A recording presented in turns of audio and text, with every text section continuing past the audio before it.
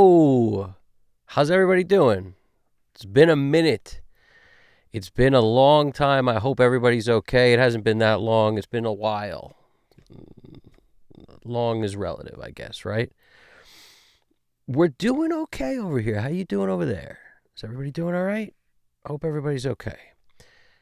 Engineering persists, and it's just one of those things, man. We got a prog rock track today, and I decided I have to share this with you guys. We have to start rocking and rolling. It is a track by a band called Gaia Spawn, and the like, I want to, it's like the leader of this band. His name's Mike, and he was the same guy who wrote Bizarro Ruin that we did a little while ago.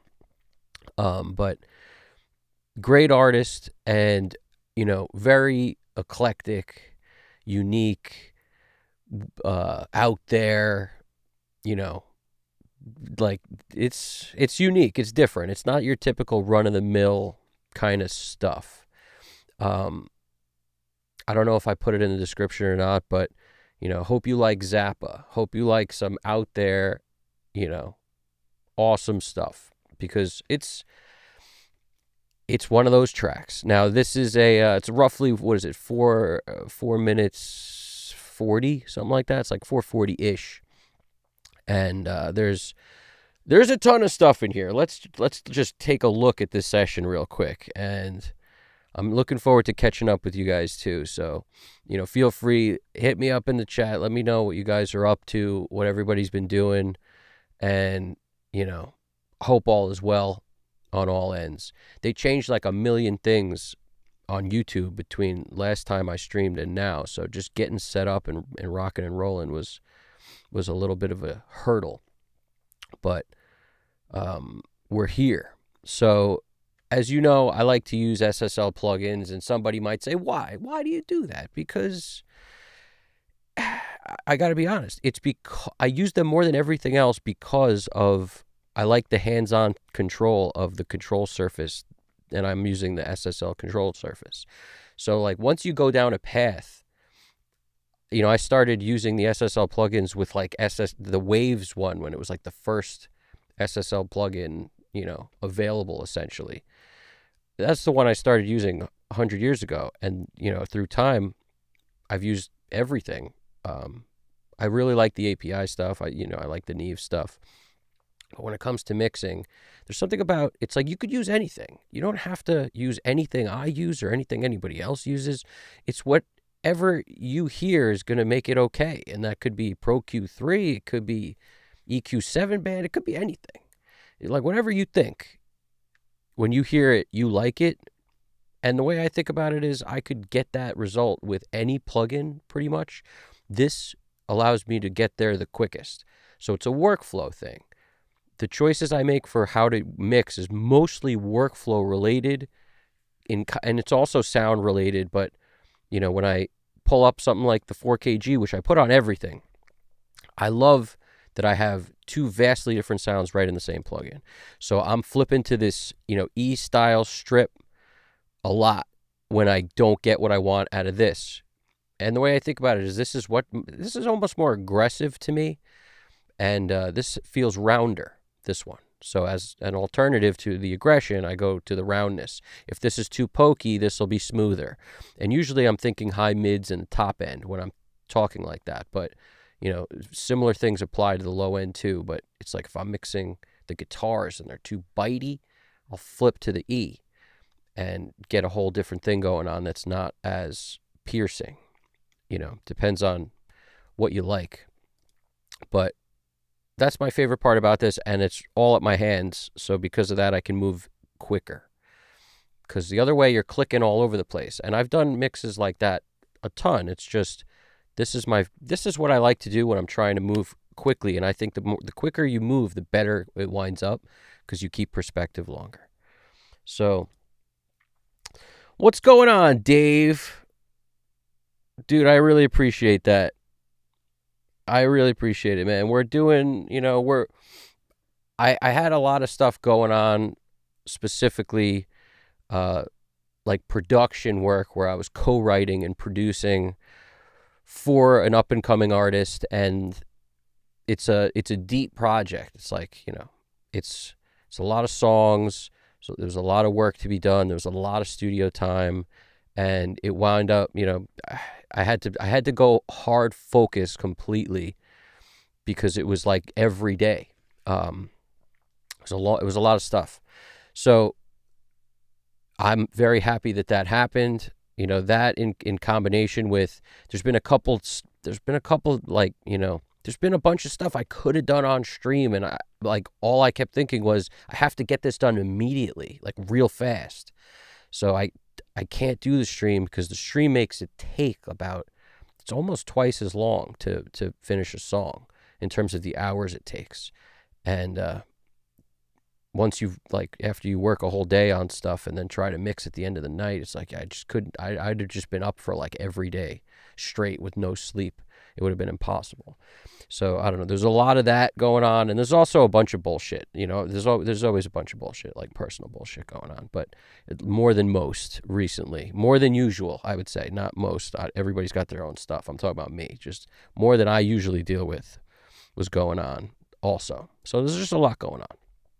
But now that we're back, and that project is coming to a close. So it's coming to a close relatively soon. Still not done yet, but because I can see the light at the end of the tunnel now, and it's the bulk of it is done, I was like, man, it's time to start rocking and rolling again. Because I miss you guys too. I've been missing these streams. I have fun doing this. That's the thing. That's why it's worth it to me for the song to take a little longer, because it's worth it. I love doing it. I love hanging out with you guys. I love hearing what you guys are up to. I love just, being a part of a crew of engineers. That's awesome. And that's what I'm very lucky to have. I feel like I'm a part of that because you guys, you're here. So I really appreciate it. And the same thing on our Discord, can't tell you how many times I just Discord's awesome. Discord's awesome because it shows that the engineering never stops. It never stops, and it really doesn't matter, what's going on with whatever what you're dealing with. There's people dealing with, things you were dealing with 6 months ago, or this. It's just this constant cycle of freaking, gain and reduction of not only EQ, but personalities and life and gear, and just this constant cut and boost, man. Cut and boost, peaks and valleys. So hope everybody's doing well. And we are back. We are indeed back. The first one's always the hardest. That's why I tell people too, when you're doing anything new for the first time, doesn't matter how good the first thing is, just get it done. Because the second thing, you need to start your momentum. You need to progress. You need something to build to get to the next thing.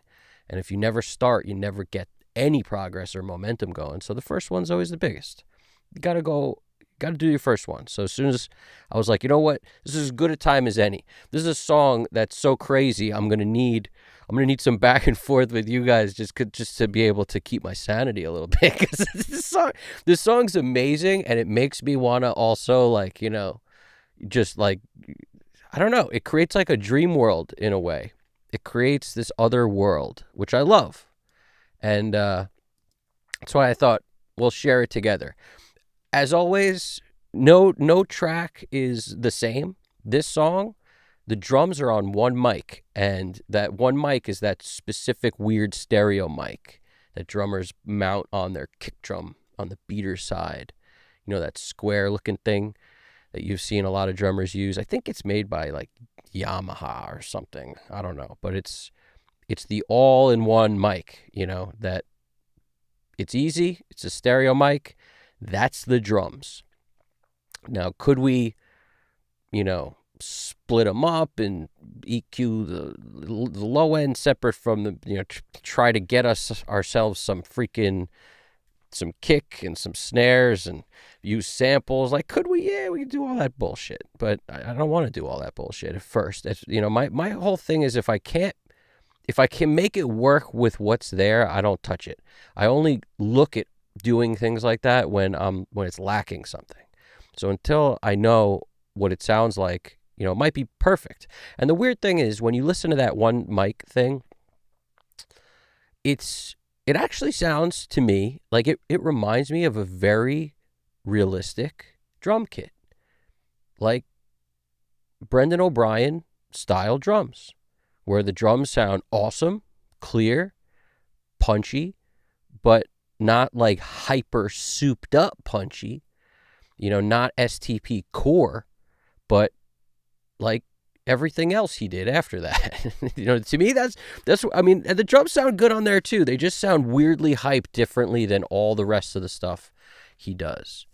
To me, they sound, I don't know what it is, but I don't love the sounds on core as much as I love the rest. And a lot of those drum sounds on like Purple, for example, STP Purple, stuff like that, they're just so natural, man. They're just so natural. And this reminds me of that, and I'm going to give you guys a little taste of what we got going here, but I'm just going to warn you, it's a bag of cats when everything's playing. And all I've done so far, it's a bag of cats because everything's the same volume. It has not been panned or done. I haven't touched it, and that's where I like to start the mix with you guys. Everything I just brought down about 10 dB, and the drums I left at 0 because when I was listening to it at negative 10 dB, I had no drums, so I just left the drums at 0. I've gain staged this whole thing, and there's an SSL 4KG on everything with nothing, no EQ, no nothing, like untouched, ready to go in the third slot, which allows me to put stuff ahead of it. So I recommend when everybody does something, consider your third slot 1. That way you could always, without sliding everything down, you could always add stuff before it if you want. Like a gate, some weird special kind of gate. Sometimes you need, the gate in here might not be enough. So you got to do something ahead of time or something, So, a tuner, like for vocals, for me, it's a de-esser, a tuner. I like to put before the EQ because my channel strip will have compression in it and this and that. And I like to get rid of some de-essing ahead of time before that. So that's why I always go 3. And I recommend 3 is 1. 3 is the new 1. Everybody remember it. Also, this is my template. You guys know, as time goes on with me, I change my template like crazy. That's why one time somebody asked me, do you have a template? I was like, no, I really don't. I have the last thing I used, but that's my template because I just keep changing it. I change it based on what some song needed, and then I'll always pull from the last one. So it's always evolving, which I love because then I don't wind up making everything sound the same with the same effects, with the same everything forever, because I don't like that. Like ultimately I need different. I get bored of the same. I need different constantly. I need change. So if you're like me, your last song you mixed is your template, and then you adjust it as needed for the song, and then that goes with you to the next one, and it keeps evolving. So what I've gotten to now, based on the last several songs I was working on, this is the, evolution of that. What we have is 3 reverbs, 3 delays, very CLA. I'm on a little bit of a CLA kick at the moment. Very CLA with the 3 reverbs, 3 delays, and the reverbs go to the mix bus, but the delays go to the reverbs, and those go to the mix bus. So it's almost like, I don't know, juice for the squoose. You know what I'm saying? It's just, you got to put verb on your delays. You got to. Otherwise, you got these repeats that are too dry. So even if you filter them and make them dark, they're just always too dry. You run the reverbs, you run the delays into the verbs. Now you got, your tails are all awesome. What I used to do, like on several songs, was I'd create each one, I'd have like six of them with Echo Boy, all different flavors of Echo Boy on like 6, and the reverb all built into the track. It's just, I decided to do, instead of that, for some reason, on something, and I've been sticking with that because that's what worked most recently, I just created these delays and then just ran them into the reverb so that at moments in time, I could have just reverb or both reverb with the same delay with the same reverb flavor on it. That's the thing. It's really about the flavor. If you create a delay with a different verb, it'll be cool, but it's not going to be like the same as the EMT 250 or the Lexicon. So like I was enjoying what was happening by having a reverb sound and then the delay having the same sound. Yeah, that's what else do we got? So it's a mix of cool stuff that I love. Tape echoes. This is like my delays right now. And I have the 4kg in front of everything so that I can do this filter. Really just filter. Notice the rest is the same. Sometimes you might want to compress it or saturate it, which is why channel strip works great in front of all that stuff. But mainly filtering. That's really like top and bottom stuff. What's up? Oh, let's get some bicycle horns. That was for Dave from Clearwater. AIM AI Energy, what's poppin'? Oh, it's good to see you, man. I appreciate it. I love that logo. That AIM AI Energy logo is ridiculously cool. Danny Lyrica, what's poppin'? Long time no see, indeed. And I hope everybody's doing well. Danny, you go all right over there? AIM AI, how we doing? What's really good, Dave? Dave said he played his first show with his band, his new band over the weekend. Went great. Drummer went great. The drummer ran sound myself from behind the board. Oh, nice, dude. Nice. From behind the drums. Running sound from behind the drums is tough, but it's doable, especially if you're good at mixing in headphones. Although in a live environment, that gets really freaking tricky because you're not, the room is so freaking roomy. I mean, I did sound recently in a tin can. One of my buddies called it a fancy feast can once because it's one of those modern style bars that's just open and built with just tin and hard surfaces everywhere. It's just, and as like a funny joke, they put up like 1-inch foam, 1 foot by 1 foot, but only 1 inch thick. They put it all, in all of about 6 square feet of this place that's got to be 3,000 plus square feet. And they put this 6 or 8 square feet of the place has this foam hanging in the air. It's like, what? It was just, but anyway, that place sounds like a bag of cats, man. No matter what you do, that place is just a whoa, whoa, whoa, whoa, whoa, whoa. You just freaking roll all the bottom off of everything except the bass and the kick, pretty much. I mean, you got no choice. There's just mud at the bottom of everything. Just bleh. And yeah.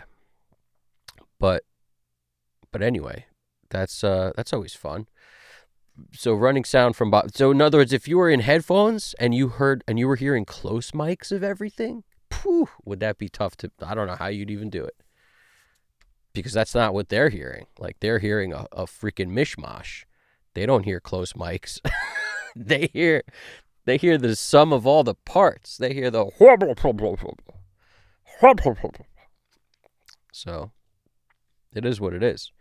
But dude, that's awesome. The move as a drummer, if you're doing sound, you let the band all play without you, and then you just stand out there and listen to them. And if you got one of those iPad jams, you tweak listening to that. I gotta say, those iPad jams are great. Like whatever those the X32, X16, whatever those, where you can get the iPad control and stand out front, and that's the only way to make shit sound half decent, in my opinion, because that way you can move to different places in the room, and it's so much more helpful than one place. But Dave Natal, you can only make a band sound as good as the room will allow. The dude who does sound for the Rolling Stones, freaking everybody. The band will only sound as good as the room allows. Woo! That's some hot fire right there. Because it's true. There is no better than him for live sound, and he understands the deal. It's true. So some rooms are just not made to sound good. No matter what, they suck. No matter what. And all you could do is just anything you can think of. But that doesn't mean it's going to work. That doesn't mean it's going to work, dude. And, sometimes the band fights you because they all play loud. the band that doesn't excite a room like that is going to win in terms of but you never have two bands playing at the same time next to each other. But if a band played quiet, you could usually you could deal with it better, because then it's like they're not just exciting this stuff you can't get rid of no matter what, because some of it's from the mics, some of it's from the reflections. The more reflection trouble, the worse everything's going to be. So the quieter the band can be, plexiglass, the drums, like whatever you can do is just better than not, in those wobble rooms. And all these problems go away if you play outside. Now you have different problems, but they're not those. Outside is the best. As far as I'm concerned, it's the best, because you just don't have the reflections. Now you could, everything has separation.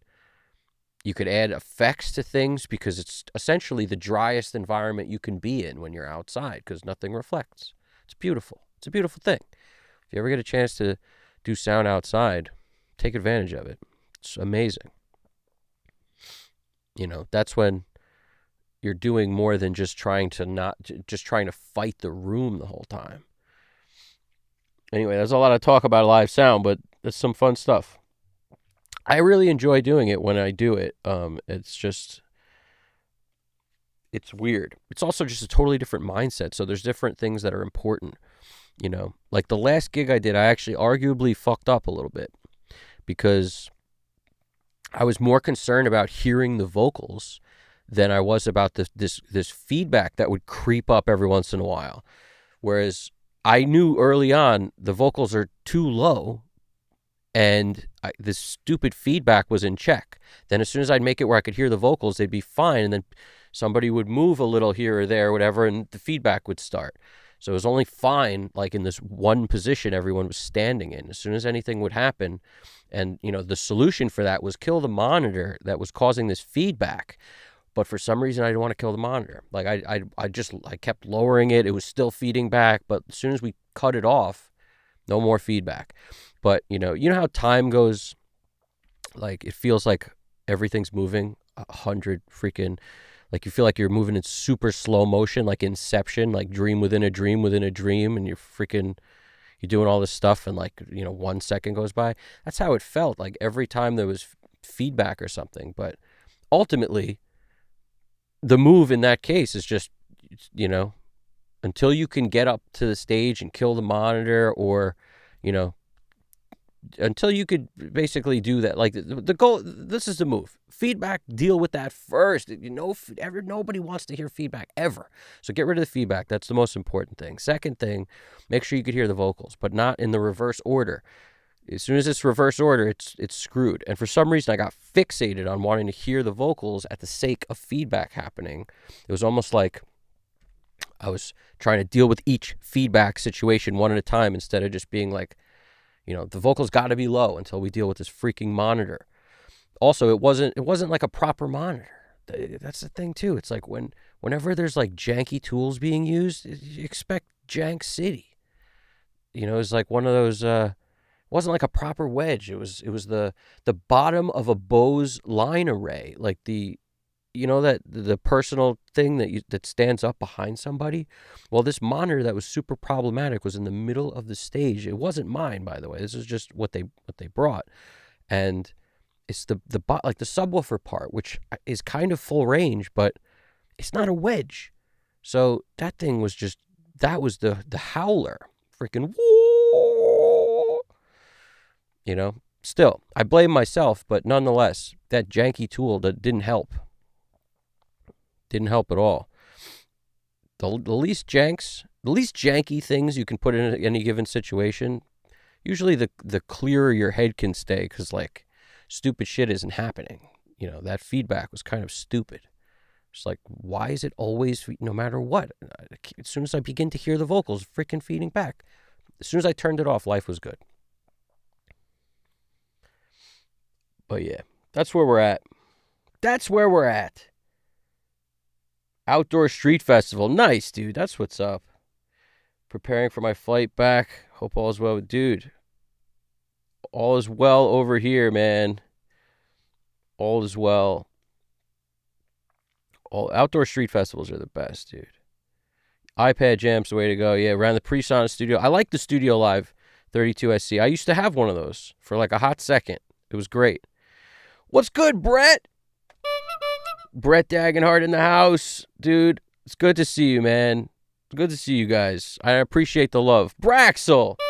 What's poppin', Brax? What's good, my dude?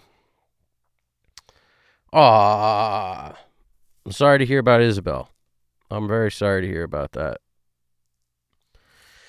I'm sorry to hear about it, dude. She's been a part of these streams from pretty much the beginning. So I'm sorry to hear that, Brax. I hope you're doing okay, man. I know what it feels like to lose a pet. That's really rough.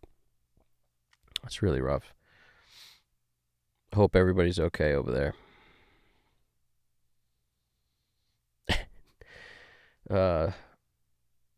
I hope there's some levity that could come from the stream. I hope, it's rough. There's really nothing good to say about that. The only thing that's good is grief. What's his name? Jimmy Carr said that, the comedian. I think that's his name. I think his name's Jimmy Carr. He said that grief is good because it shows that you remember her, because the memories is what's up. If you don't have grief, that's just like the opposite of grief is forgetting. That would suck if you never had the memories. So, you got to look at it like it's a good thing that you have the grief. It'd be great. It'd be better if she was around, but the grief it's just, the fact that you'll always have the memories. There's nothing wrong with that. It's better to have the memories than to never have had them at all. So that dude, he's a comedian, but he's fairly brilliant. That was very well said. I sort of butchered it a little bit, but it's still, that was the point of it. And I was touched by what he said a lot. I didn't know I was going to be dropping it on the stream tonight, but when I heard that, I was pretty touched by it.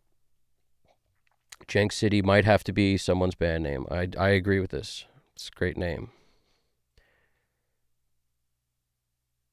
Oh man, yeah, she was 13 days. 16. Oh wow. Peaches, dude. Well, what's up to Peaches? What's up to Peaches? It reminds me of the song Teaches of Peaches. Great song. I think that was the album, The Teaches of Peaches. But Peaches, she was that 90s artist who, she's way ahead of her time, honestly. Has the most aggressive, weird drum sample on the whole song. Or if it's not a sample, it's some weird keyboard thing, some lo-fi-ish kind of keyboard thing that sounds kind of, I don't love it, but that's what's great about it. It's so funny how you could have a sound that sucks a little bit, and then that makes the track, in a way. Because it wouldn't be that track without it, I'll tell you that, but it's a great song. I can't say the lyrics on the stream because I'm fairly sure we'll get banned. It's great, though. It's an absolutely great song. All right, let's hear some of this. I think we should hear some of this. Oh, wow, she's a little pupper. 1.7 pounds to 4 to 5 pounds total. Oh, man. Yeah, dude. That's a little pupper. That's cool. Niles. Nice, Niles. What's poppin', dude? Niles Pichet in the house. How you doing, man? Hope all is well over there. It's the name of the song and the album. That's sick. She put out a song last month. Nice. I didn't know this. I love that. I love how if you're an artist and you do something that people know, and then you just what is it, 20, 30 years later at this point from whenever, I don't know, it's probably 30 something years later, she's put out another song. It's probably amazing. I should check it out. Yeah, dude. It's, yeah, man. It's definitely send some love to Braxley, you guys, man. That's rough. Losing a pet is tough, man. Isabel was awesome. It's Isabel, dude. She got no pain now, dude. Let's listen to this track and see what's up. This is some prog rock here. I'm going to play you mine, and I'm going to play you the rough mix because I just want to like, I'm going to have to reference that rough mix every once in a while here and there, because what I notice is, especially when I turn all the vocals on, there's a lot of them that got muted out on this rough, and I sort of need to use that as a little bit of a guide. But I've listened to it a couple times already, just in general, the rough mix, and while I was prepping the session, what I noticed is the female's vocal. There's three guys singing, three people singing. There's a female vocal and two dudes, and the female singing the verses, and Mike singing the choruses, and then there's this other dude named Jazz, and he's doing like some backups / I don't know what you'd call it, like some auxiliary vocals. So what I have to do is basically, I'm going to have to use the mute button a bunch of times while we're mixing this. We're going to mute some stuff out here and kind of let it shine where it needs to shine, because I think that's going to be the strength of what we're doing here. Sometimes when you get a mix, it's about like keeping everything that's there in. Sometimes it's not, man. But I'm not going to make that decision until things start rubbing me the wrong way. But sometimes the best thing you could do is hit the mute button for somebody. Because, when people get super deep into their own stuff, they don't always see it objectively. And if you can make something clearer or easier to like or to understand by muting something, then you do it. You could always unmute it later if they want it unmuted. But at the same time, if there's a reason for what you're doing and it helps everything, they're not going to mind. If they have the goal of the song and at heart, they're not going to mind. If all they're thinking is their part, they might mind. But that's, in this case, I think this is a big picture type of artist. So that's how we have to think about it. There's a lot of stuff here. We may need to feature certain things, and that might mean muting out other things. So let's listen to this freaking thing. Without further ado. All right, now keep in mind, completely unmixed. Nothing has been touched. Also, Mixbus has, at the moment, I have nothing on it except for my ATR 102, which is the tape flavor, and I have the bus comp on. That's all I have at the moment. Nothing else has been added.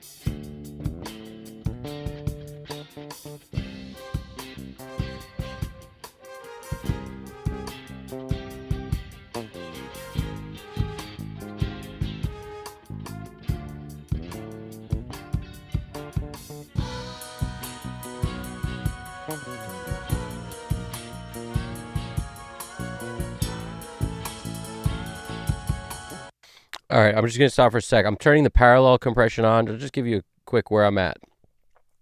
I'm adjusting things like bass because I couldn't hear it. I need to hear it. And even if I made the fader louder, it just wasn't giving me bass. It was giving me like top end of bass. So I increased some bass in the 200 low mid zone, which I love. Also parallel on drums just to see if I can keep the transients all fine with no compression at all on the original track. Because like I said, it's a weird stereo drum thing. It's all on one mic. This is the drums. So I got to be super careful about what I do, because whatever I do is going to affect toms. It's not just kick. It's tom, snare. If I bring up the low end, it's on everything.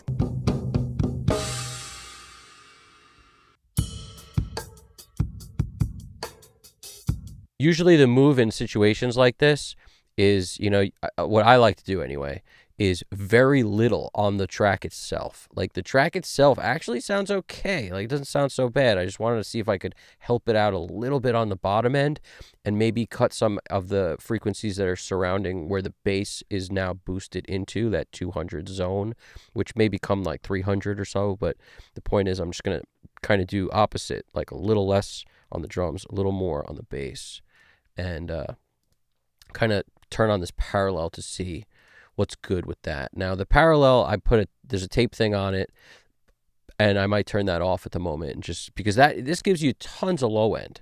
So sometimes you don't want that, and I think I didn't notice that woofy woof McWoofstein, all that woof on the drums until I turned the parallel on, which was this, which as soon as I turned that on, I noticed Woof City, and that's usually because this, repro EQ, look at how much lows are being, like it's a lot of lows added with this plugin specifically. You could take that out, you could lower this, but that woof might be an unnecessary woof. So if I take this out, we'll probably lose a lot of it out the gate.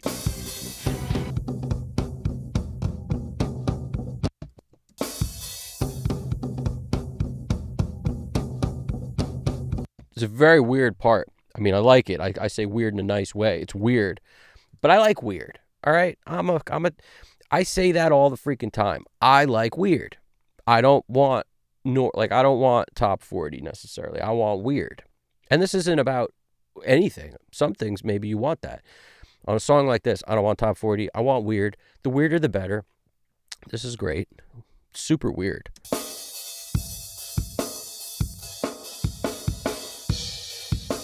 I like how it rounds the top off a lot, but I could also just lower the parallel a little. But I kind of like this blend of a lot of parallel when all you have is one track. You might as well smash one of them.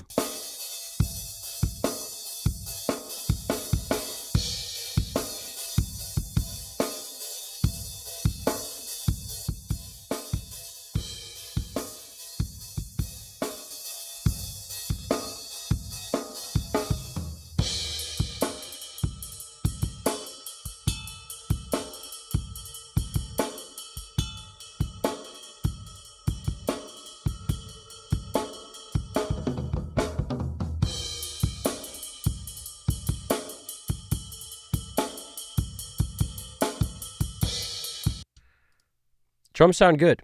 Just wanted you guys to hear the drums. Like that one mic isn't. I've heard worse.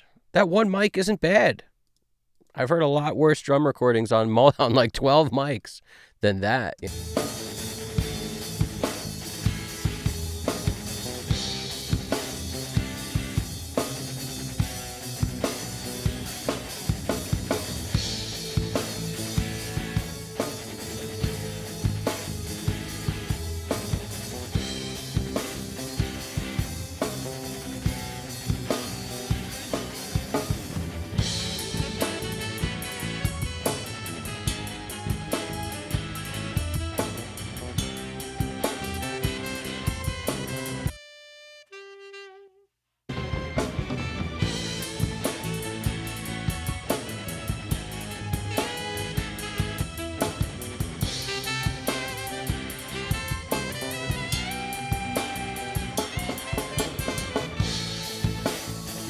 Saxophone is real, and it sounds awesome.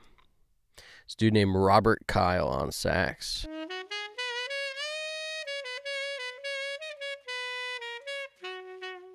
And I like what they did here.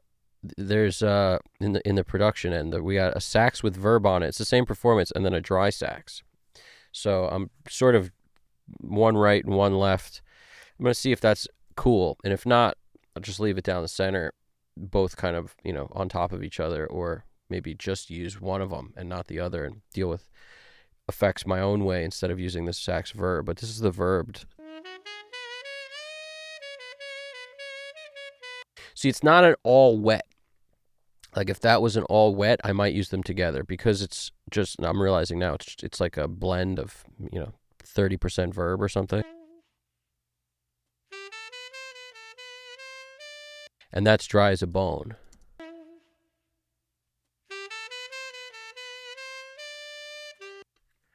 Let's just add something to this that really juices up that reverb significantly. I love a Galaxy tape for the reverb only effect too.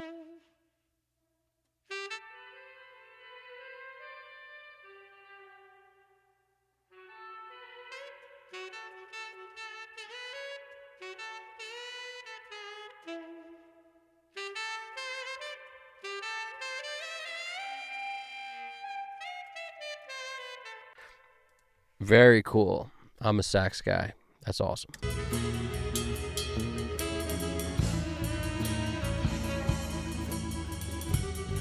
Then once you get it in a place you like it, you could group it so you don't have to keep adjusting each volume fader separately.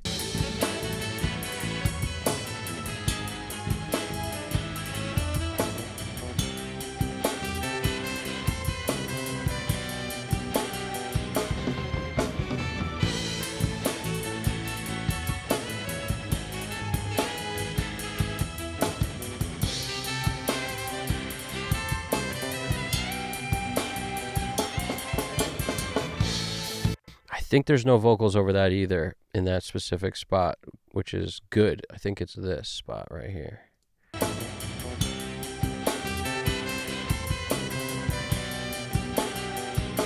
No vocals. All my vocals are blue. For anyone who's trying to, you know, look at your bingo scorecards, all my vocals are blue. All my strings are brown. All my horns are this gold color, like mustard. This yellow is keyboards. And then guitar is always green. Bass is purple. Percussion is like this weird magenta. And then you got your bright pink or whatever the hell that is. And that's drums. So percussion and drums are close in color because to me they're kind of the same thing. Sometimes I treat them all together as one thing. But in this case, I'm not doing that at the moment. But we'll see what happens as I get through it. Yeah, dude. Oh, that's such a good point. Brax, do your thing, brother. Yo, you got the Odyssey MM520s. Nice. Stressor and got the 30th anniversary Distressor. Nice, dude. Congratulations on some great gear. And man, it's great. I compared it to my other Distressor and there's a big difference. That's awesome. That's awesome.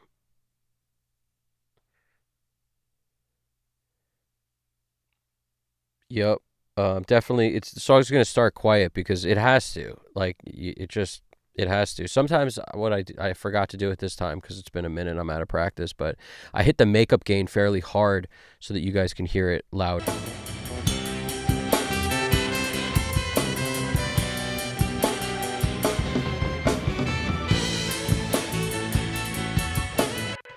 Yeah, but don't sweat it, because as I go through it, and I always turn things on my mix bus relatively quick. I like to get stuff into kind of a position of like nothing's too crazy before I turn anything on. But that Mic DSP ML4000 goes on early. That goes on pretty early. That's like my limiter. So if I put that on now, it'll change everything. It'll also change what I like to solve certain problems before I put that on. Because this is something I realized recently, or maybe 6-8 months ago I realized it, but I like the way things sound when I boost a ton of like the belly, which to me is low mids. I boost a lot of it, especially on things like bass. And then I'll use this specific plugin, the Mic DSP ML4000, set this specific way where the crossovers are kind of close together, and it removes that low mid in a way that sounds better to me than if I just didn't put much low mid going into it. So, trial and error got me there without even really realizing it. I used that plugin and I thought, I love this sound, but it doesn't have enough in the gut, so I would add a ton of low mids. And then I realized, why don't I just do that ahead of time? Just add a ton of low mids, knowing once I add this ML4000, once I add this, and I'll show you the crossovers, what I'm talking about. It's really the low crossovers, like 158 and 318, because they're kind of close together. It really tucks in the gut.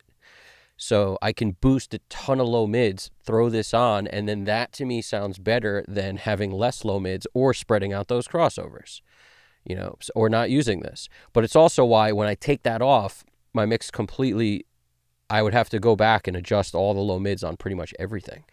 So it winds up, this is a theme of tonight, it's probably going to be, which is everyone goes down some kind of a path at some point and starts working in a way that they prefer or like, and that informs like everything else.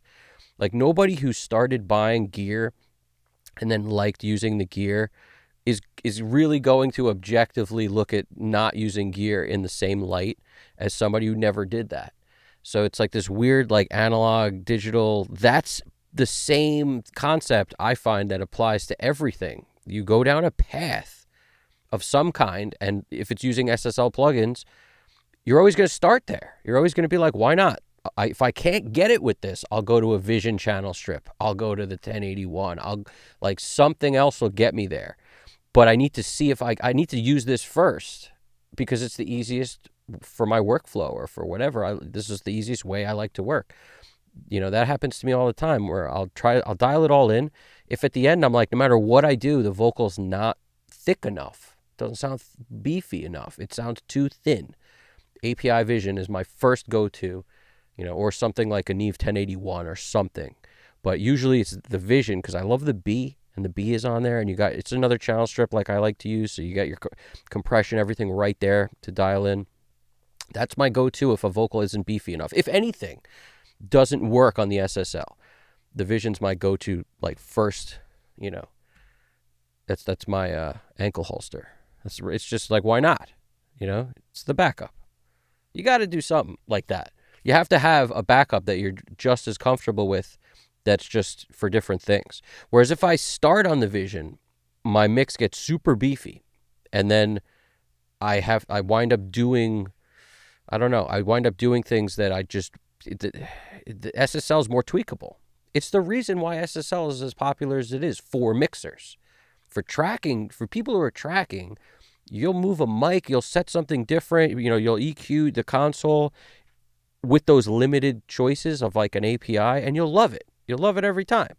But for mixing, and you'll love it because you can change a million things. It's not just these, the way you think about mixing is, how much can I get done with this one EQ? Or at least that's the way you would think about it if you had a console. You'd be like, how much? So I think I take that to the plugin world, and I'm just like, how much can I get done with one EQ?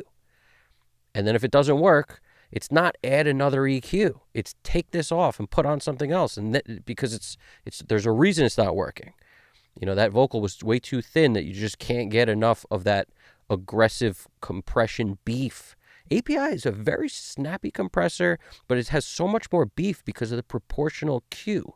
Because when you crank a little, if you touch a little bit of the EQ, it's super wide. If you crank a lot of it, it keeps getting narrower. So it's like a very different concept. Also, you have to pick and choose your frequencies because you have, a limited amount compared to that fully sweepable. So it's just everything winds up being more flexible on an SSL, but it still is not always the answer.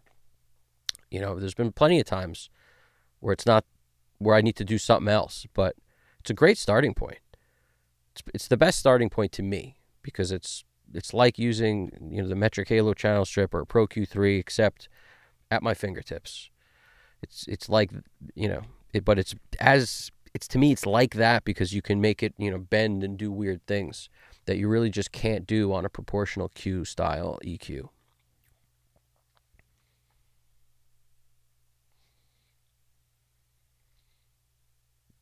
Scoot the block.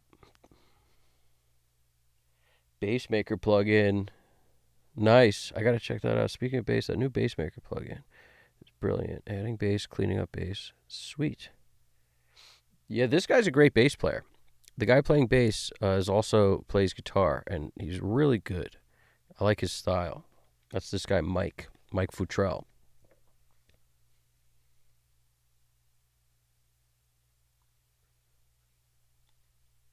Nice, Braxel. I'm glad you dig it, dude. Oh, dude, so there's a lot. I agree. Some parts are very hippie, but other parts, yeah, that's a good call right there. Something I can't recall. That's interesting.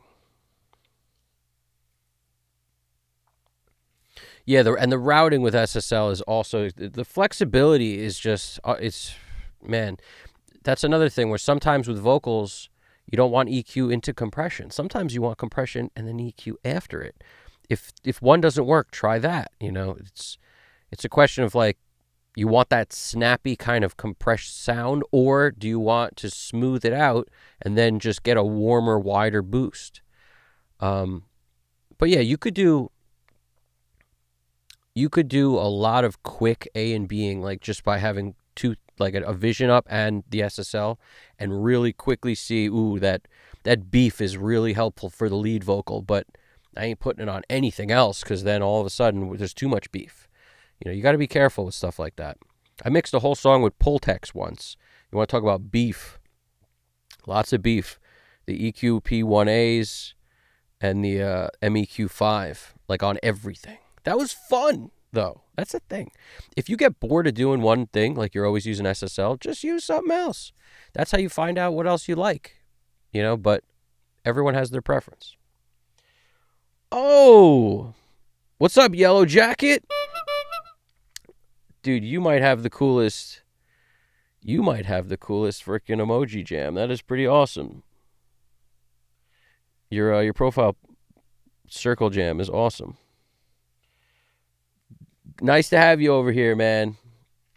This is awesome, dude. Let's listen to the track again. Also, volume, like, for everyone, I try to keep a really low volume when I'm mixing because I need my ears to hold up for many hours. So right now, the volume is pretty low.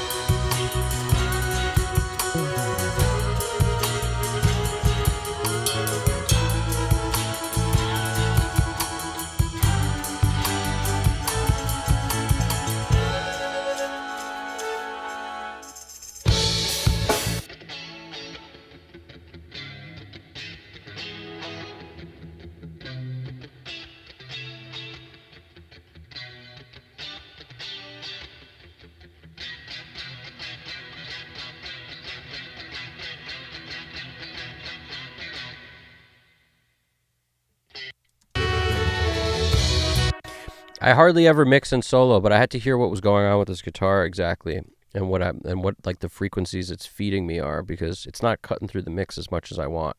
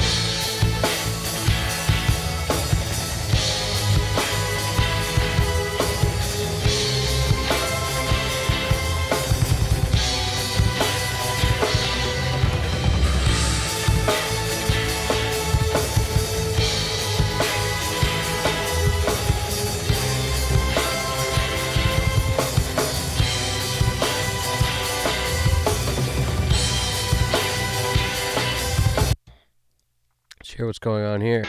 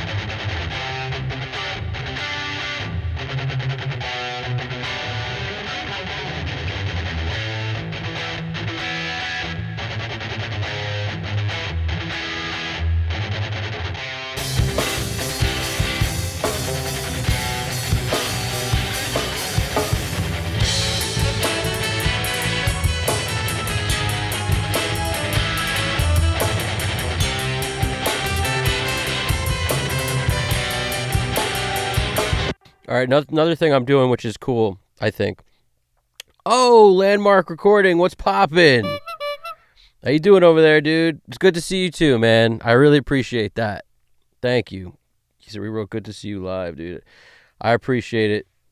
I hope you're doing all right over there too, man. Looks like you're sitting in front of some awesome console there. What is that? Based on the meters, is that SSL? It's too small, man. My eyes ain't that good. the circle is too small. I can't see shit. But yeah, it's either an SSL or maybe an API, but I'm probably an SSL because it looks lower. Till 5:42. What's poppin'? Hope all is well. Hope all is well with you over there, man. It's been a minute. Glad to see you guys. Glad you're back. Glad to be here. You know? It's I plan to not be disappearing, and that's, you know, sometimes life, you know, sometimes life happens. It's one of those things. It's unavoidable. But yeah, there's also some new music that that'll be coming out soon. I was producing and co-writing for a new up and coming artist who is awesome. And a lot of work went into that project. It's a very, very beefy EP. I'll put it that way. It's not a short playing EP by any stretch of the imagination.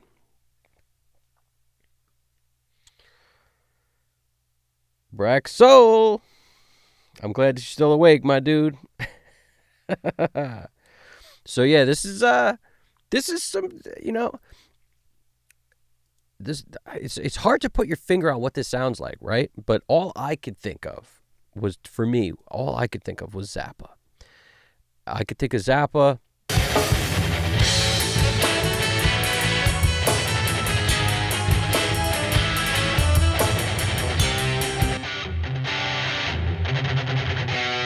So I'm using fast compression on the guitars to kind of tame the bite a little bit.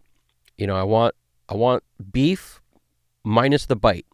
So that's really, and I'm being easy, you know, 9.8 dB. I know it doesn't sound so easy, but I'm trying to not get into the 3K zone. I'm kind of trying to steer under that a little bit and super wide to eliminate like a poke. Sometimes when that doesn't work, you know, I might cut something here and use the shelf on top if I need to. We're going to find out, but I'm not quite satisfied with these guitars yet. But I like to just kind of move through, and then as things keep bothering me, I keep returning to them.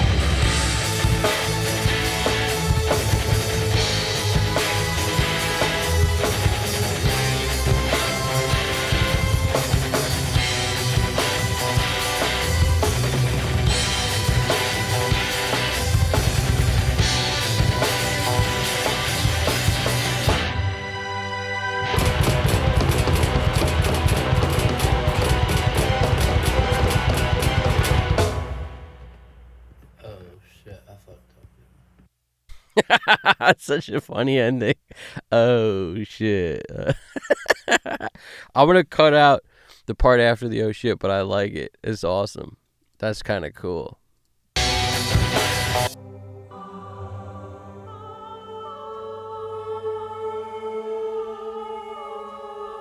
We got to start panning some stuff around too. Everything can't be down the center, but you know, I'm trying to get my handles on what the hell is going on. So there's a lot of stuff, you know. So it's.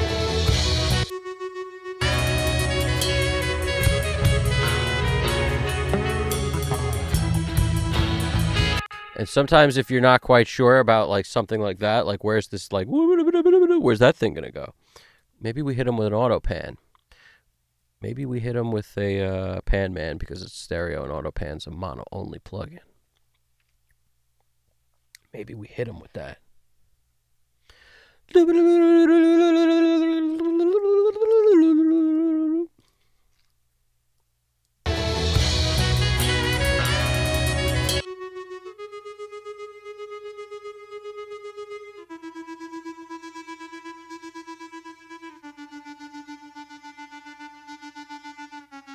I already know that we're not going to need low end on this thing because, like, there's a lot going on. And the last thing I think we want is some stuff competing with the bass.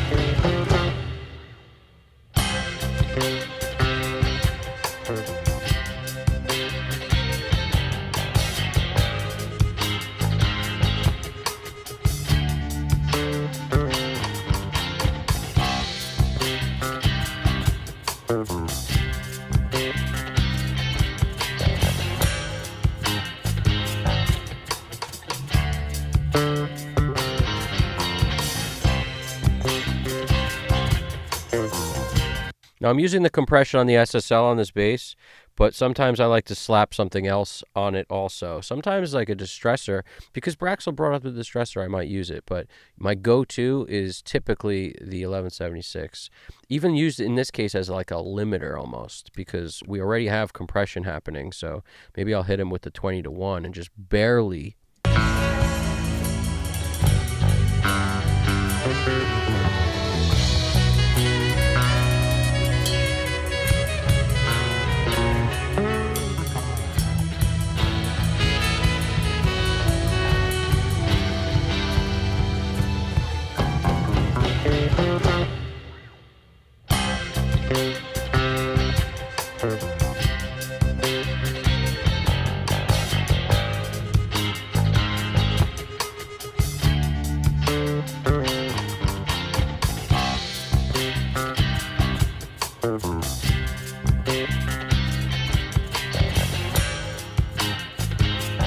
The distressor is good for when you want to add dirt. So like just for the moment, I might audition it real quick.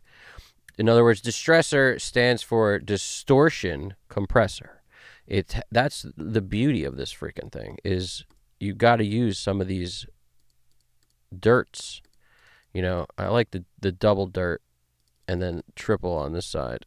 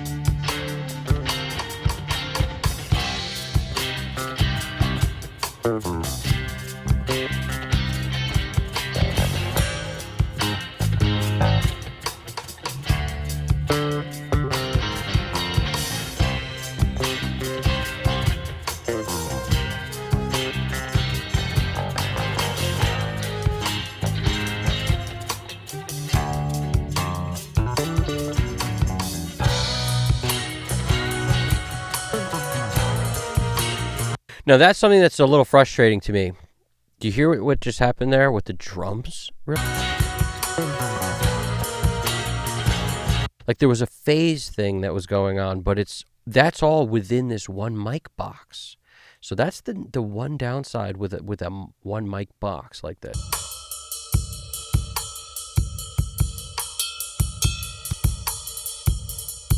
See if it's more exaggerated with that Studer on there than it might need to be. Because that one mic box, in order to get a picture of the drum kit that's pretty good, they're doing like EQ moves within the box. In other words, that box has some weird trickery going on to be able to make that drum kit sound this way from that one position. And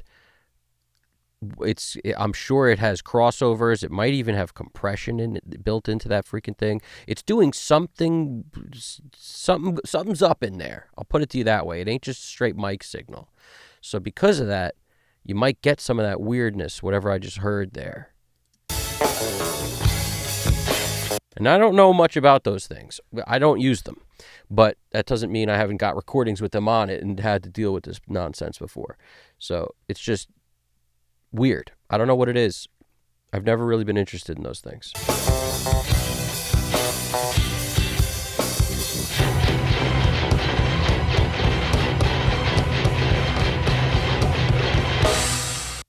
I think what that is to me is like it's a non-engineer's idea of what a drum set should sound like or something. But it's good for simple. One mic plugs into one spot on the interface. You don't need all the cables and the stands and the yada yada.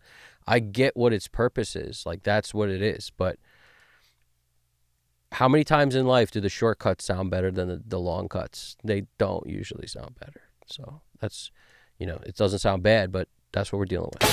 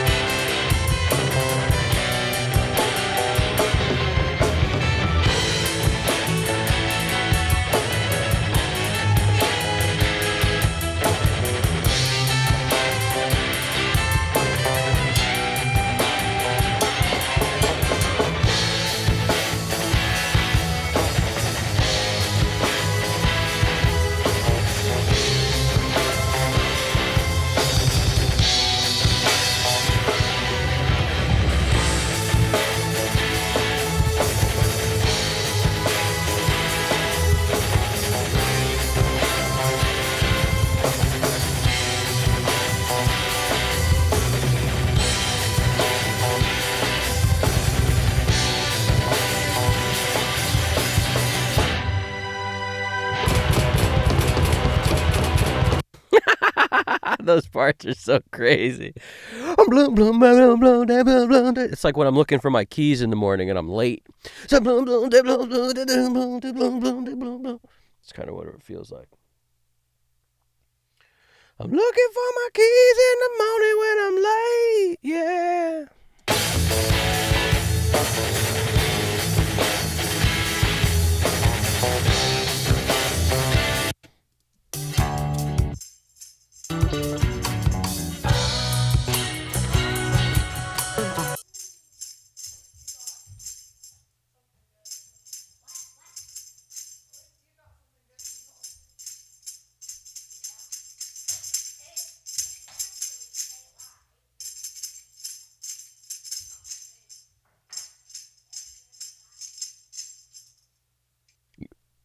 A lot of times I'll take up this thing way too high and boost a ton of it, because then it's just a smooth, like, round shelf that extends way further than 16K, but it's the most gradual shelf that you can pretty much get. Like, kind of like using a Mag 4 on the highest air band and boosting the top end. So even though I know there's not like a ton up there, it gives me the illusion of air.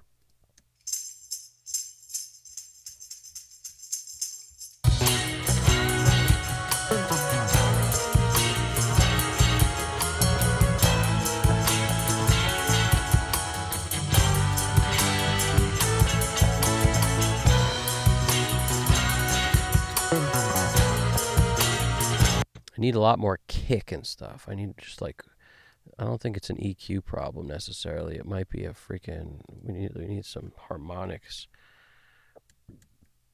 We need some VOG.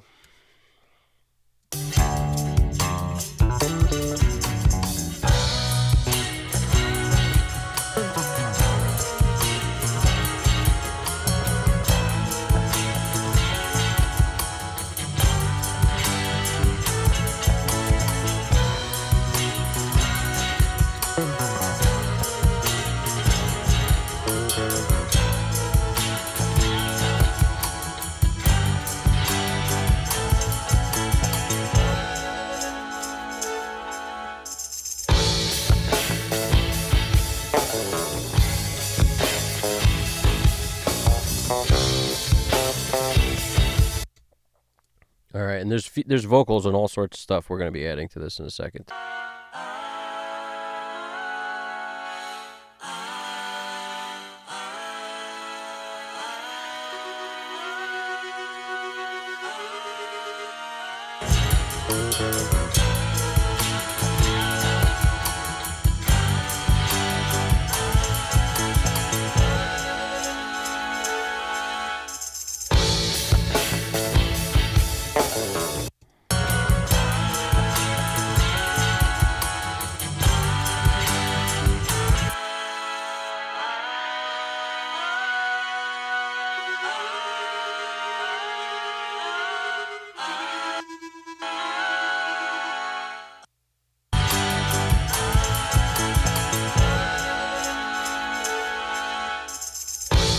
It's a cool, like, vocoder sound.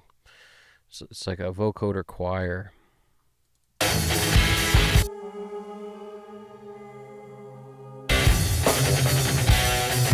See, if you don't solo some of these sounds, it's hard to know what's even there. Like, I would never just twist an EQ knob without actually knowing what this is.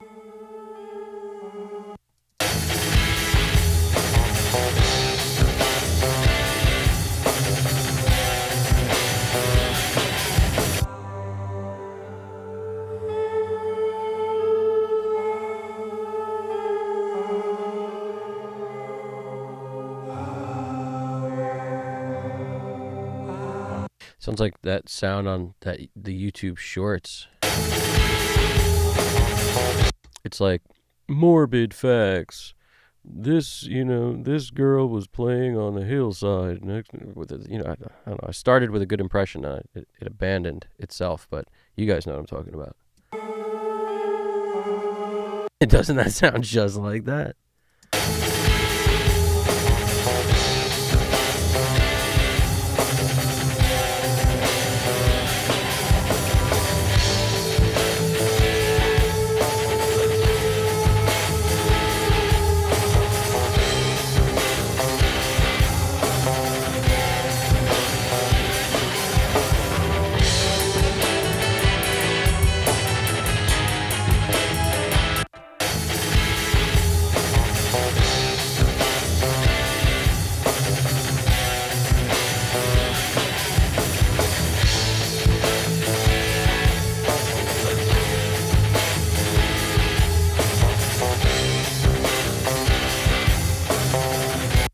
want to put that on one side, I think.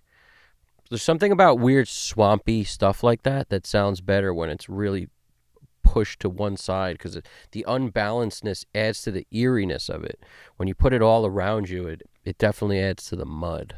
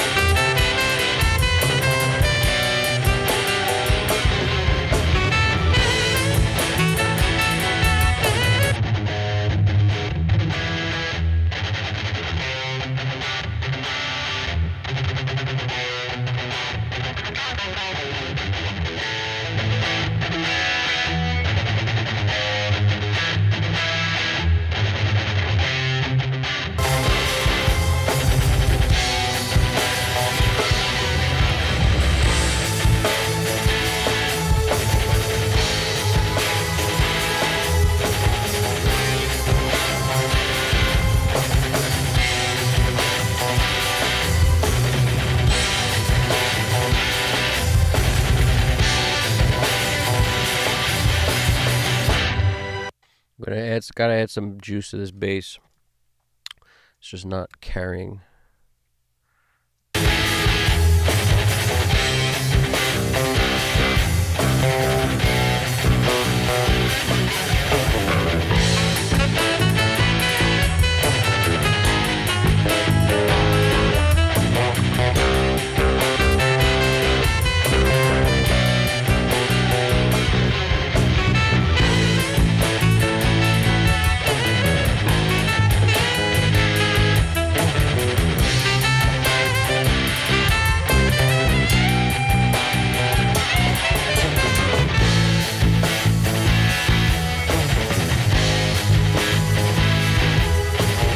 I like the Sans amp a lot there. It is kind of cool. I'm going to insert something as an alternative. My SVT Classic jam here.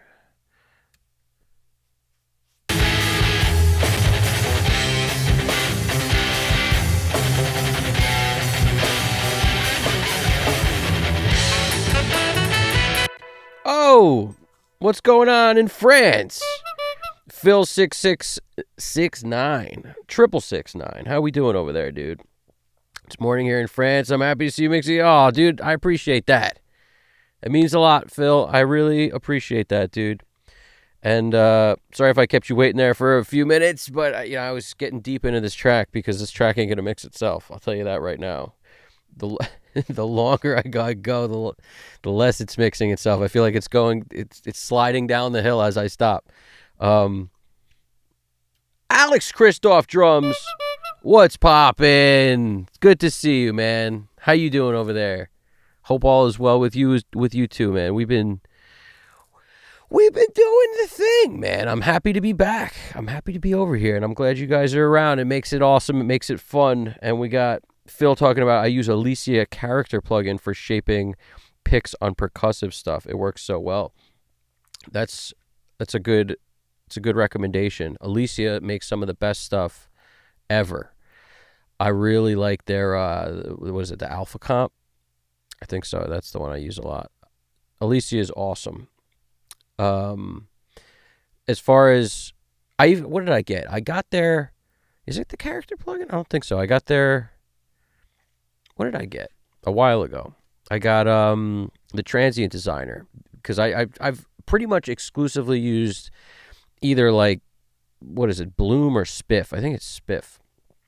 The Oak Sound transient designer. I've used SPL's transient designer a lot because I love its simplicity. So it's also the one I've been using the longest. So that one has a place in my heart forever.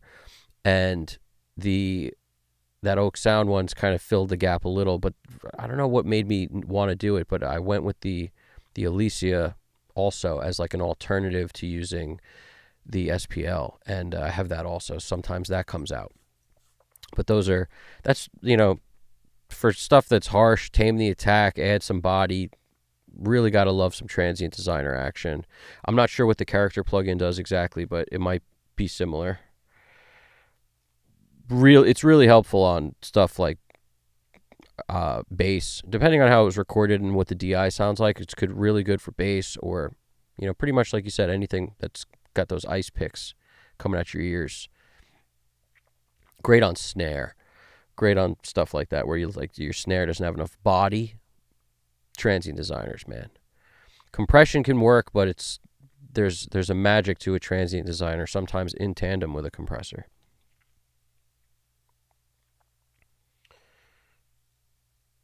What's good?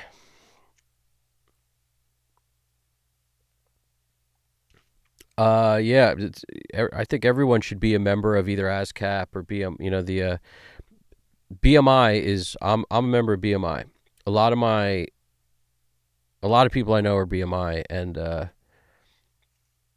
what's the other? Was it CCAP, ASCAP? They're all like, pick one, join up for the performing royalties. Is that what it is? I don't know what is it, performing royalties? I think so. Performance royalties that they collect.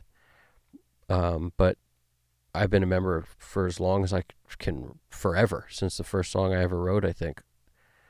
But yeah, it helps. You want to collect money from everywhere you can, and that's a good one. I like BMI. We got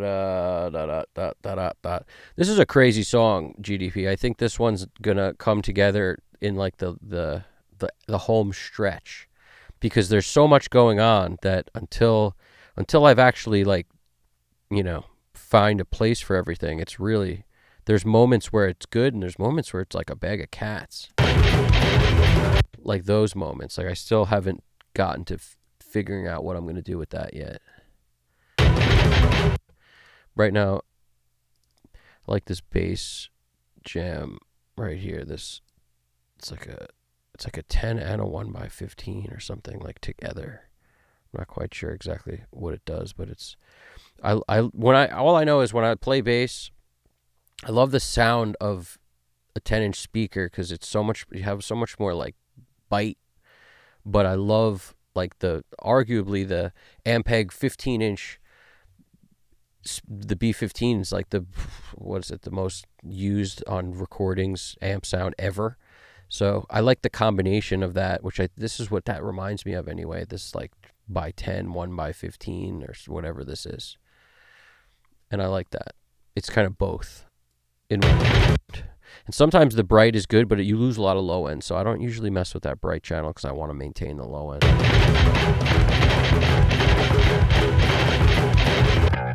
It's like the worst part to listen to the bass, because all we're hearing is the freaking blah, blah, blah, blah, blah.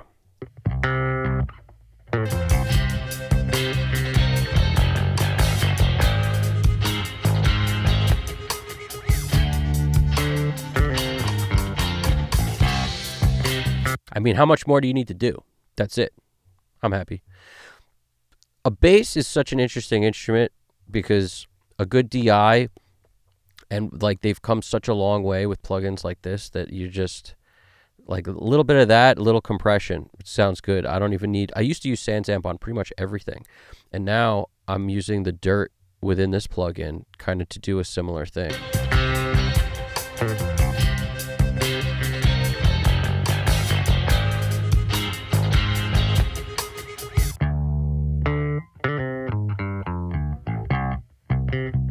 See, it's great without it, but it's just...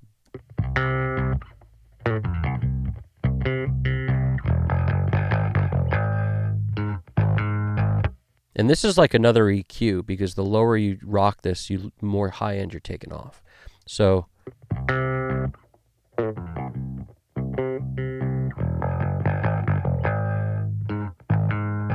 every impedance essentially has a curve, and you keep rocking it lower, it's like you roll it all.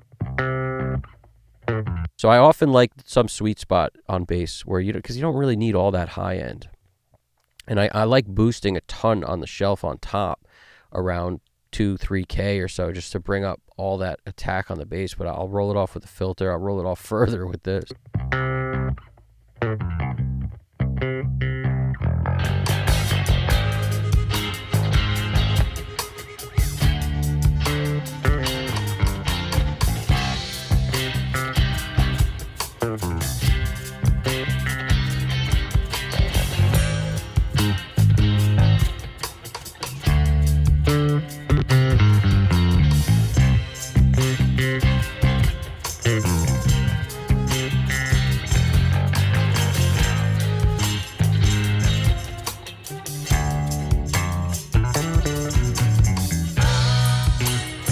Makes it too woofy with this on at the moment. I could kill the lows more, but super woofy.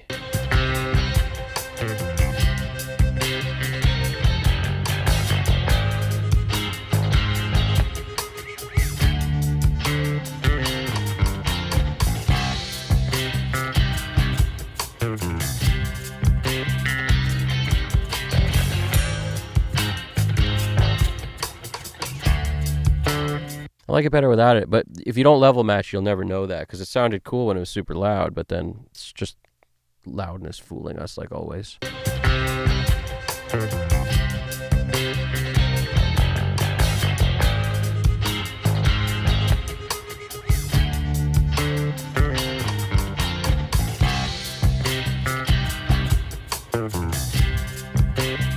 Now, there's a bunch of stuff that could be done. When I got the tracks, I noticed what they did, some of the way in production was, like, to get the drums to sound the way he liked in the rough mix, he duplicated the track, he rolled off top end. You know, a very common thing, like create your kick or as much as you can by rolling off everything other than lows, essentially. And doing a similar thing for the top end for cymbals and even for like the mid-range for snare.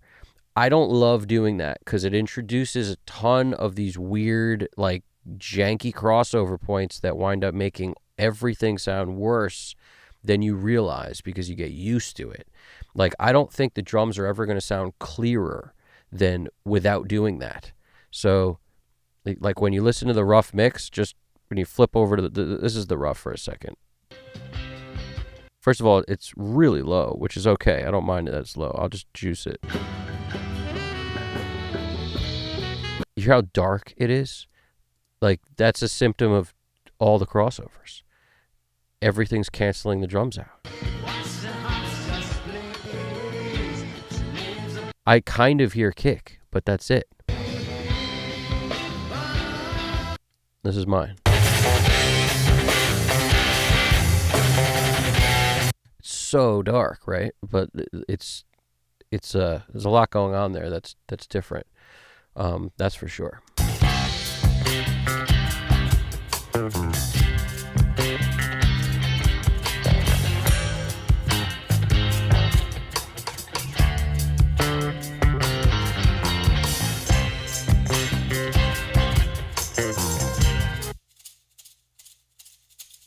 Now we're going to pan these.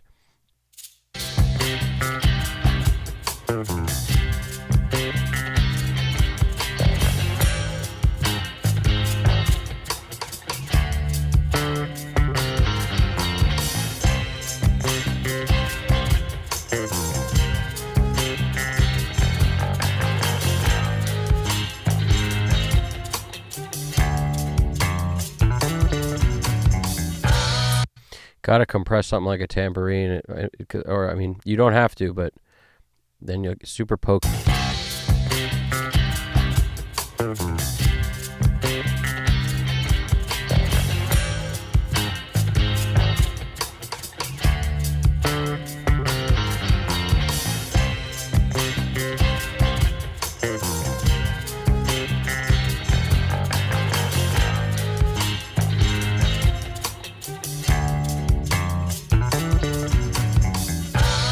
Distortion can help with poke too.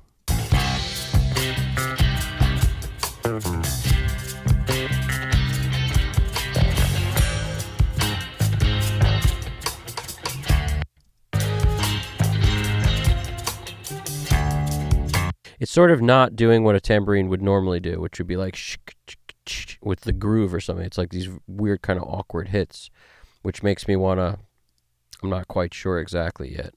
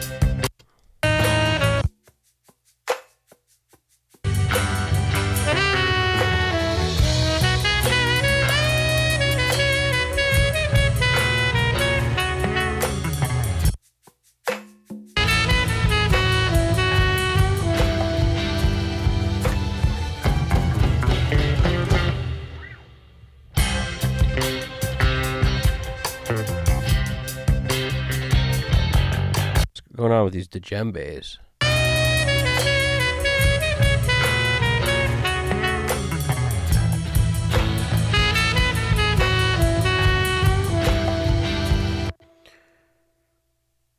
Thanks, dude. Dude, we done missed you, bro. Good to see you. I really appreciate it, man. It's I really appreciate that, Alex. You're the man. It's been a long time. I hope everything's going well on that drum set, my dude. What's your thought on this the one mic thing? What mic is it called? I'm sure you've run into it. That like you might that one mic all these drummers are using, you know, because it's easy. They mount it on the beater side of the drum set. It's like a square shape kind of thing, and it captures everything with some weird trickery. What do you think about that thing? Because every time I deal with it, it's always, oh, Nightbot, how are you? It's always weird. It's always like something weird going on where like it'll sound good for like a while, and then the phase will sort of shift within the thing itself. You ever experienced that with that thing? And then it, like all of a sudden, whatever trickery it's using for the cymbals, like it gets messed up when certain drums are happening at the same time, or when one cymbal gets hit harder than the others. Something weird going on. That might be a result of just its location and the cymbal moving or something. Like I'm not exactly sure why it does what it does, but I don't seem to run into those same sort of issues on multi-mic'd kits if they're mic'd well. I don't know. What's your thought on that? Anybody who's used one of those, feel free to chime in. Phil says the recorded guitar sound is incredible. You know, that's awesome. I'm happy you dig it, dude. The guy's a great guitarist. Mike is a fantastic guitarist. He's also like largely the songwriter for this, but this was co-written by a couple people, but Mike is like the mastermind behind the deal, and he plays guitar and bass, and he plays keys. He's programmed those cellos and strings and tons of stuff, which, you know, the dude is up here, a lot going on, you know. I mean, full orchestras in his head on every track, a lot of cool stuff in that guy's dome. And, you know, what I love about him most is that he doesn't try to like fit in a top 40 box. You know, that's not his thing. He makes these like symphony tracks, and that's what, you know, they're not for everybody. They're for people who are open. You have to be open-minded to like this kind of stuff, and I love it because of that. Like, because it's unique. You're never gonna find stuff like this. That's because it's this whole freaking. It's like a movie. The song is a movie. Every song he writes is like a movie. So that's, it's pretty cool. I like working on stuff like this too, because there's a lot of pieces. So, sometimes it can be daunting. Just prepping this session and gain staging everything and figuring out, what was stereo, what was like just dual mono exported as stereo. Just a couple, there was a lot of steps to get to where we're at to be able to mix it. So songs like this take a lot of prep. There was also 70 tracks or something. I mean, 73 or something. There's a lot of tracks. I'm not exactly sure how many. I never counted. But when I look at the session, I know there's a lot. I mean, this is not a narrow session, I would say. So, I don't know. It's a bunch of them. But I haven't even turned on the vocals yet. There are vocals. And there's a really cool female singer named Rasa. Her vocals are awesome. And the auxiliary vocals dude's name is Jazz. And Mike's vocals are on here for the choruses mainly. He's rocking the choruses. At least that's how it is on the rough mix. And I like the way that sounds in terms of the alternate between her voice for verses and his voice for the chorus. It sounds cool, especially with the lyrical content, which is, it's sort of about a character who is female. So having a female voice on the verses is very cool.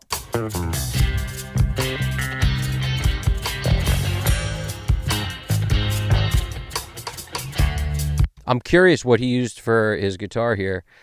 It's probably, I don't know. It says Strat, neck pickup and probably bridge pickup, because these are neck and bridge. Actually, no, this says pickup 4. Cool. That's my favorite pickup on a Strat is 2 and 4 by far. Unless I'm doing a lead or something, then I really like the neck pickup. So, but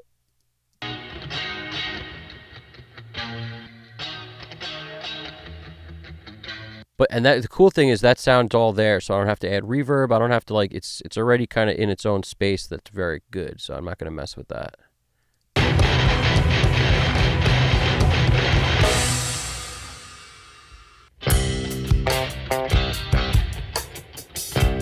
Now there was clearly some kind of cut there, and I don't mind how abrupt it is, but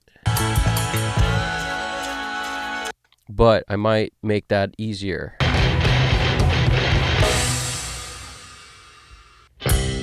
You know what I mean? I could hear where the fade of this disappears. So why don't I just deal with that now? While I think of stuff, I like to just do it. So I'm just going to create an audio track, 1 or 2. In this case, I probably need a stereo one and not 2 monos. And I'm just going to grab this cymbal, this last hit really.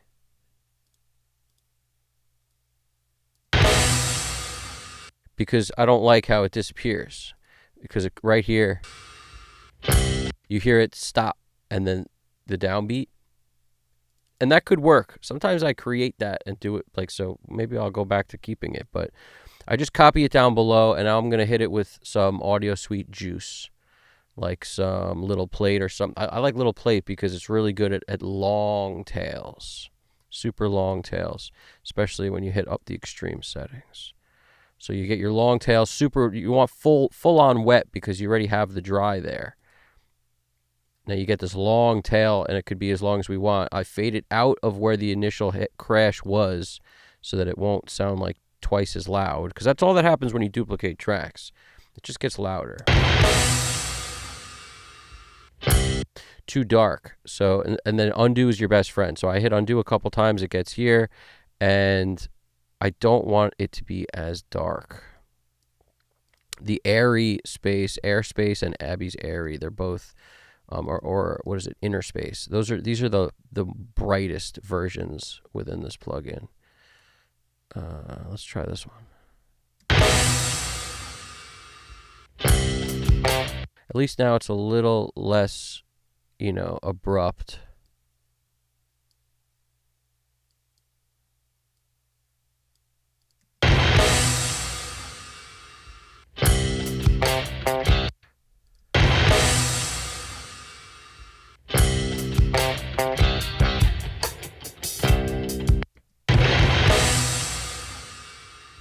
I actually kind of like it without fading the front of it out. Maybe just the initial hit.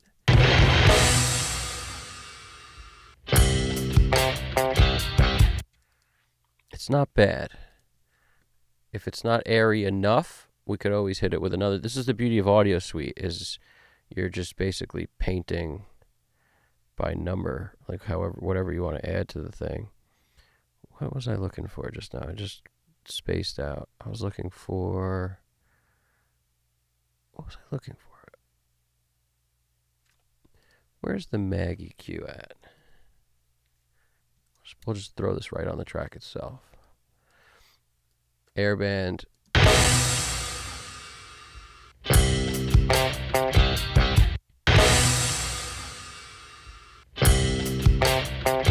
It sounds okay, but it does sound very different than the cymbal itself.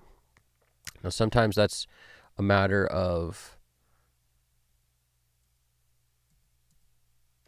the reverb being too wet. So even though we want it wet, maybe we don't want it that wet.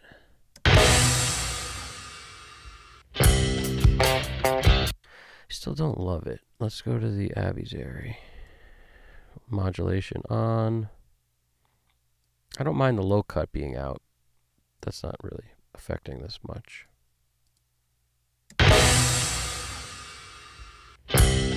don't like that either. Inner space.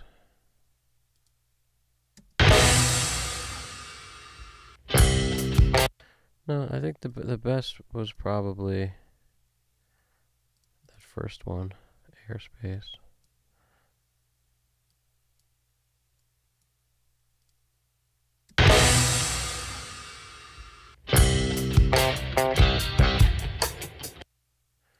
That's kind of cool.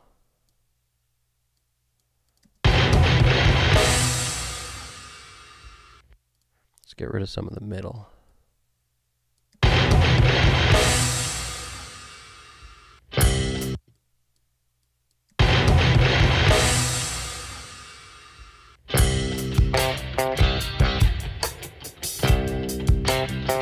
All right, that's enough of that. It was just bugging me.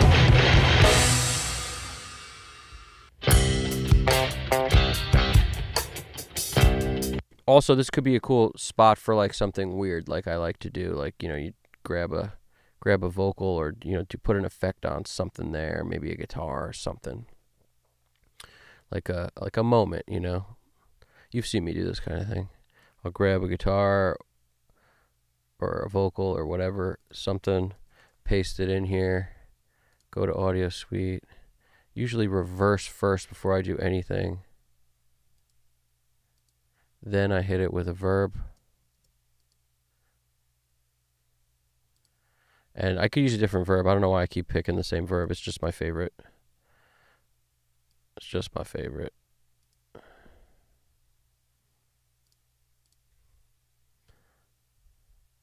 This kind of a thing. And then you've created like a ramping sound effect for excitement of some kind. Let's hear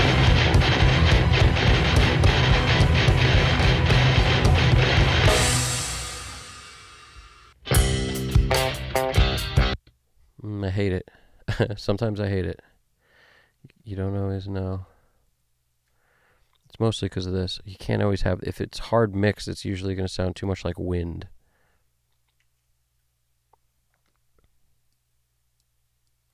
Like the wet knob.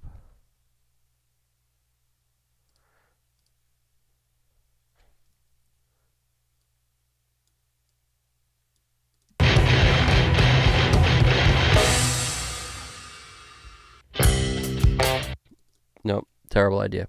Stuff like that. Every once in a while, you'll pull out something, usually on a vocal or something, and you'll just have like a moment of like, ah, and you could make that like, ah. It just takes off into this galaxy, adds to the atmosphere.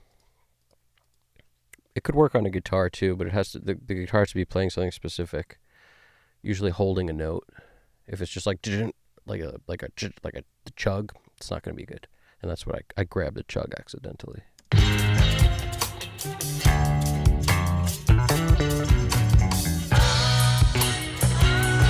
Hear what I mean by that phase thing? Listen to that.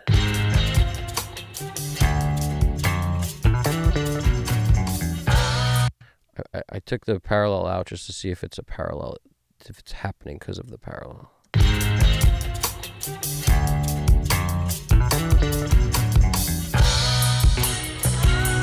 It's not the parallel. You hear it there too? It's as soon as he goes to the ride.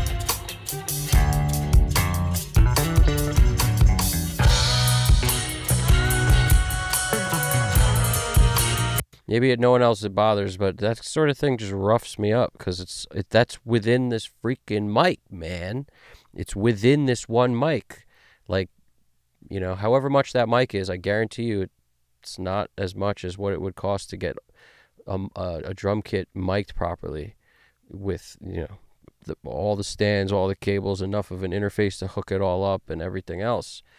But that's, you know, you get something like this, it's great for a lot of it, and then all of a sudden there's this moment of weird phasiness that's just unfixable.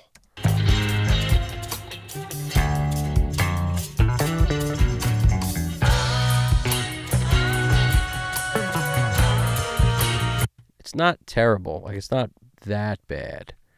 It's just annoying.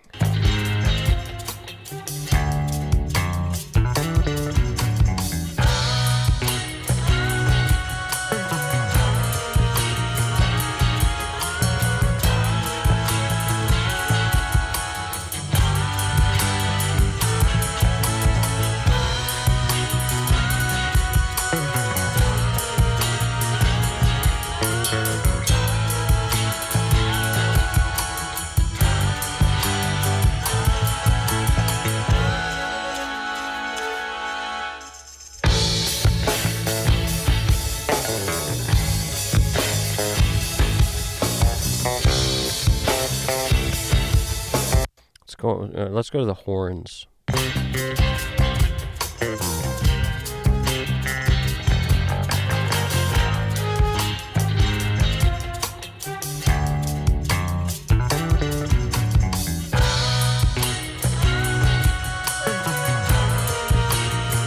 Thanks, Phil. I appreciate you stopping by, dude.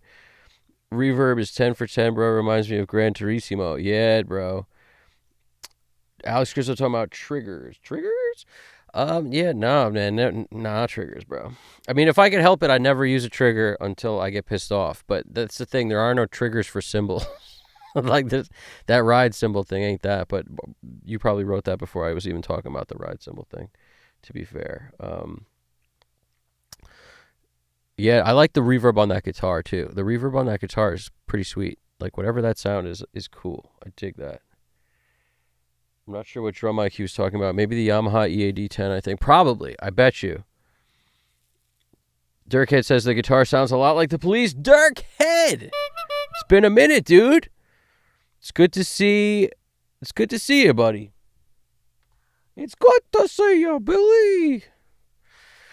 We got, the guitar sounds a lot like the Police. I love the Police, so that's a huge compliment.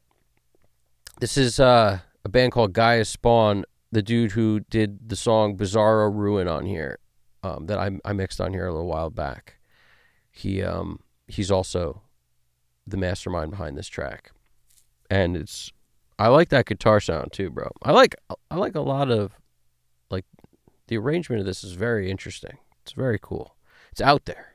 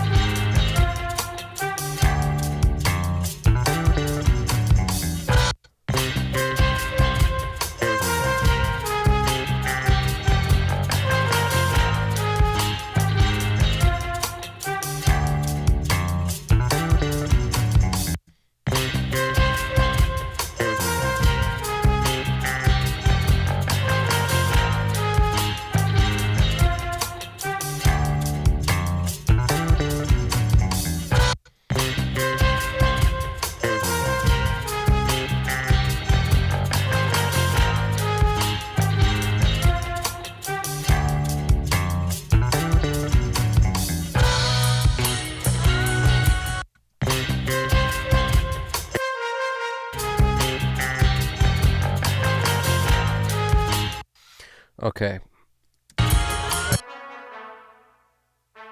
funny, this says the trumpet sounds deeper than the trombone.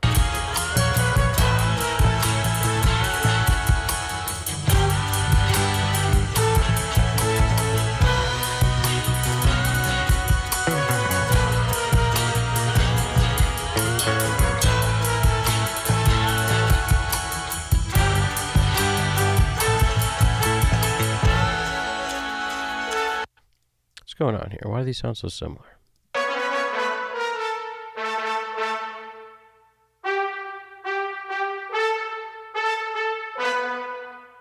There's moments that they are the exact same sound. Listen to this.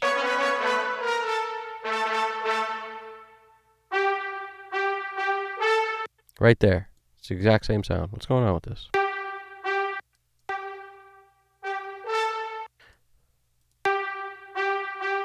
There's just a pickup note, but that's the funniest sounding trombone I've ever heard.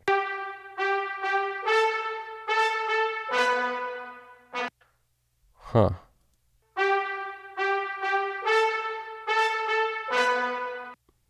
That's how you know it was a keyboard trombone. And trumpet. Hold on.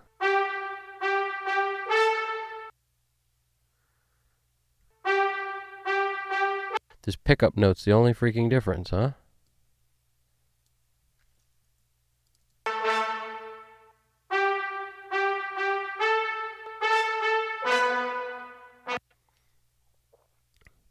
Strange. Strange brew.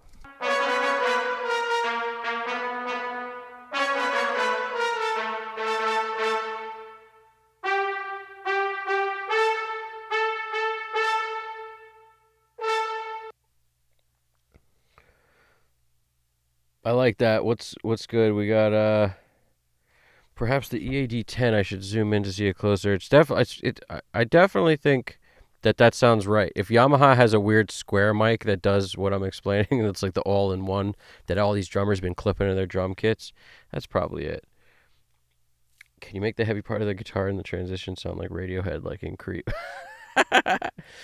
Maybe. We'll see. Possibly. Those guitars are loud in Radiohead Creep, and I love it. We both love it. Let's face it. That's like the greatest sounding stuff ever.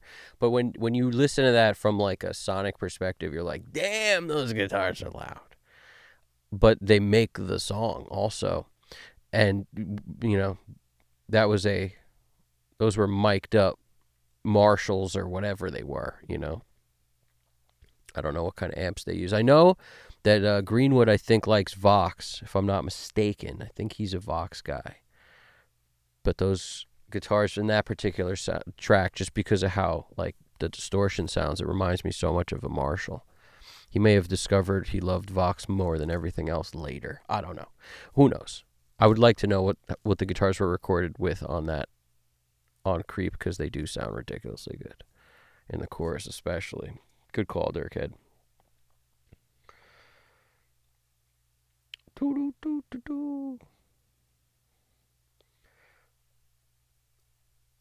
Talking about some earthquakesies. I hope Japan's okay with them earthquakes over there, dude. I'm always worried about that, bro. Freaking. We got our number one over there, you know, GDP, and he's every once in a while he just be shaking. You know, I just know he's just shaking over there. You know, freaking earthquaking.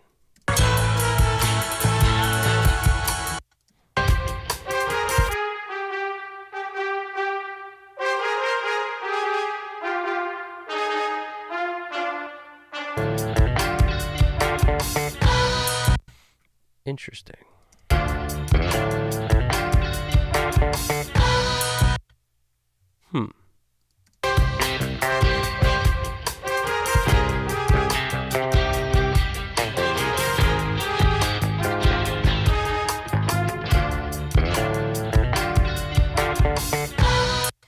Those last two notes,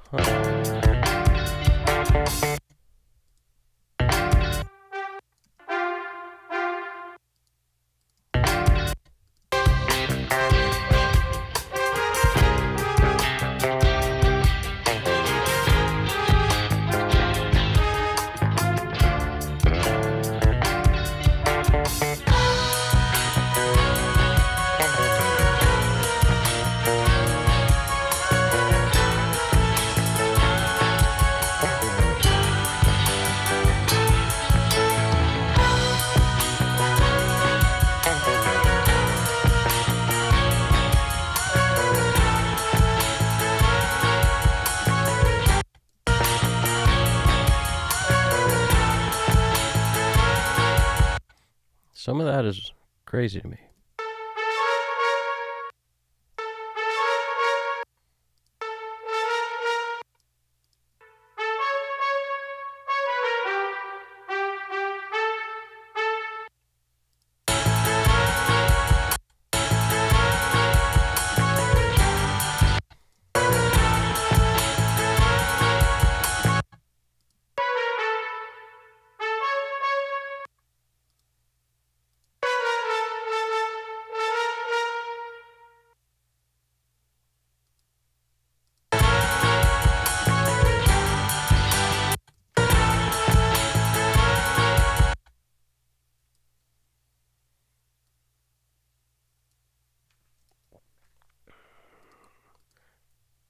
Did you guys have this on your bingo cards? Take a guess where I'm going. I'm going a vocal bender. Tally up your bingo cards. What do we got?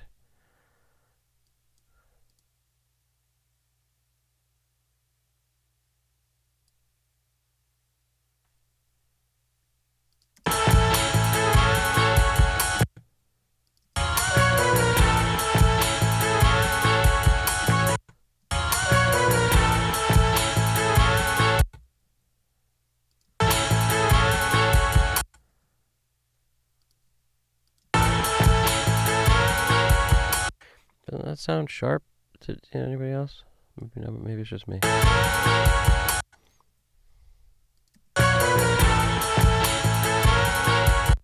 Just sounds like that's not what it should be. Yeah, that one move felt right. The one semitone. Right? Am I crazy?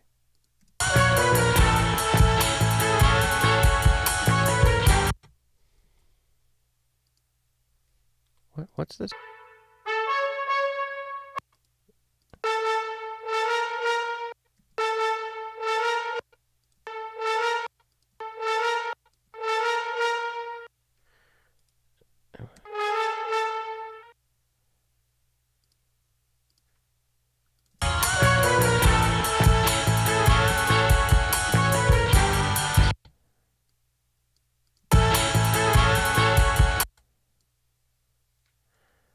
I think I know what's wrong.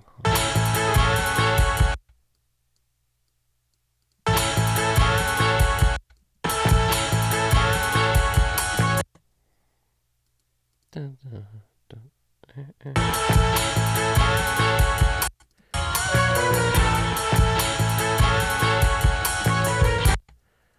That sounds all wrong to me. I mean, that's how it was written, so I might as well just leave it there. But something weird just bugged me about it.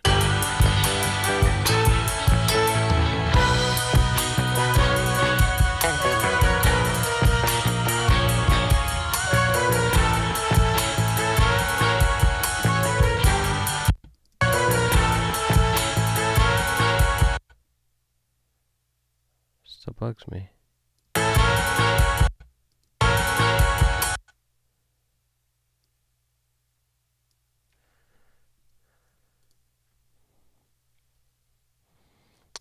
This is crazy. What key is this freaking thing in? Like 6 different keys if I had to guess. Let's see something.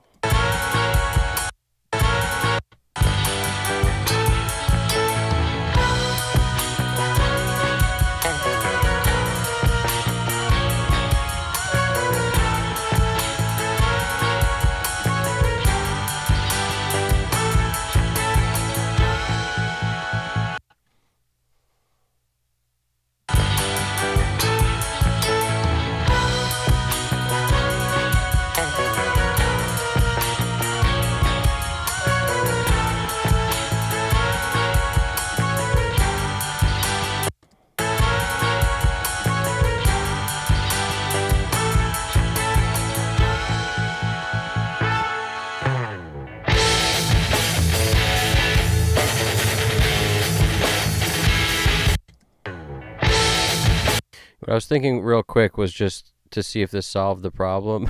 I was going to throw like auto-tune on this horn and just see if I set it to E minor, which is the key of where this is at, if it will just move that freaking thing for me so I don't have to manually move it. But, I might even just turn it on for this one note. But I just wanted to see what it would do if I hard tuned it so that we know what the real note should be, whether it's in the key or not, because it just felt weird to me.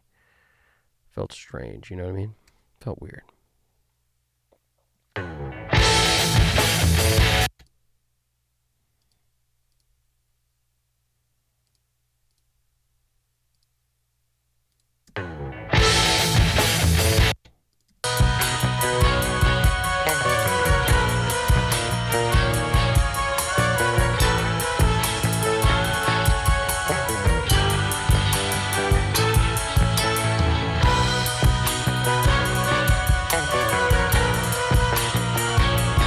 It doesn't know what to do with that.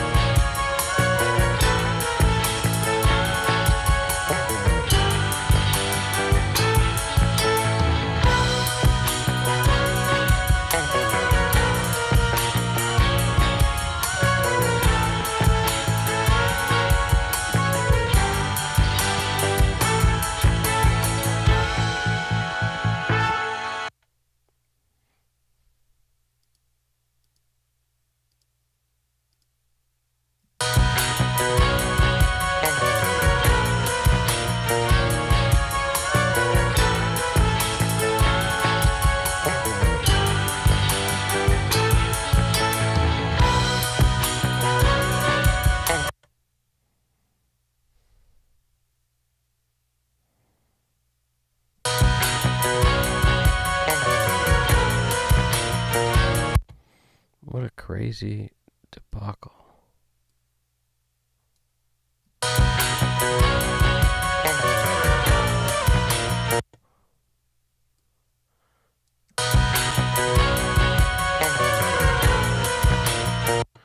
Yeah, it's just terrible. It's okay. I'll leave that alone for the moment. If it bugs me all night, I might just lower it. Just something weird about that. And there's too many. It's really just that high part. It's like that something rubbing me the wrong way about that.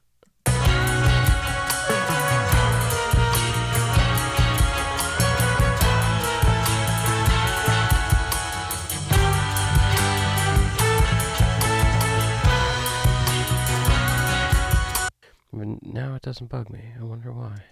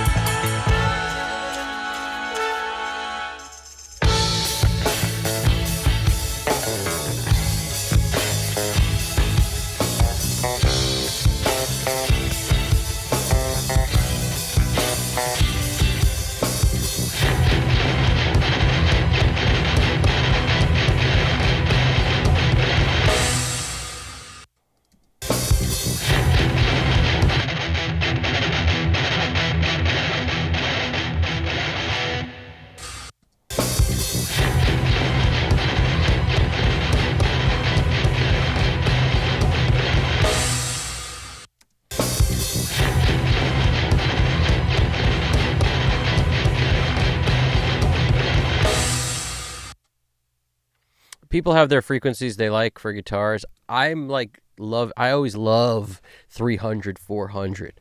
I know a lot of people like 100, 150, 200. It always feels too close to the bass to me.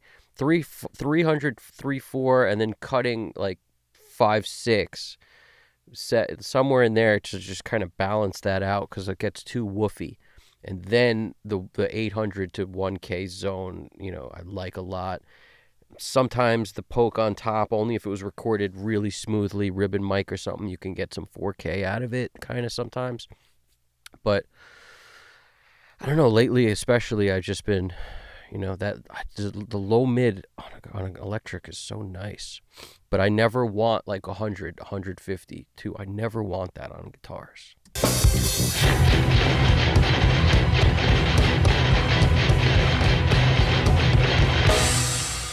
Just more powerful without it.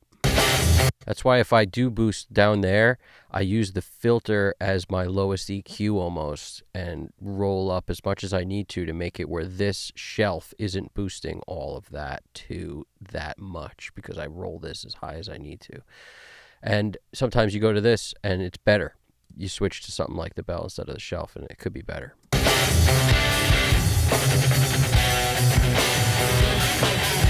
So much tamer on top. There's no question the E is smoother on top. It's like buttery.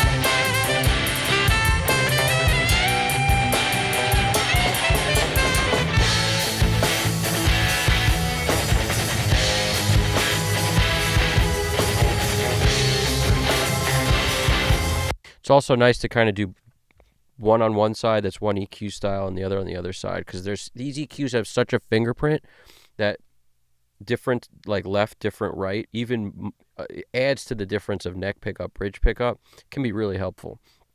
So the E could be really nice on one side and the G on the other side, and then it's awesomeness. Oh!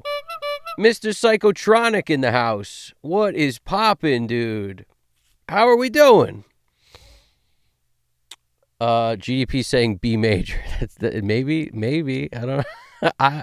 I'm hearing all sorts of stuff in here that, like, this song definitely moves keys. I don't think it's one key the whole time. I'm hearing like there's some sort of E minor to A minor thing. That one moment may have been a B major being played, but I think it's multiple keys. It's E minor, probably for some of it, A minor for some of it.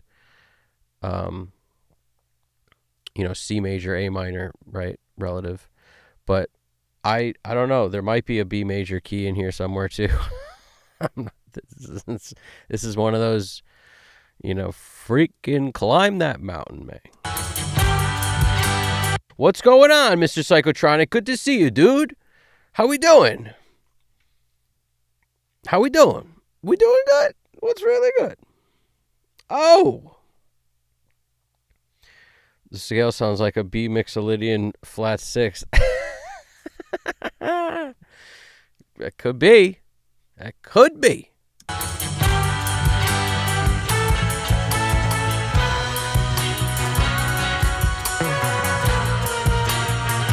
How you doing, Mr. Psychotronic? It's been a minute, man.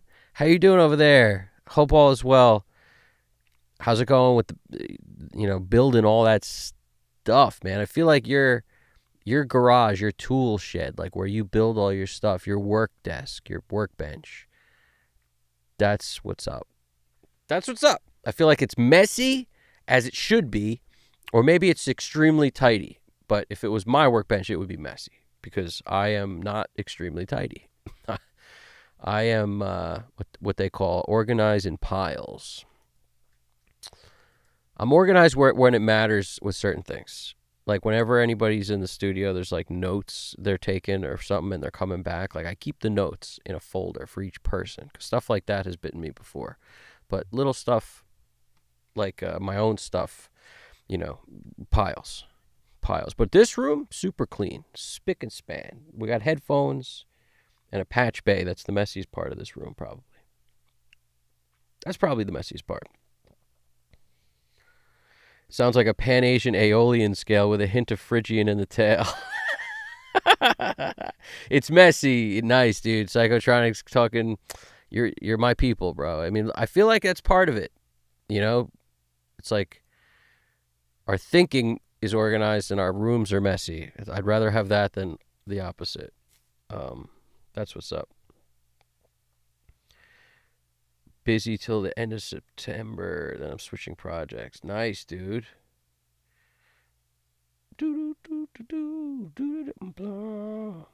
Someone switch Eric out for an LL. No, dude. GDP's holding it down, man.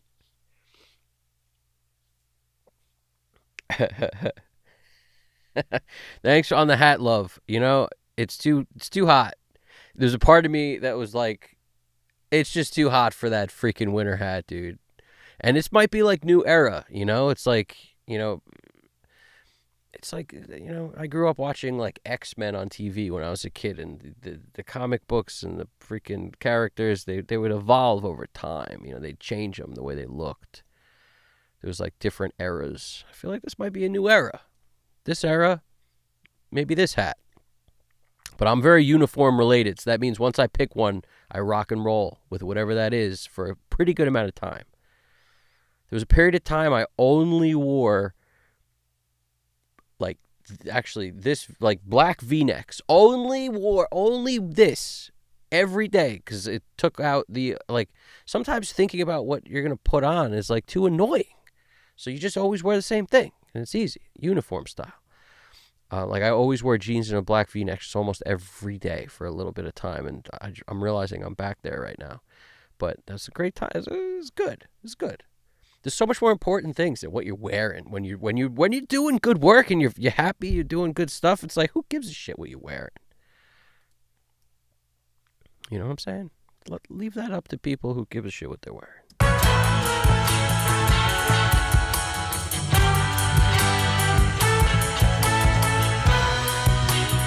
I can't wait to put some vocals in this freaking thing, you know, but I like to kind of get there before I put the vocals in on a song that's like got a lot going on. Because once I start, you know, how are we going to know where the vocals should sit when we got like 16 cellos on each other? You know?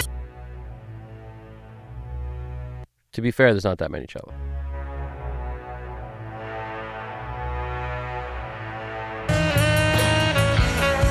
And this is clearly like a sample of a cello, so you don't have to do a ton of like low-end roll-off typically and stuff, unless it's just muddying up the mix. And that's really where I'm at, is trying to keep room for the bass and the drums. Like, if the more things occupy the low end, the less we're going to hear these drums.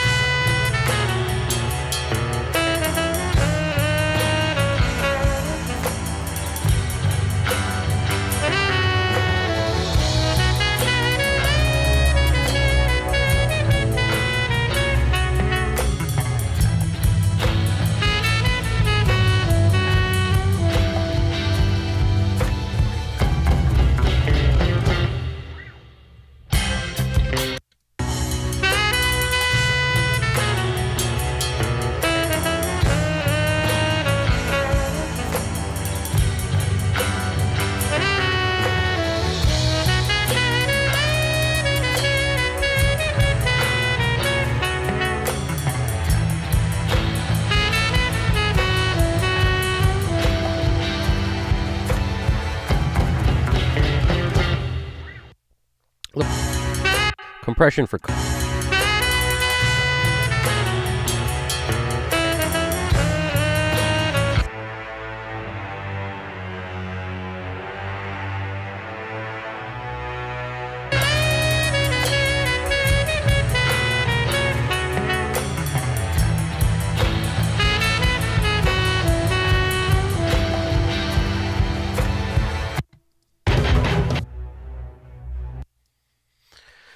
blum blum diddy blum blum diddy blum blum diddy blum blum diddy blum blum diddy blum blum diddy blum blum diddy blum diddy blum blum diddy blum. That's where we're at.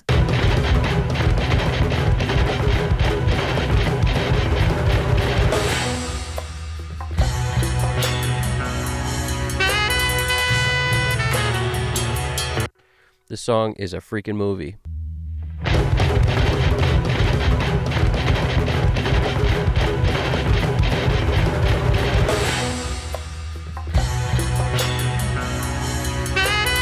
It's interesting how the percussion, those chimichanga congos or whatever, or they continue in that silence.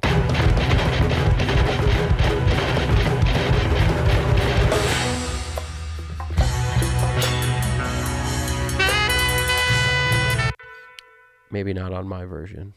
Let's find out. Where's those chimichangas?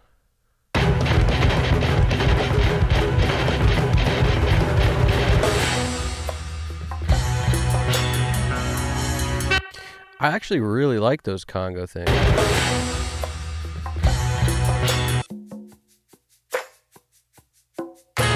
Okay, they're not continuing. They just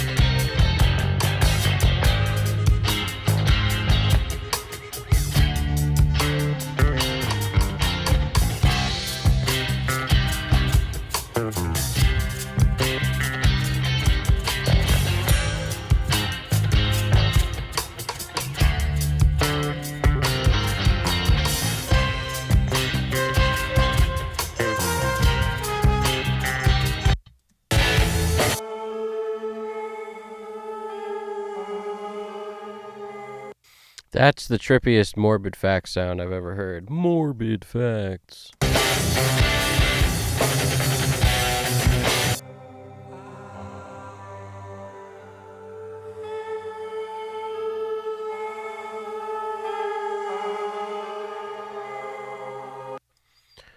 Wow, that's true.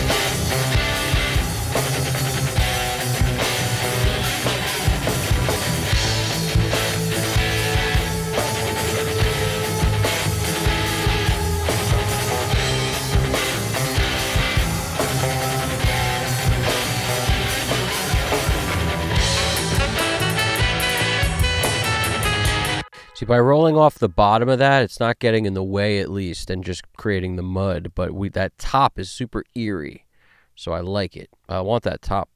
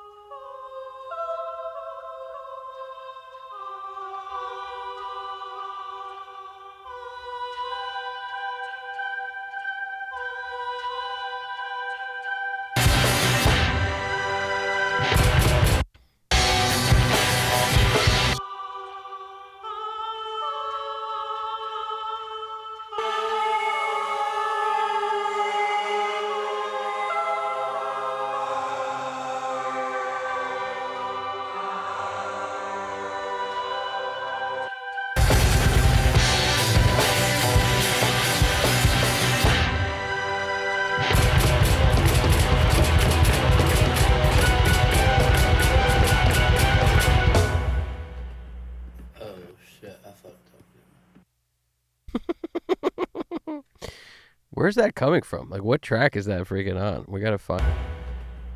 Oh shit, I fucked up. Oh.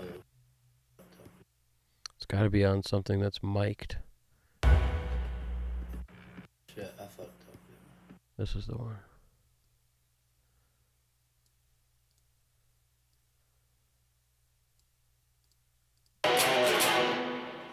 This is the craziest guitar ever, but listen to this.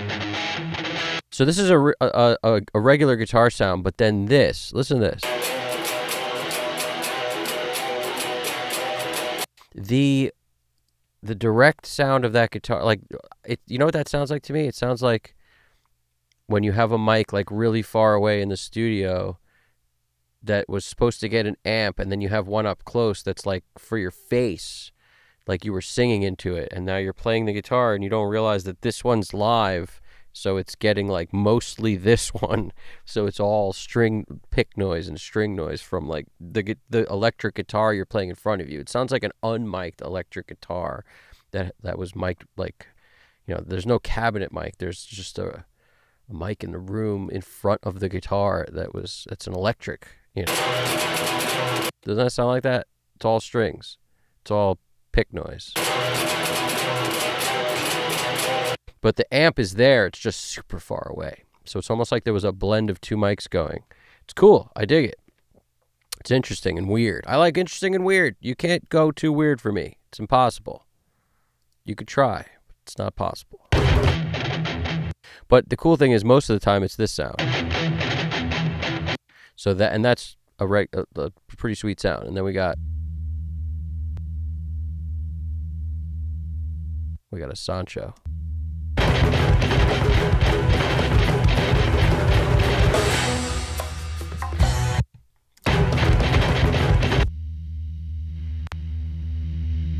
Give it any frequencies it has, because it doesn't have a whole lot. We're going to juice up harmonics to get more out of what's there, because it's just...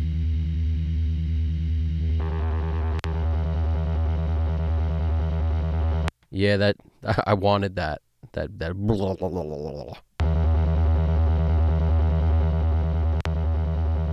Now we have a drone. Before then it was just kind of airy.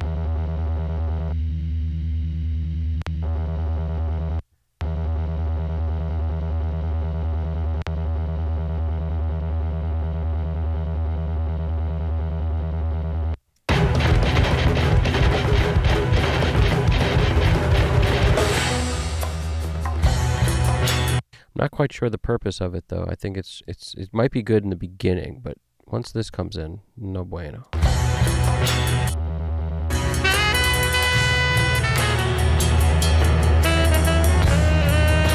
Yeah, no bueno once that comes in. No, you have to bring your own cleaning products from home. We don't supply them. No. Superman, no. No. No.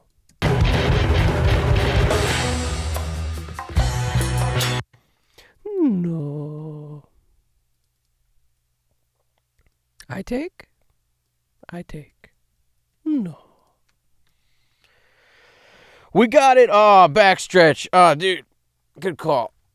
I need like monkey bars up here. And freaking, I can hang on them. I need a little hang. Oh. Straighten that out. Also feed the cat. Everybody feed the cat. Where are we at? Let's do it. Sounds like a space movie. It's a Mixolydian based Nightbot. Nightbot's coming in hot, huh?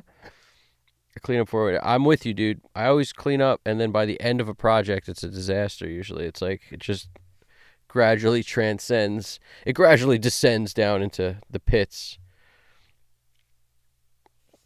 It's definitely a post-Cretaceous. It's a post-Cretaceous era Aeolian B major Phrygian hybrid. Something about that makes me hungry.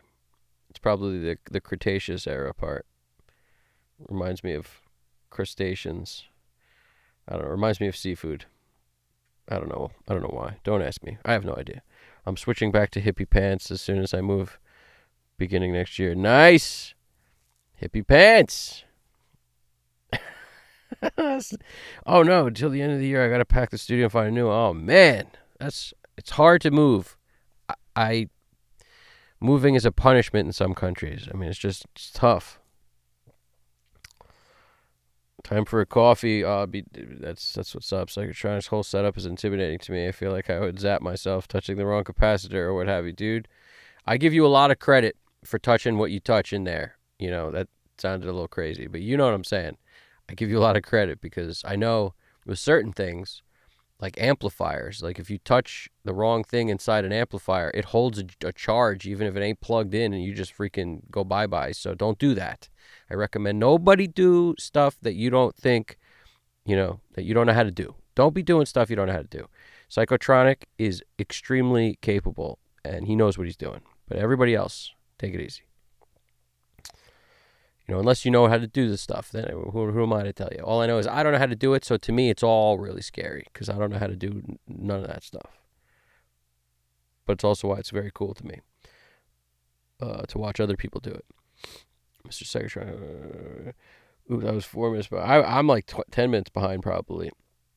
You got zapped before it. Well, hopefully you're all right, but that's what's up. People get zapped all the time, I bet. Diddy blum blum, diddy blum blum, diddy blum blum. Chitty chitty bang bang jumps. To Japan. Oh no, the flock camera deal. Oh man, dude. Bro, that's what I'm saying. This is Gaia'sSpawn, bro.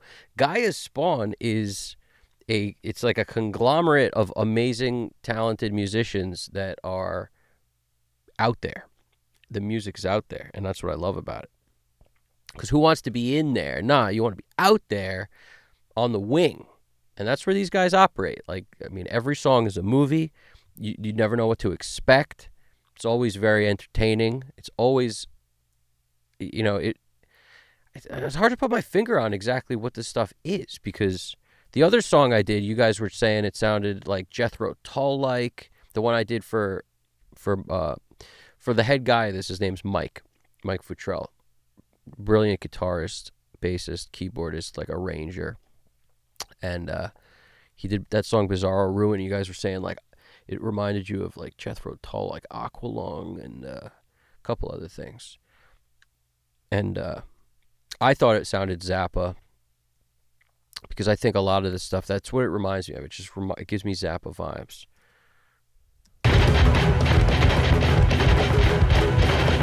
And this is heavier than that was. So that's the thing. It's like this has moments of really heavy and then moments of not. That's why it's kind of, somebody mentioned like it's like it has hippie vibes and then non-hippie vibes. Like, yeah, it's both.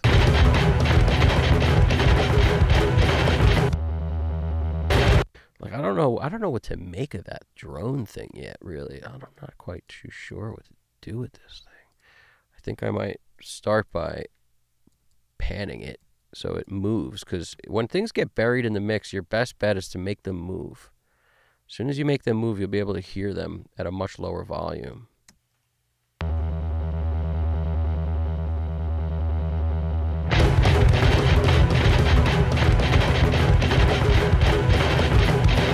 My next thought is, instead of just leaving this as it is, let's hook up some sound design on it a little bit. Let's use like a crystallizer.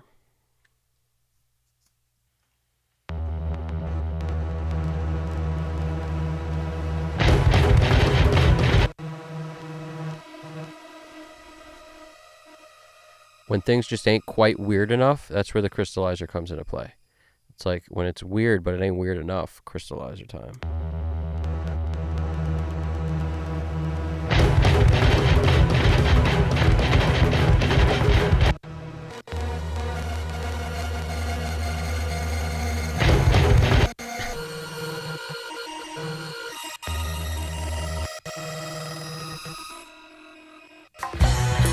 Sounds like everything's glitching, but don't have no fear. It's just the crystallizer, guys.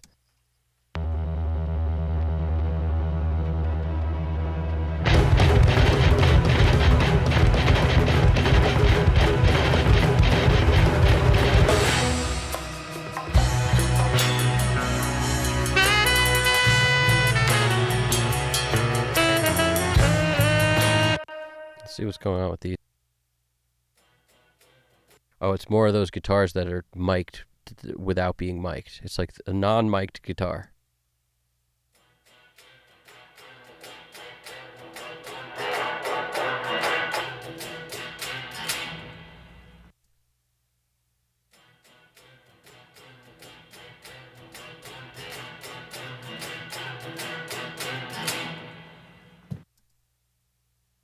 Craziest sound ever.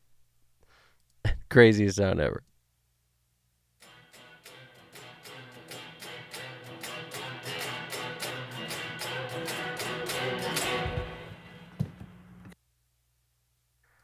Panning is your best friend.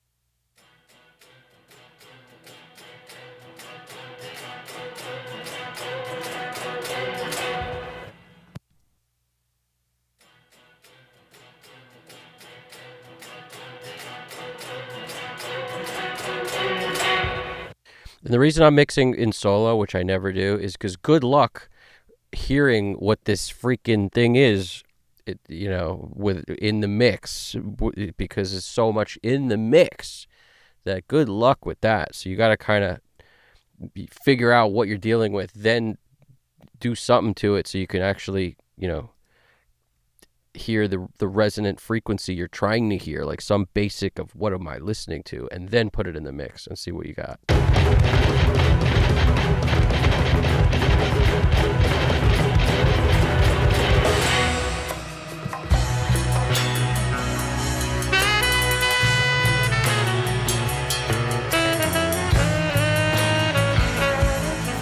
The other thing is, I realized not long ago that CLA loves to like mix stuff in solo, kind of like he does that often, or at least there's several videos of him doing that. I could just say that, and I'm like, okay. So the thing that I've been not doing forever is something he does every once in a while. I could probably do it too. Why not? It's like, too many times you fight with trying to hear something when you might as well just solo it and hear what's freaking there, especially when it's weird like this. The weirder, the more that's going to come into play. But it's true on everything too. I mean, it doesn't really matter what it sounds like in solo at all, which is the logic behind not mixing in solo. But, like I said, good luck. Good luck just making the volume right for something like this. Like, I feel like I had to pull out all the frequencies because there were none on these three guitars. It's like a close mic on an electric guitar, not plugged in. Very interesting.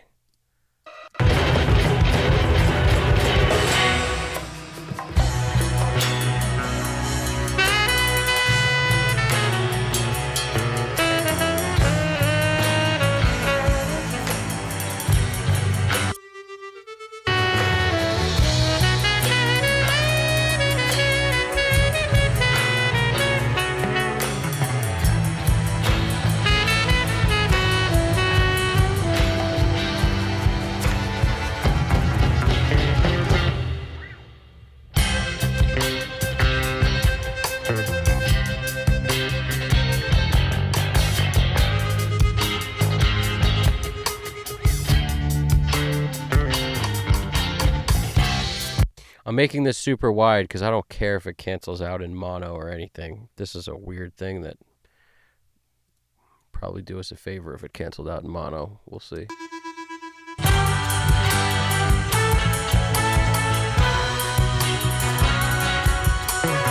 I just needed to get out of the way of the other things, so I hit it with the wide.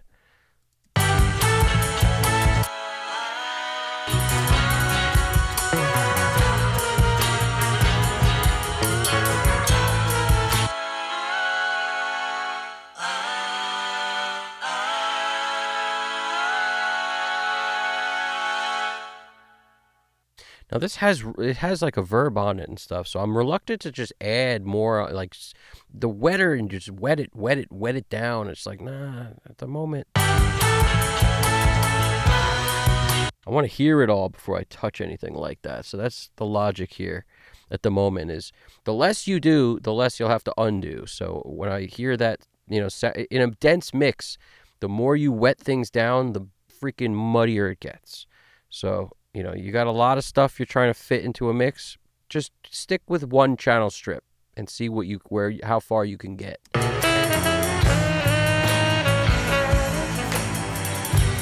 Because you could do a lot with depth when it comes to just bright or dark.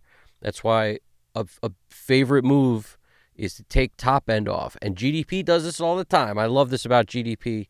He rocks that high, the low pass filter all the time, the high cut.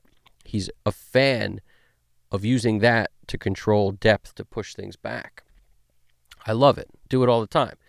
And guess who else does it? Our friend Charles Dye.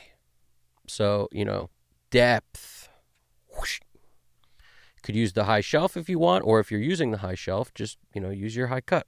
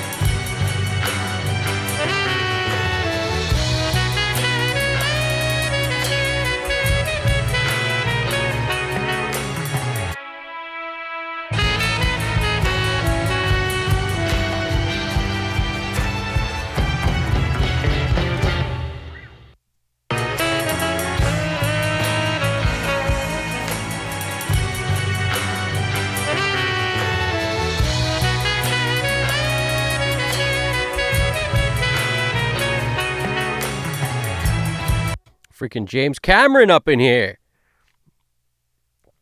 Right? You guys feeling that? Some freaking Christopher Nolan scores going down. What do we got?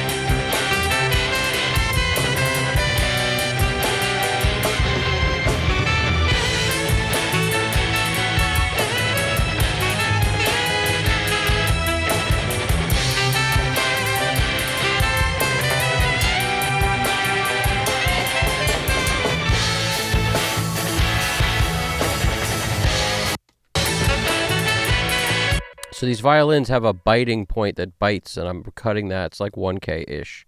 And it's just to me, it's the part that's clashing with other things the most. Whereas if I get above that a little bit, and the shelf.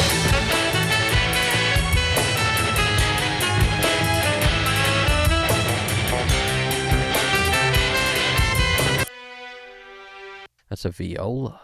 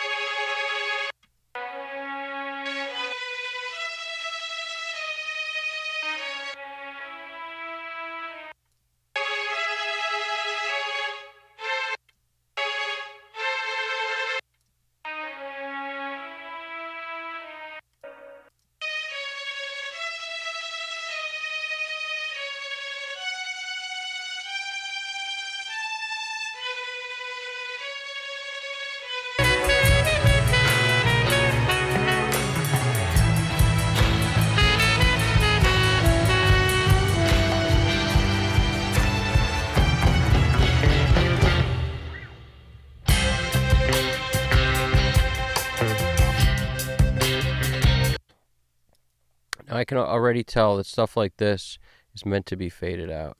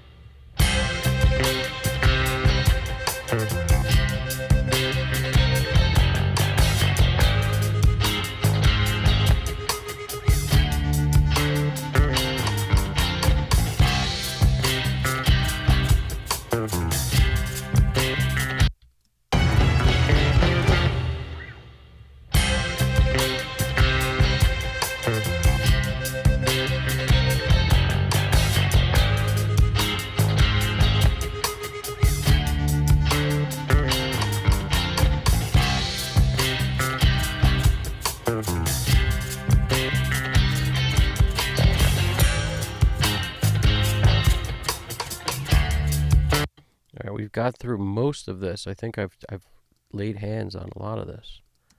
There's always one more string that I haven't laid hands on. Do not touch any tube capacity. This is helpful advice everyone should listen to. This guy's trying to save your lives. This is great. I read a manual on the dangers of electrical work. Sonic Soundworks also knows this stuff. Nice. He worked with high currents professionally. Not touching that. The rules changed there. Yep. Yep. The high currents is the stuff you got to watch out for. The feedback was maybe just a low end bypass thing.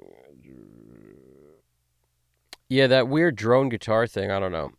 I don't know. I don't like it. Like no matter what I do, I don't like that thing really. It's okay in the beginning, but I think the crystal thing is where it's at. The crystallizer was helping. Now that I remember, that's what we did with that. For modern hardware, do not touch any tube or capacitor that's thicker than your thumb. Smart. I didn't know this. Do not touch any tube thicker than your thumb or unshielded transformers. I've got size medium thumb. Oh, nice. Old Pixel 6A died. Caused a lot of havoc. I need to get that thing open, fix the problem temporarily, and boot it one last time. Oh man, that's some crazy. I don't understand half of that, but that's awesome. Microsoft support has gotten so bad that oof. If you reach the second level and the handshaking doesn't work, actually get a request a human. What? Oh man. That's scary. We need real tech support sometimes. That's my favorite part about RME is I get to call a dude in Florida and be like, help me. And he'll say, okay. It's not dealing with like a robot or send an email to a freaking, to our support department and we'll get back to you in a week. Like nonsense. Nonsense.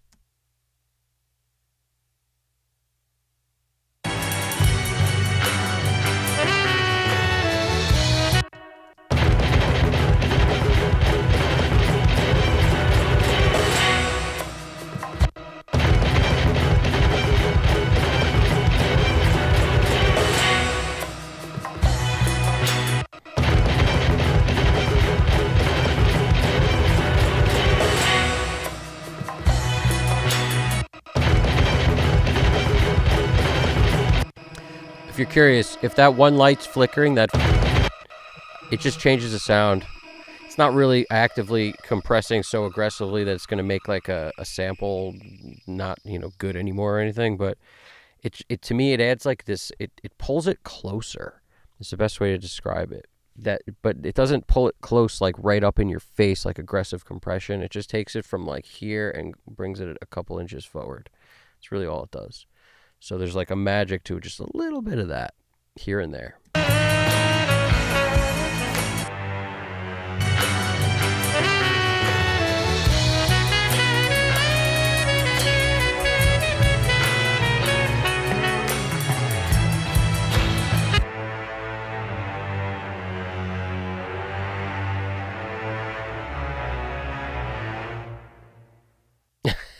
That's such a funny note it ends on, right?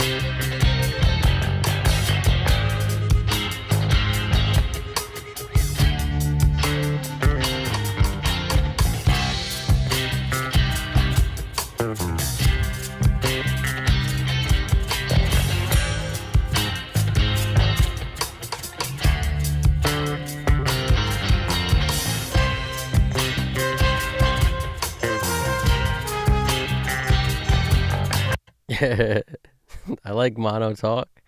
Mono button talk. Hey lads, we're pushing mono. All right.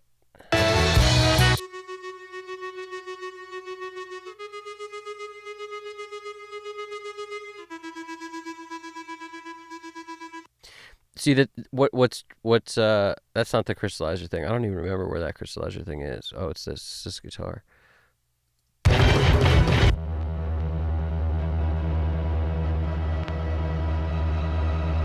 Yeah, I don't have a widener on that. Yeah, I love that glitchiness. I think that's cool. I like that. Yeah, I don't have a widener on this or anything, so in mono it's still going to be there. But like the widening thing, like to me that was one of the most best things that I learned in a long time was when you use that widener, you're just destroying mono compatibility, which is you could use that to your advantage. Like if there's weird sound effects and stuff, like maybe you just don't want it in mono, and you can kind of get both. You get in stereo, it's wide, and then in mono, it kind of disappears, and that's could be good. I'm saying there's been moments that's what you're going for, which sounds crazy, but it's not. It might be crazy with something like important like guitars, which is why I stress like don't crazy widen things that you need to maintain in mono, because the only way you get the wideness is by that video I made explaining it, where you flip the phase and you put the thing on the other side. Like that's how it happens. So you're creating a phase nightmare for yourself to get wide. That's what you're doing, which sounds fine in stereo. It sounds great. And that's how people listen most of the time anyway, except certain circumstances.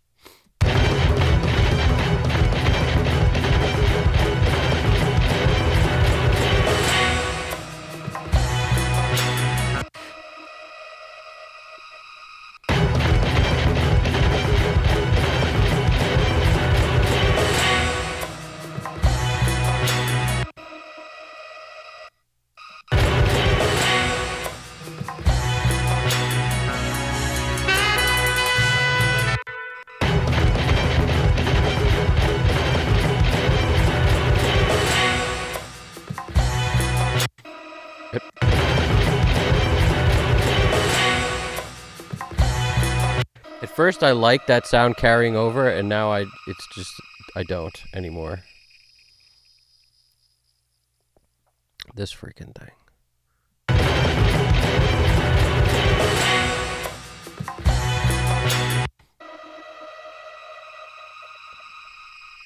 It's like I don't even want those that loop there necessarily. It bugged me the first time I heard it, and then I kind of got used to it, but now I'm thinking this loop should even be out.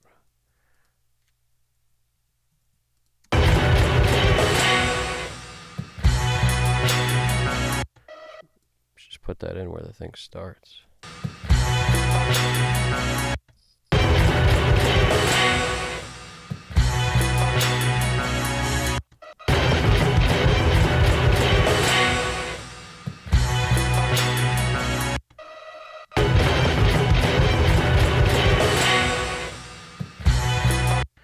There's like a fart on the djembe too in there. Get rid of that.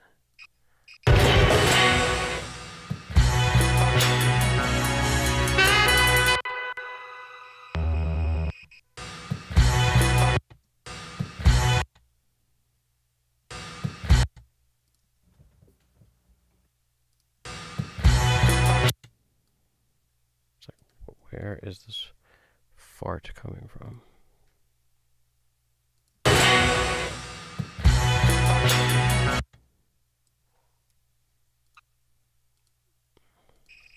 Probably one of the guitars fine, I guess. That's fine.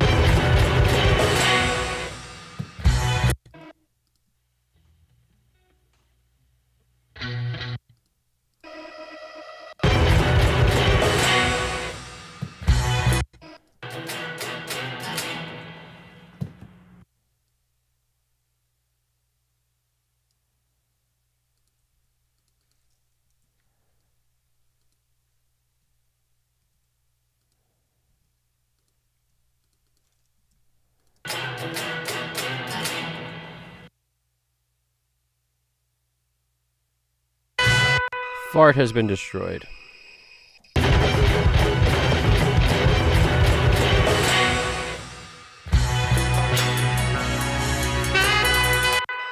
Maybe now we can bring the crystallizer back.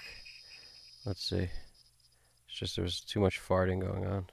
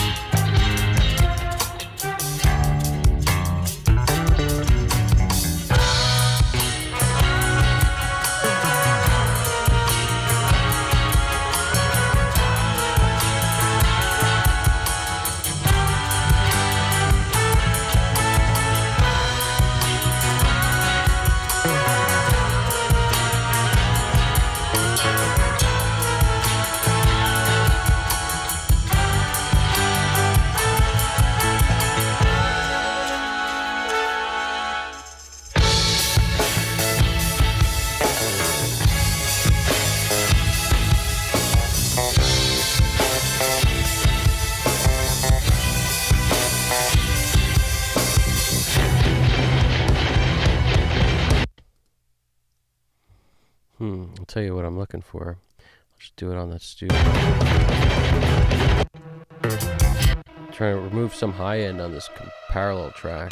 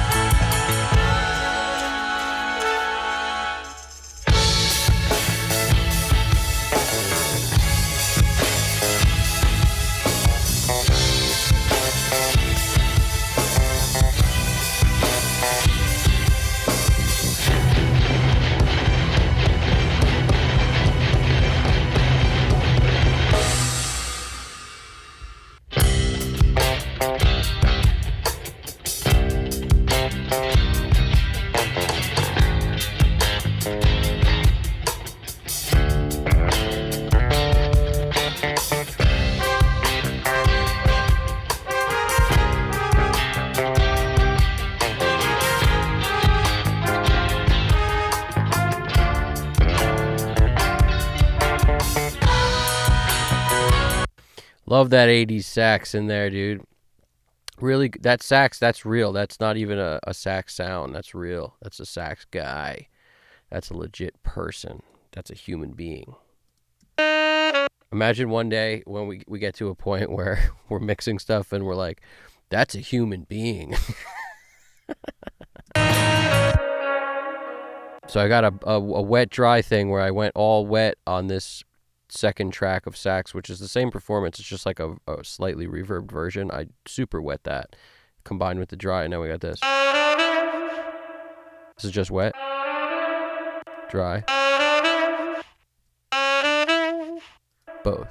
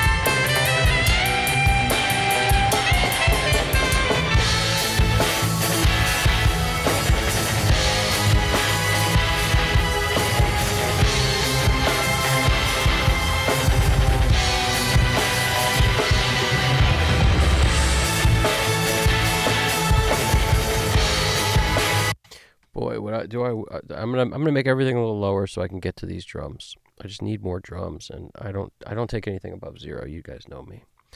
You guys know me.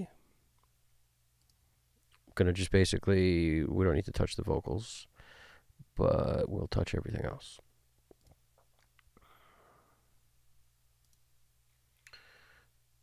Except for our parallels. No parallel touching. What is this? Percussion bus. We're really using light buses today. There's a drum parallel, the guitar bus, but nothing's being sent there. I try to avoid buses if I can help it. I don't like just everything has its own bus. It's silly. So yeah, so that's it. Really, we got like no buses. It's pretty cool. So a bunch of tracks. Guitar bus is not in. Good. No buses here. Good. All right, now all for bring down. Now I can just take everything down 5 dB.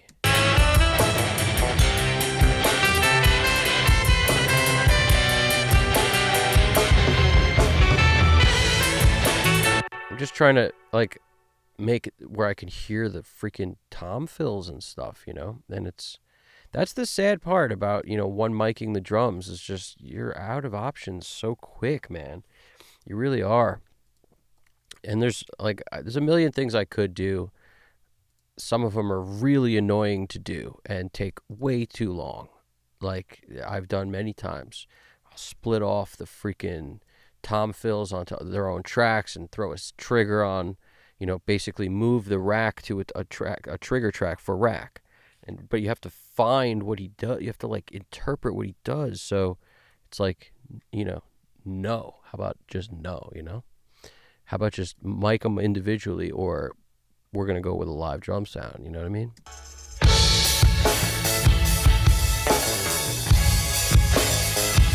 Because even if I do that, it's still going to be a wonky setup because there's kicks between everything. There's snares between everything. It's one thing to do that on overhead mics where the toms stick out anyway when they're played over the rest of the stuff. But in this case, it's just this puzzle of kick, snare, tom, so close to freaking together.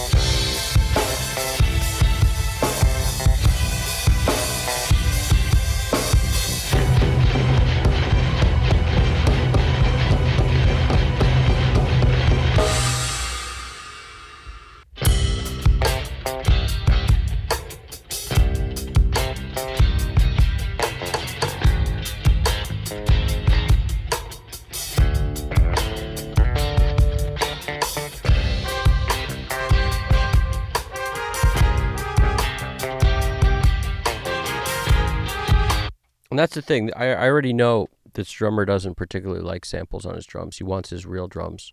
And I don't blame him. I understand some drummers who feel that way.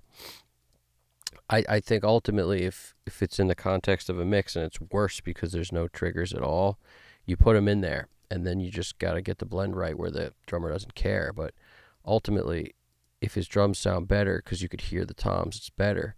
In this case, if you bring the music down enough and you bring this drum track up enough, I think you'll be able to hear it. And if I just balance the fact that there's a lot of high end I don't like, I'll just shelve it off like I did. And then it won't be that annoying on top anymore, but we'll still hear the bottom. All these drums, the skins, we'll hear all them.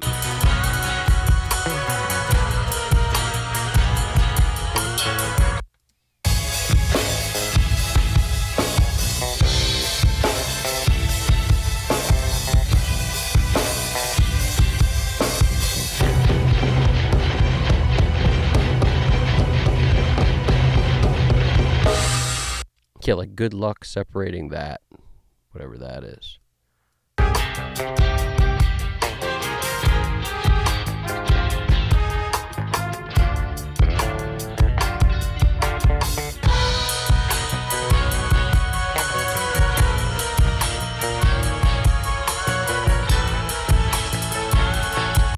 Drummer's really good too. His name's Keena. Dude is really good at the drums.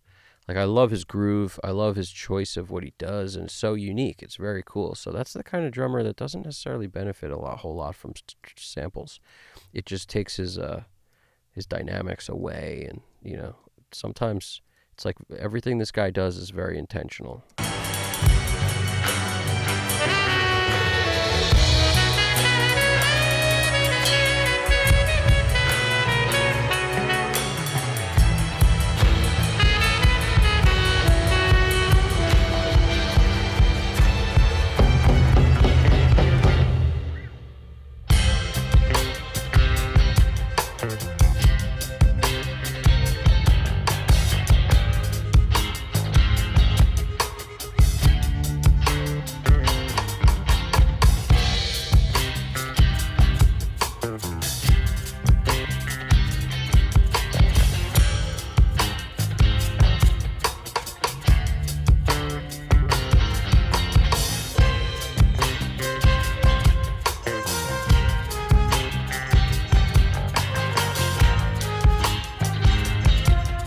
That E has so much more low end than the G that as soon as I flipped it to the E, like we're packing a lot more punch now on our lows.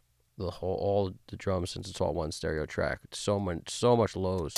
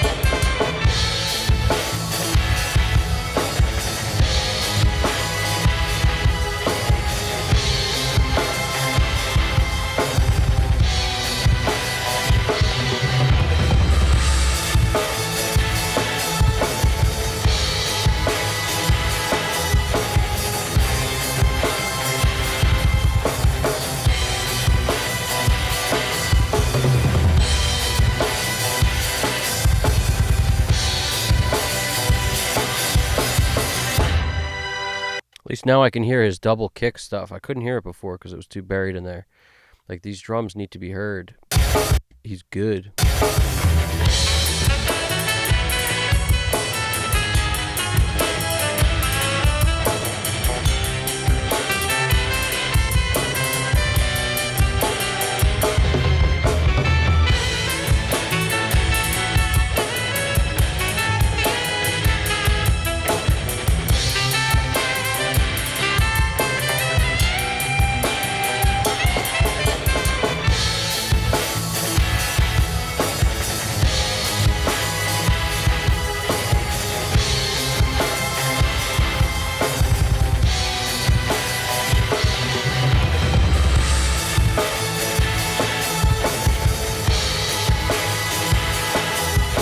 All right, let's hear what kind of vocals we got. We got some vocals in here. Oh, Unknown. What's poppin', Unknown? What's good? Back at it indeed. It's good to have you over here. Hope all has been well on your end, and anybody who's catching in, checking in, coming through, hasn't been through in a minute because I haven't been here in a minute. I appreciate you guys stopping by, coming through. We're back. We're back at it. Big project I've been working on is just winding down.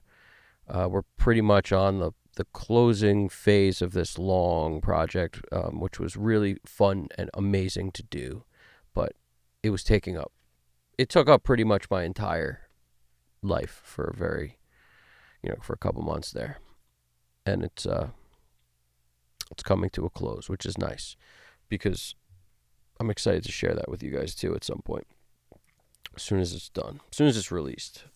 Can't do anything till then. It's an upcoming artist I've been working with and producing, writing, producing, engineered the whole thing, mixed, mastered it. The mastering hasn't happened yet. Mixed it. Mastering is our final stage, but there's another track to be done before then. But the rest of it, there's a lot of tracks. There's a lot of tracks on this thing. Most of them are done. We're about 90% done with the whole thing, I'd say, at this point. Where are we at? What was I doing? Oh, yeah, vocals. But I hope everything's going well on you guys' end. The part from 2:30 is C minor. Nice. Okay. It's funny hearing this stuff. This is going to mostly come into play when it's time for the vocals, because if there's any tuning that needs to happen, I'm going to need to know what keys are where. That's when I might have to bust out a freaking pad with this song and jot down what changes where, so I can kind of, automate my tunings, automate my tuners to get there, because there's a couple, dollars to donuts. We're gonna have to tune something on a vocal, I would almost imagine. Let's see. First, let's pull up the girl's voice. That's the first thing I want to do, is hear this girl's voice. And let's pick and choose. So these top ones, lead, vocals, harmony. All right, we'll start with that. The lead.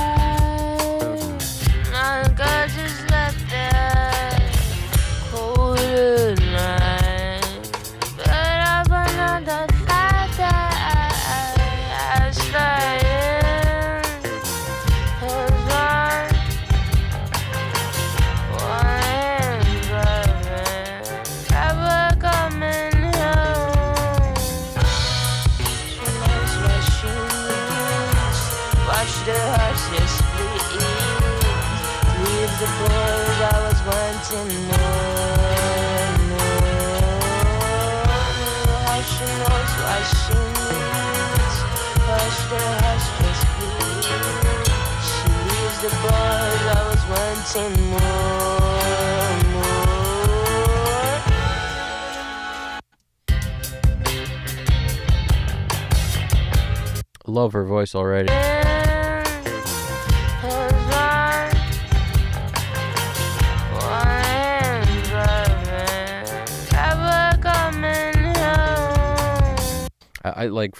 I think I'm feeling like a rate. Like I might have to make it kind of lo-fi sounding. I think that might sound cool.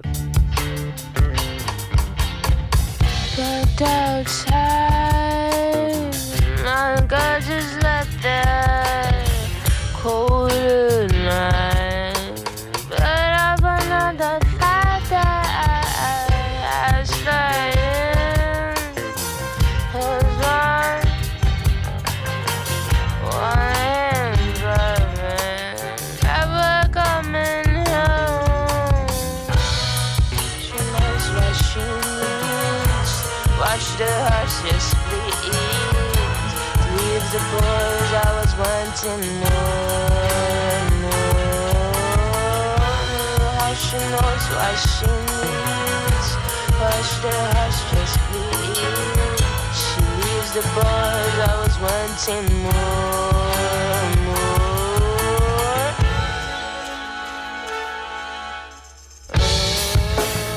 Interesting.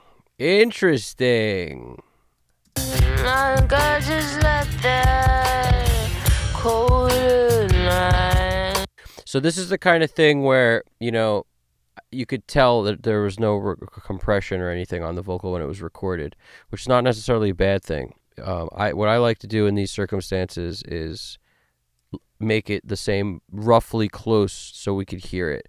Like, in other words, the compressor is going to work the best when I set it to something like this level in the beginning is the hottest. You see how many dBs it's compressed. See, we can't set this right if it's all over the place.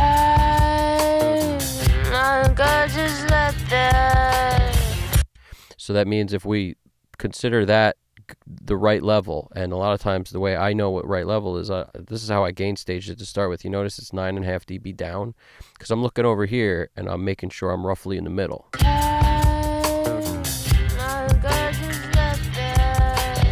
So that to me is the right level. Then once I've added EQ and stuff, like I know I have enough headroom to not be running into the tops of all my meters and digitally clipping.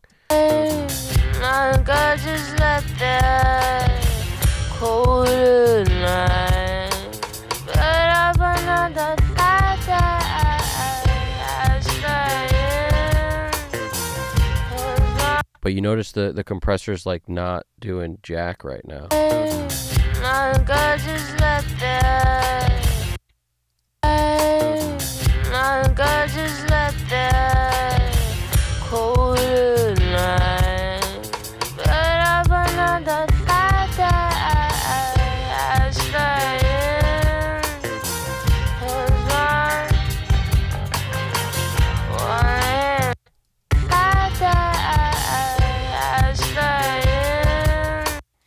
So this is where, you know, this like clip gaining each section to kind of give you what you're looking for, it can be very helpful.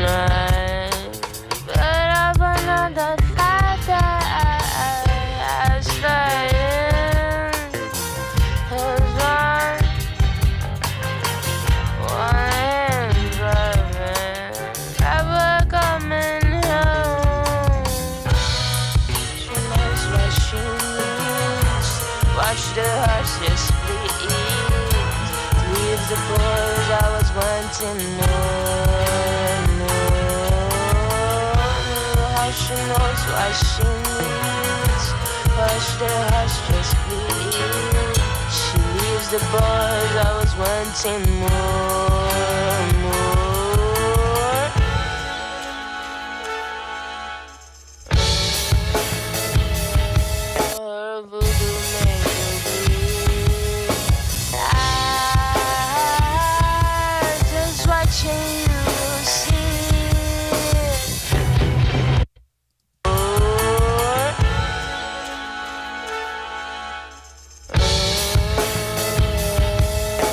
Voodoo make her bleed.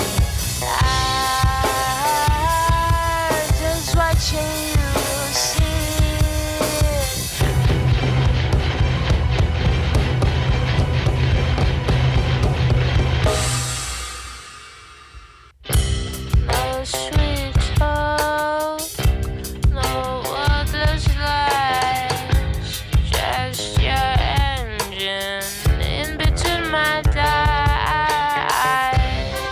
Now, I like it super dry at the moment. It's kind of cool, but I'm going to definitely be hitting some of these. You know, maybe all of them. What is it? So I look at the front, 13, 15, 19, 75, 95, 103. I might just start by getting something on here. 13, and I'm not going to send a ton. I'm just going to send a little bit. That might even be too much. 15. In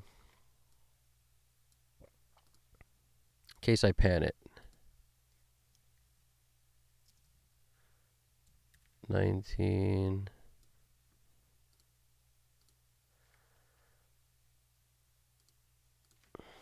75.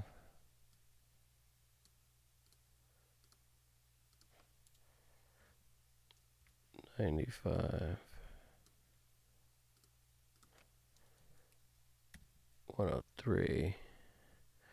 And then I think 81 is my is my sidechain ducker. Like here, 81, yeah. See, the key is 81, so that means it ducks. If I send this vocal out 81, you know, and usually I hit that hard, because it'll just duck more. And I don't hit follow main pan for that, typically. I mean, I could, but this is a lead vocal. It's going to be centered anyway. I'm not too worried about it.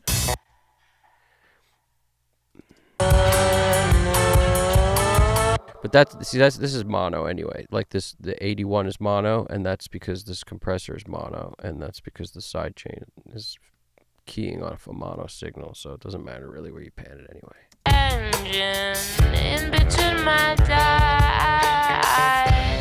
me and you. Now, if you hear it, like when I hit stop, you could hear it. There's now subtle vocal effects. If you're listening on headphones, you could probably hear it even more. But just gonna juice up the goose up here. Engine in between my thighs, me and you will pass them out. Let's go somewhere, never go home.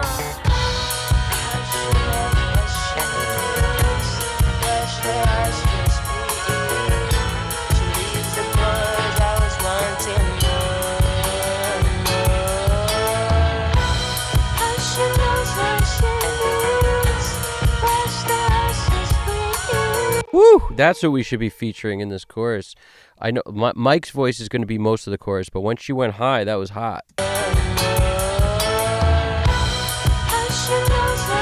I like that. She knows what she needs. That's awesome.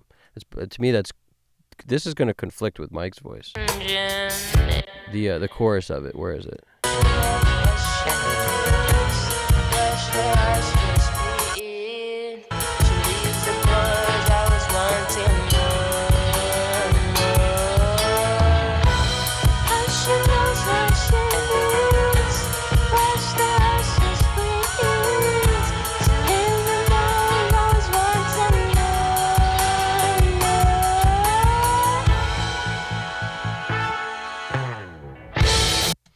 All right, we're getting somewhere, guys. We're getting there because now we've got a vocal. It starts to speak to us here. This is a double. Now, sometimes I'll EQ it again, but I'm going to use the starting point of where I just was with her voice because it's the same voice. It just clears a lot of stuff up for us. But I want to put something on it and then feed it to the background. So maybe like a little micro shift or something, like a chorus kind of a sound on her vocal, and just kind of throw it to the back.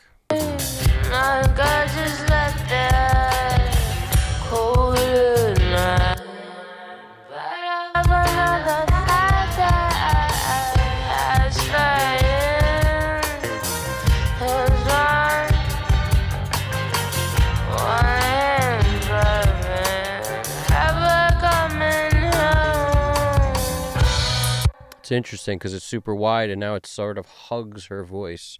Her double's hugging her voice. And usually I make the double significantly lower, so it's about 10 dB down from the lead. I make it, you know, lower where it's not super noticeable. And then when things are happening differently, as long as she's on pitch, it's going to be great. It doesn't matter. Like, I don't care about being identical here. That's why I hate that. I never use plugins like, what's that, like Vocal Align or Vocal or whatever those. I like Align, Auto Align for drums and stuff, but I don't like the ones that like do the vocal thing because sometimes that's super cool and that would totally cheese this part out. If that wasn't moving differently, it'd be worse. I kind of like it moving differently. Like.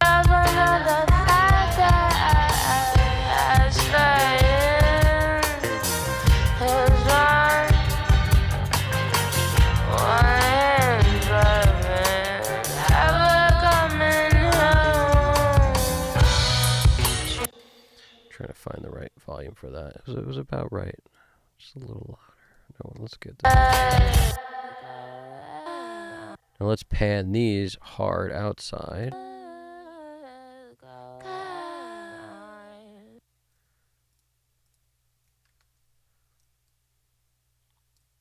like I said, starting point. But now that we've got, these are backups, I might roll off a ton more top end on it.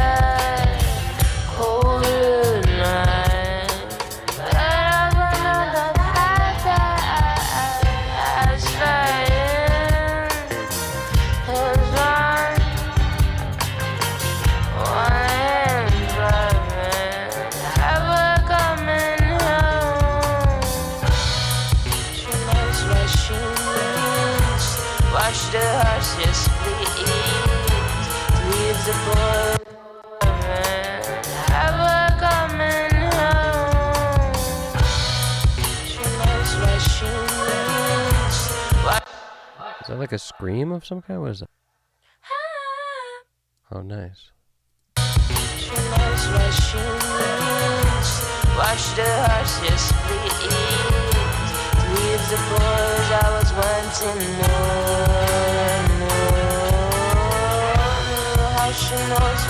They're so crazy. What does this sound? Nice. She knows what she needs. Hush the hush, just please. She leaves the boys, I was wanting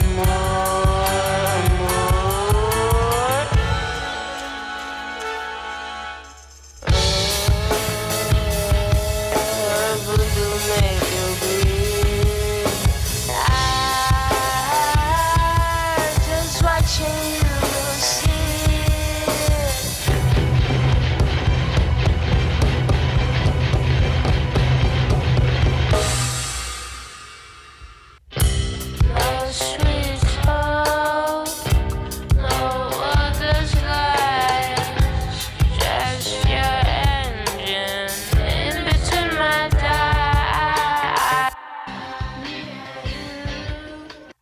Wow, we're beating the ponies off of this rough mix here. Listen to the rough mix.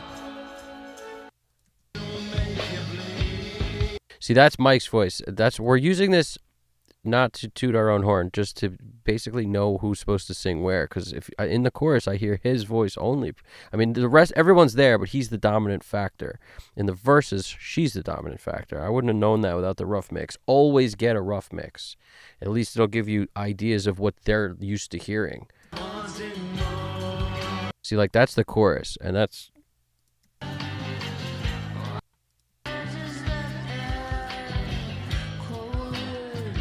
I'm gonna throw a limiter on this thing just to bring it up like a ton, so we could really hear it.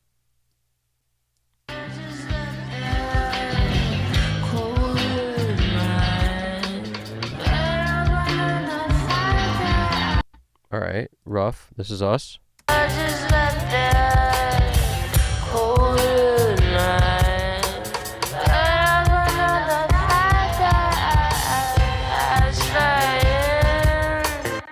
We're doing well, guys. Okay, let's keep it moving. Where are we at?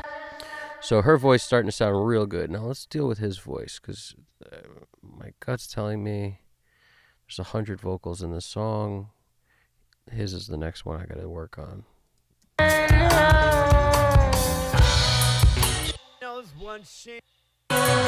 All right, what key are we in when this chorus happens, guys? let's pull it up. You know, I usually have a guitar nearby so I could figure this out, because I always just do that, right? Or I'll do auto key detection on you know, the Antares Jam. But if I pick up the guitar, I could get in the ballpark as well. So it's, like I said, I think this was I think this is a, like, is an E minor, A minor thing happening here.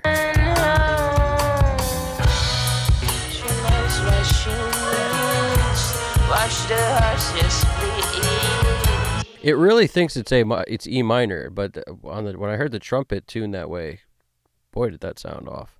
Also, I'm checking based on the bass, which I like checking based on the bass. I think it reads low end information better than other things.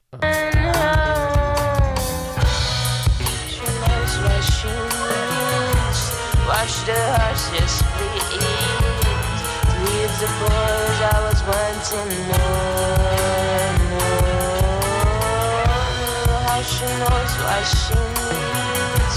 Watch the horses bleed. She leaves the the boys always wanting more. It thinks it's A major. She knows what she needs. Watch the horses bleed. Leave the boys always.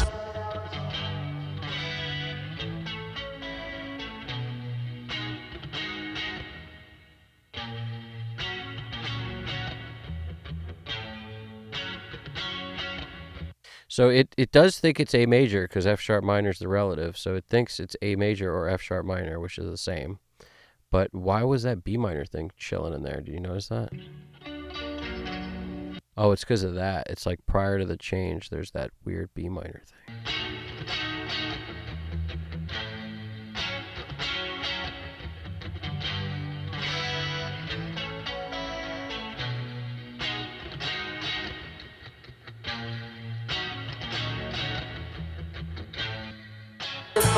All right, let's assume it is A major because it seems to think it is. So let's assume it is, and let's see what happens when I slap some of that on his voice because I can already tell we're gonna need it. The boys always wanting more and more. Oh, how she knows what she needs. I like his voice. Leave the boys always wanting more and more. How she knows what she needs. Watch the hearts just bleed. She leaves the boys always wanting more and more. Bleed. She leaves the boys always wanting more and more. Oh, how she knows what she needs. Watch the hearts just bleed. She leaves the boys always wanting more.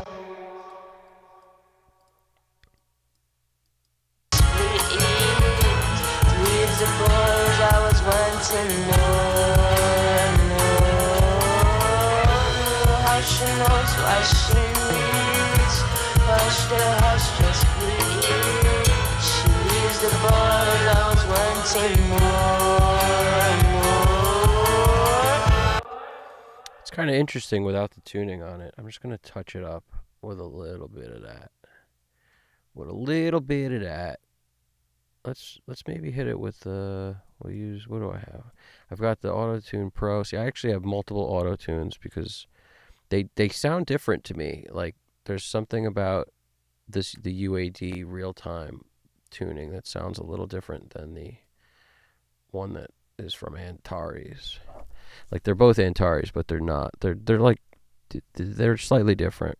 That's hard. I don't know. Maybe it's just the interface is different, but it sounds different to me sometimes. Minor. Leave the boys always wanting more and more. How she knows what she. Whoops. Leave the boys always wanting more and more. Oh, how she knows what she needs. Watch the hearts just bleed. She leaves the boys always wanting more and more. Leave the boys always wanting more and more. How she knows what she needs. Watch the hearts just bleed. She leaves the boys always wanting more.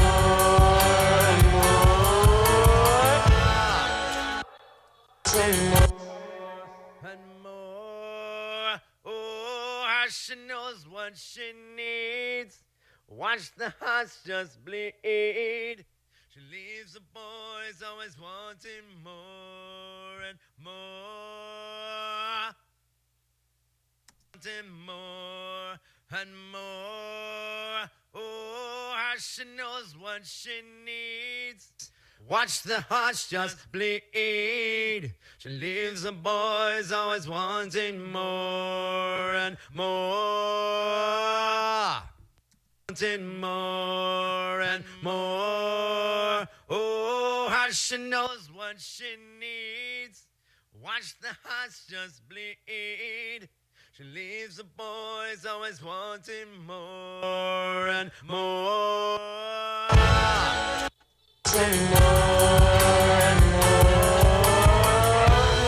she knows what she needs. Watch the hearts just bleed. She leaves the boys always wanting more and more.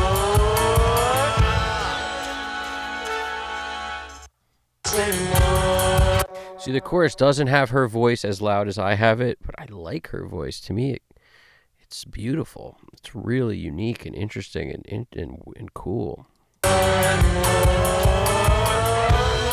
She knows what she needs. Watch the hearts just bleed. She leaves the boys always wanting more and more.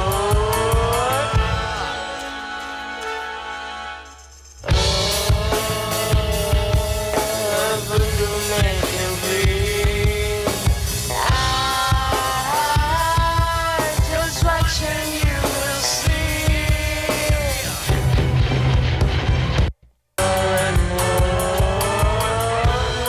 She knows what she needs. Watch the hearts just bleed. She leaves the boys always wanting more and more. All right, gotta pull some magic out of our asses. Hold on. The hearts just bleed. She leaves the boys always wanting more and more.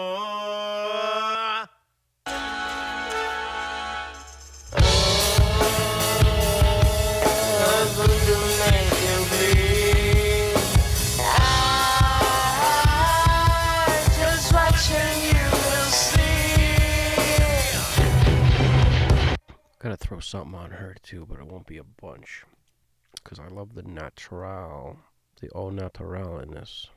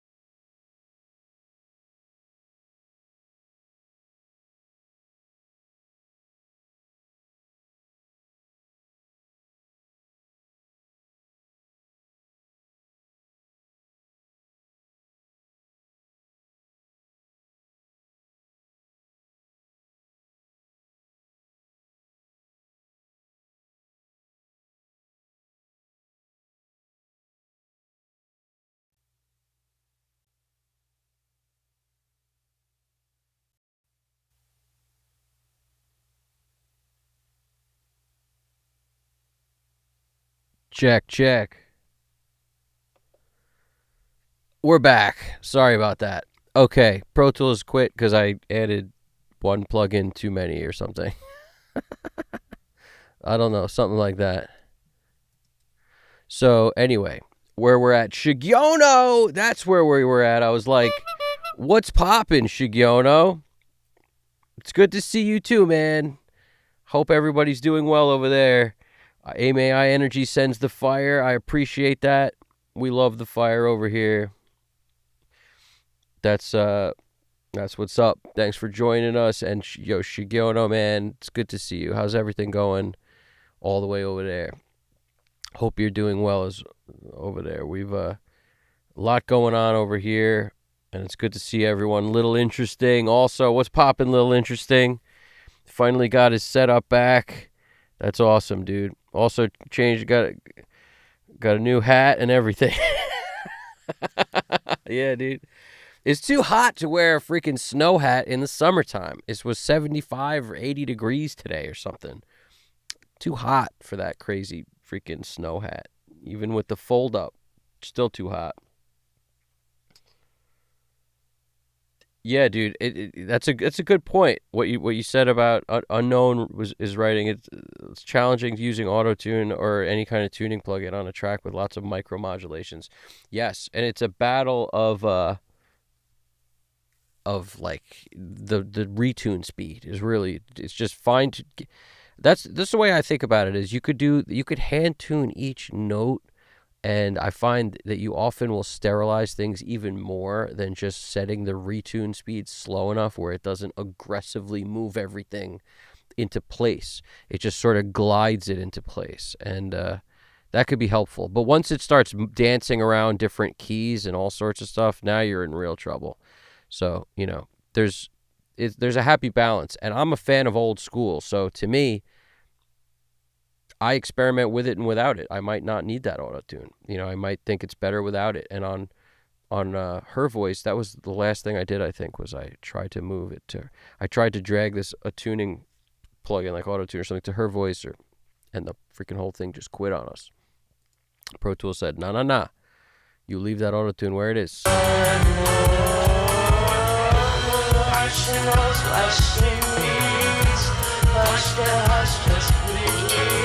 But yeah, it's a battle. It's a dance. It's a dance for sure. Pong Master! What's poppin', Pong Master?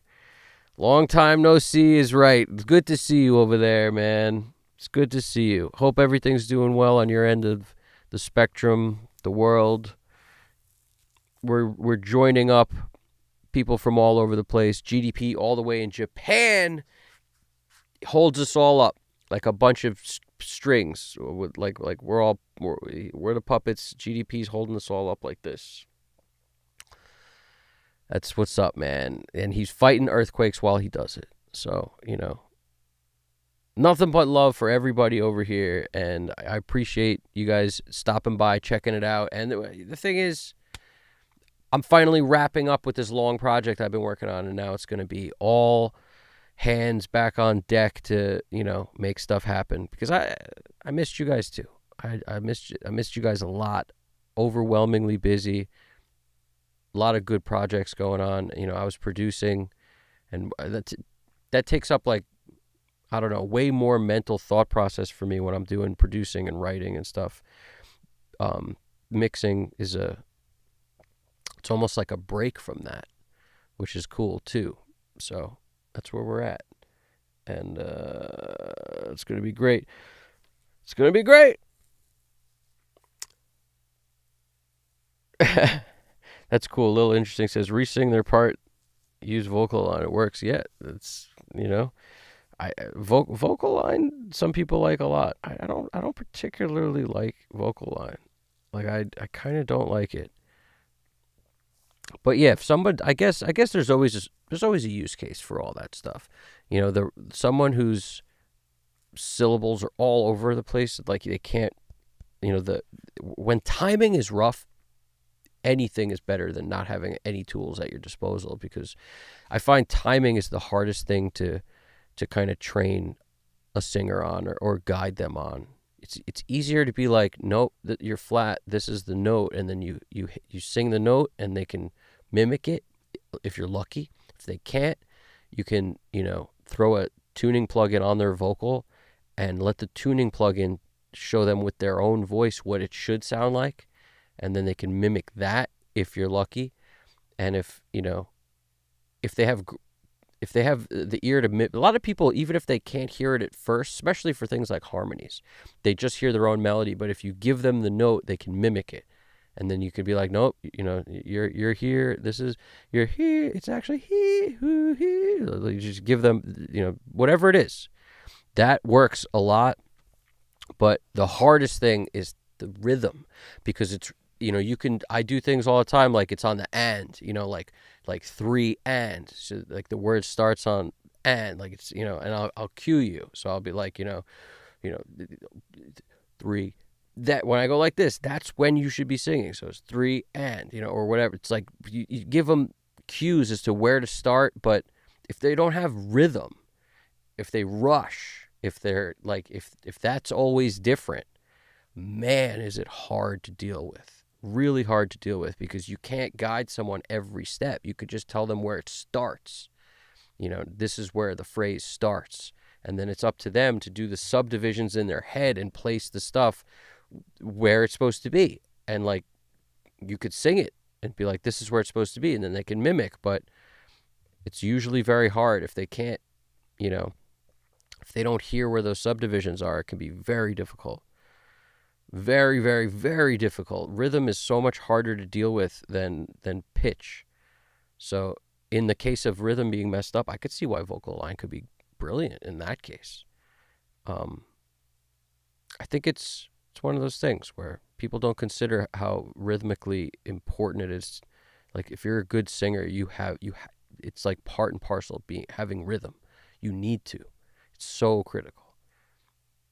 But I don't know if people consider that the way it is. But that's why a lot of singers are good drummers. If you're a really good singer, you could probably play drums with enough practice, getting your 4 limbs locked in, because you have to have that amount of rhythm to be able to do it. Anyway, it's my 2 cents. My 2 cents. Can't keep that one. Oh, one hyperlink in the house. What's poppin'? You guys, we were listening whole AI songs. I come across some in YouTube ads. They mash up styles with some kind of uncanny valley and audio equivalent, I guess. Oof, hate that. I hate when I can tell I'm listening to AI. And I don't want to bring up old news, but like that Dario ad with the freaking most AI of all AI to showcase strings, like whose brilliant idea was that? Ridiculous. What? I hate listening to music that sounds like that. I hate it. Like with a passion. I don't like it. I like my space in the music to have no artifacts in it. I don't know about you guys, but like when there's air and space in a song, I'd like it without artifacts. Hold the artifacts, please. And that can only happen if it's not AI.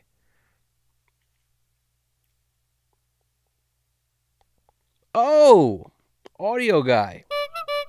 Audio guy in the house. What's poppin', audio guy? Dario for life. I honestly, I have a couple pairs of their strings, sets, not pairs, sets of their strings. I tried their acoustics strings. That's really why they're in my life at all is their acoustic strings. Those XS or whatever they're called. X something or other. Those things. Because they're supposed to be like stronger and whatnot. But I was an Elixir fan for a really long time on acoustic. Because that's what Taylor's used to come with. So that was like, I was like, oh, these are just great strings. And I kind of got used to that like almost plasticky feel. I kind of got used to it. And I like it. Like, I don't hate it. It's like easy on the fingers, lasts forever. And they're the OGs. Like, a part of me really likes OGs. in general. I like OGs. Like if you're first, you know, that's something to that to me. But yeah, when it comes to electric strings, I'll play anything. I don't give a crap. I like light strings though. I'm a light strings guy because that's just how I am. I don't know. There's like a whole debate about that. Of course, everywhere there's always debates. But once you realize that like Jimmy Page, Brian May, freaking Billy Gibbons, once you realize all these guys use strings that are lighter than anything any of us have ever played, you realize that like light strings aren't bad. It's just easier to hit everything. It's just easier to bend the notes, man. But, you know, some people like that fight back. Yeah, you know. Hendrix used a very interesting set of strings where the high strings were like, the high E was a 10, but the low E was like a 38, super light. And that's why a lot of his stuff is so jangly sounding, and I love that. But, you know, the easiest set of strings to find is, you know, a regular set of 9s. Does the trick. I like those. I used to use 10s, and then I realized why. On an acoustic, I use 10s. On an electric, 9s. Watch the horses breathe. Through the borders I was wanting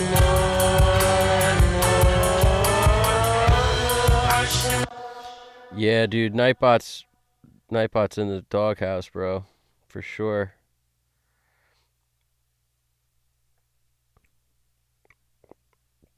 You know, maybe I should revisit it, but how it fixes inflection and vibrato. See, that to me, that's the thing. It's like a singer's voice is so unique because of the way they use their inflection and their vibrato.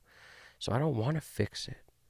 Like, I don't want an algorithm deciding what that should be at all. I don't care how much tweakability it has. I just don't want to mess with it. I want that to be whatever it is. So that's why, like, I'm just sort of weirdly opposed to that plugin. Vocal line, but I'm sure it's necessary in some cases.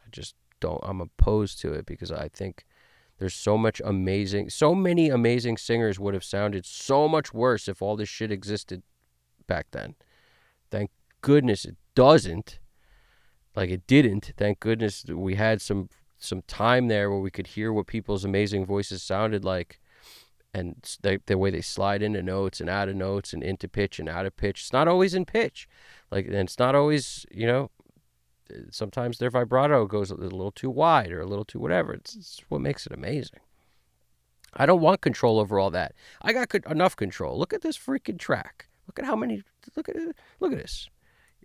There's not enough things I'm controlling in here. I'm controlling plenty. What do I need? More control over the vibrato and the tremolo? Like, get out of here. I don't need that. You know what I'm saying? I don't need that.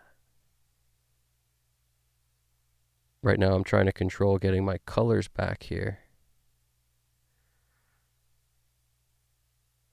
Every once in a while you gotta click that thing and it like deselects and selects. What's taking so long? It doesn't usually take this long. See what it says connecting? Why is it taking so long? What's going on? What is going on?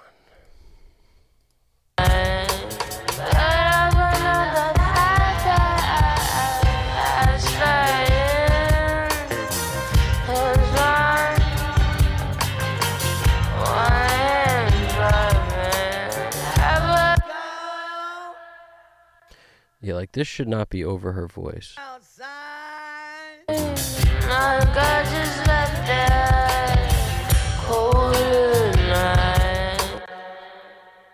I don't think I'm gonna try to make it where I could hear it, but just no way do I think that should be part of that vocal. Like, I'm gonna have to make a couple executive decisions here. Why is this still connecting?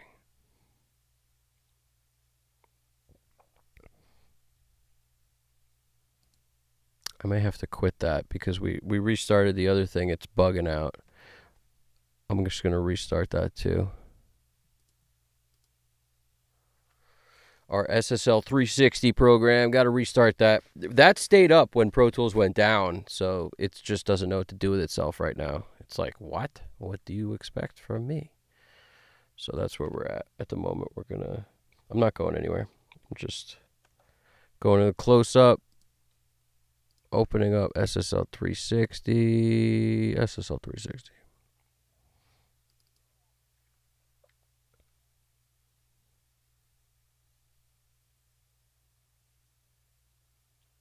Why are you taking so long? What is good with this thing? Always something, you know what I'm saying? Alright, we're back. Kind of. It's like having a heart. It's not connecting. Well, why? Why? I've never experienced what is up with this thing. This is the first.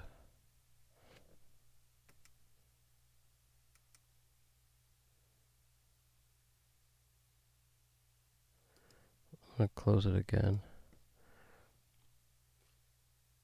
I don't know why it's being so ridiculous.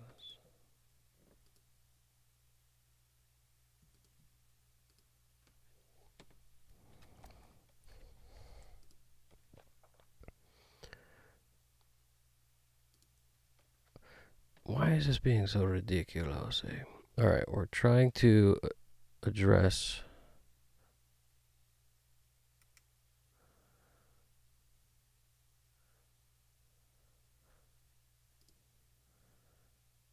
trying to make SSL 360 come back home to us. Come back home, buddy.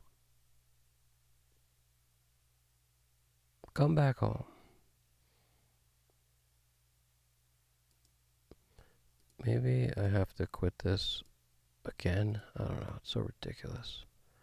Maybe. We'll see. Let's see. I'm just gonna quit Pro Tools again. I'm gonna freaking...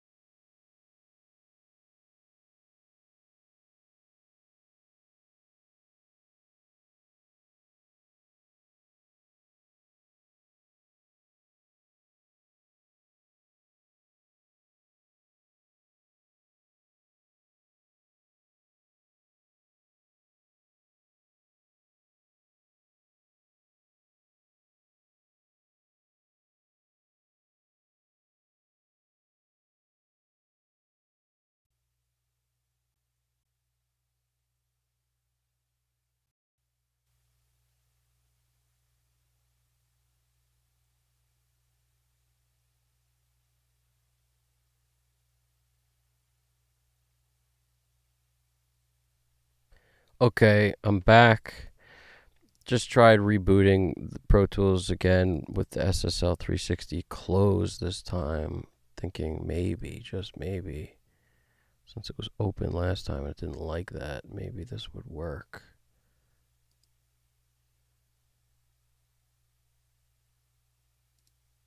It's like it's not connecting to the hardware. I might unplug the hardware and then plug the hardware back in again. That might do it. Because it's still not connecting to the freaking hardware. I like never have had to do that, but I don't want to reboot my whole computer, so try it.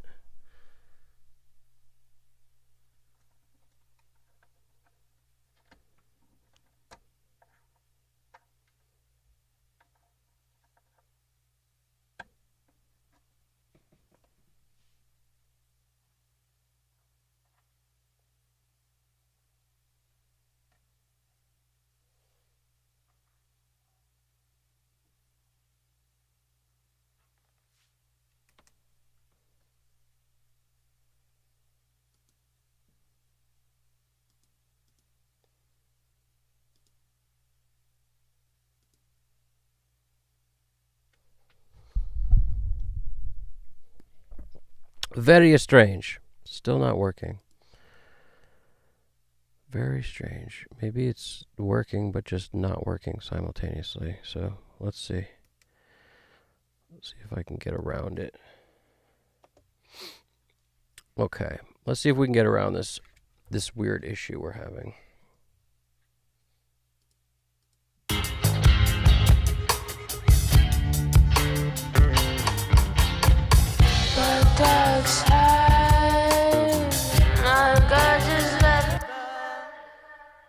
Cold at night. So the mouse is working. My controller is just not working.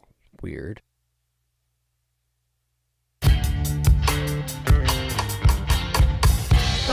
This definitely has something to do with the fact that the Pro Tools quit thing. Definitely. But typically I would just restart my machine. I don't know if I want to do that, though, during our stream right now. That's all. It's just annoying to kill the feed, and then it goes nonsense.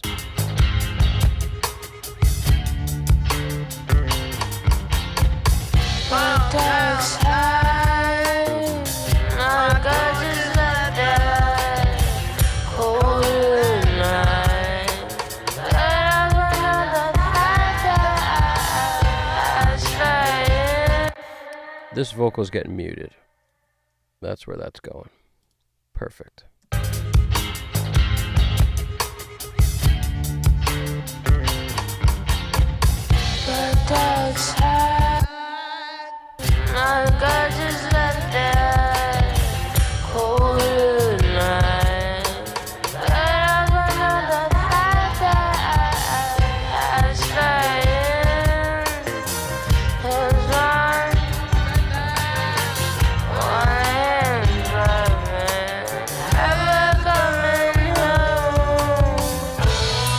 Maybe just this line.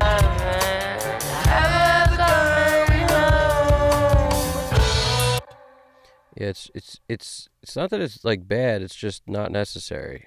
This should be her voice. This should not be. There's already a plethora of things happening with her voice, so why do we need more? Too many things.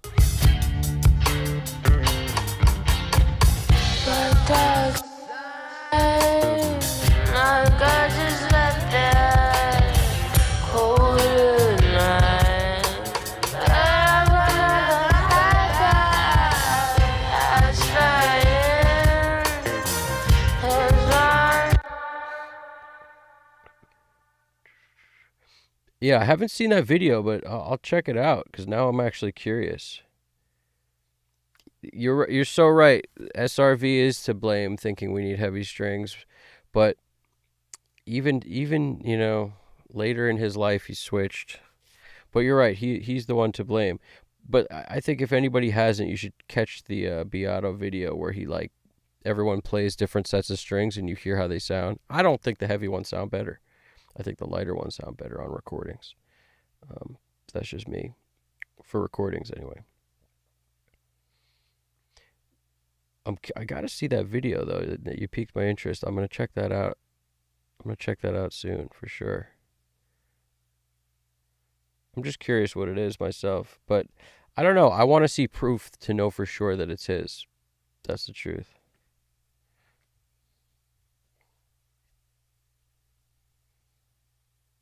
I like vocoders on singers' voices for sure. There's something cool about that. Exactly. Hyperlinks nailed it here. Hyperlink. I like your style with that. I was just reading back on the comments. Voice is a microtonal instrument. People should get over it. It's not fixed notes, but the spectrum communicates. The spectrum communicates too. Yeah, it's true. It's the way you slide in and out. It's the beauty of vocals, man. It's beautiful, and it is, a great singer can make microtonal sound amazing.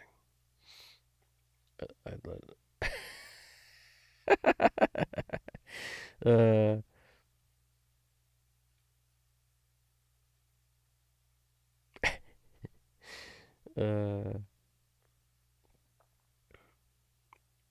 how many total tracks in the sesh? Unknown is asking. This one, I thought it had like 70 something, but that maybe I could have like already thinned it down and like compiled stuff and to make it as small as possible, but I'm not exactly sure.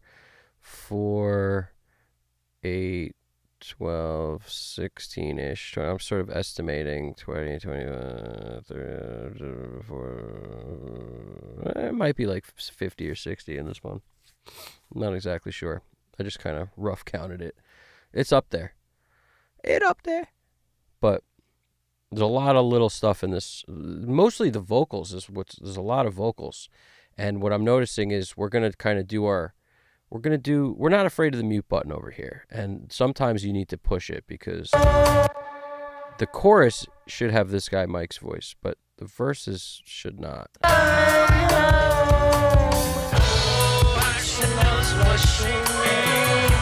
Watch the hearts just bleed. She leaves the boys always wanting more and more. Oh, how she...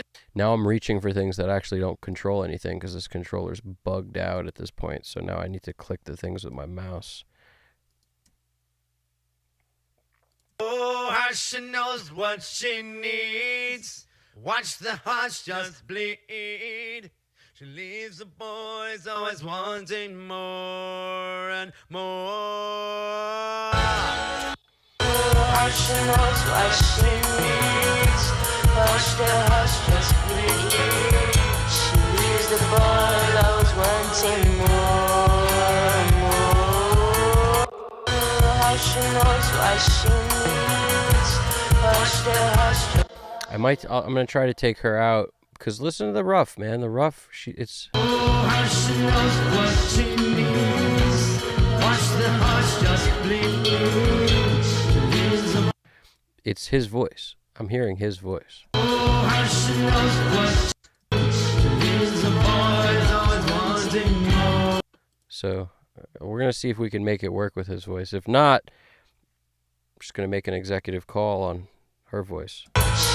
Keeping her voice in there because I already know that I like her voice. It's just it doesn't work with his voice. How she knows what she needs. Watch the hearts just bleed.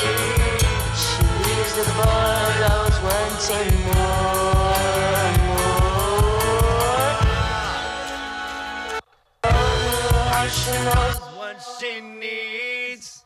Watch the hearts just bleed.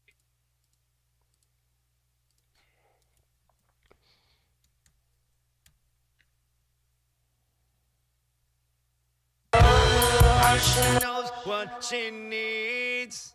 Watch the hearts just bleed. She leaves the boys always wanting more. She knows what she needs. Watch the hearts just bleed. She leaves the boys always wanting more.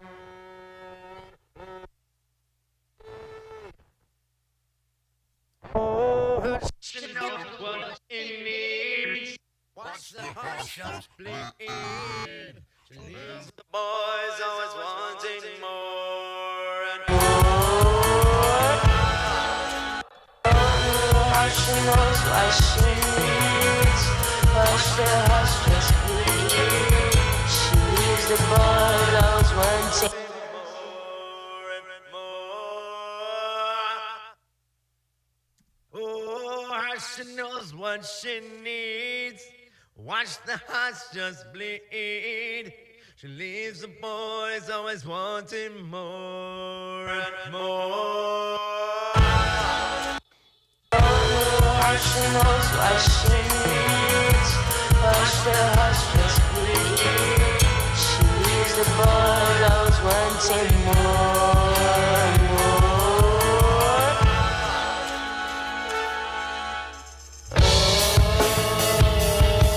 Oh, voodoo make you breathe. Just like she knows what she Watch the hush just bleed. She leaves the boys always wanting more and more. Oh, how she knows what she needs. Watch the hush just bleed. She leaves the boys always wanting more and more and more.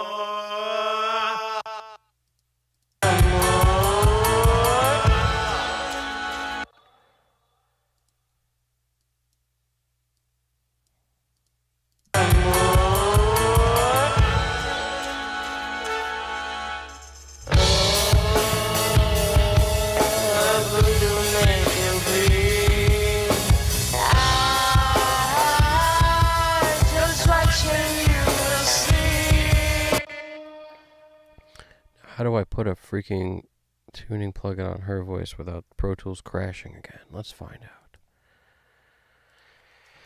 I'll try to do the UAD one, which is going to run differently. It's going to run on those Shark Jams. Shark Jams! Come on! Yes!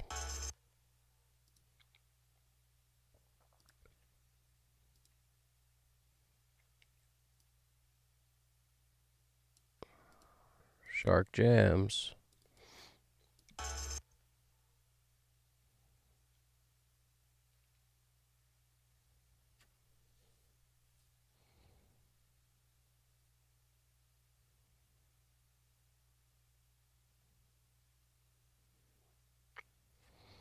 This is so interesting what you guys are talking about. Some days go to YouTube or cat videos. Other days you learn industry secrets. I don't know. I have a hard time believing that it's real, but I'm going to check it out. I'm just a skeptic. I'm a skeptic. Until I see it, I don't know. I'll have to see it and determine for myself if I think it's real.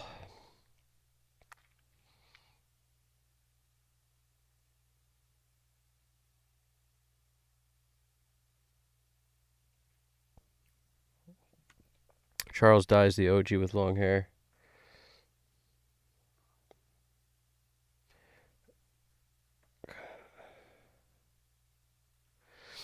Yeah, I love Don't Speak. So good.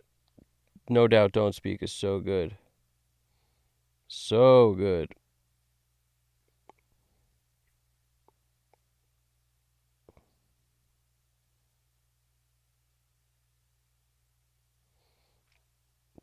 Chief clone of Charles Dye. Charles Dye is the GOAT for real, dude.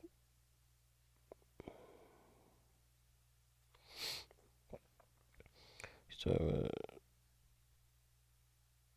I'll check it out. I'll check it out and I'll let you guys know if I think it's legit. Yeah, there's a lot of crazy stuff. I love that Eddie Kramer tip, hyperlink. Use the accidents, leave it. I love that. But that Rick Beato interview with Eddie Kramer is great.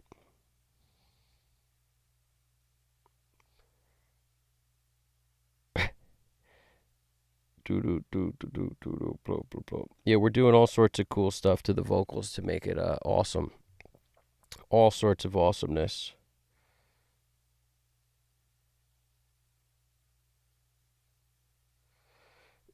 Yeah, well, that's the thing. It's what works or doesn't is ultimately opinion, and I feel like it's sort of our job to present something in the best light possible and give our opinion. Like we don't know what other people think; we only know what we think. So they may have thought that it's that it's supposed to be all together. But I have a feeling not, because when you listen to the rough mix, what it sounds like to me is there might have been a bunch of vocals, but they're all buried, and the ones you can hear are his in the chorus, hers in the verse. So it's almost like subconsciously they knew what worked and what didn't. So even though this stuff exists on the tracks, it's not really audible in certain parts of the song. So, whatever was going on there, I'm just sort of going to do my own take on that, which is I love her voice. I think it's really good, and it's the strength of this song in terms of vocals. Like, it's what makes it super cool. And in the chorus, I may switch to his voice. I may not. I'm not quite sure. But while I was mixing her voice, one of the first things I did was filter it, and I loved it. I like that lo-fi-ish sound, because the mix is so dense. As soon as you go super hi-fi on top of a mix that's super dense, you're not doing yourself any favors. You almost have to create a cannonball of a vocal, Tom Lord Alge style, that's this big, so it can just pummel through everything and you don't lose it. As soon as it becomes this wide monster, it's competing with everything else, and everything else sounds worse now. So, there's a magic to the pummel, the cannonball. You gotta pummel that. And this thing, that super filtery sound, like I threw something on to sort of make him separate from the mix. So I'm experimenting with these H3000s. I wanted him to be out of the way and kind of, so I can just have her in the middle. Because without that, it takes up too much space, his voice, to me. Anyway, maybe in the chorus it'll be all right if I take out her voice, but... She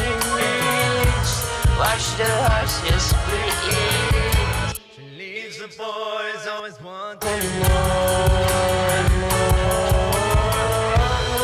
She knows why she needs, watch the hearts just bleed. She leaves the boys always wanting more.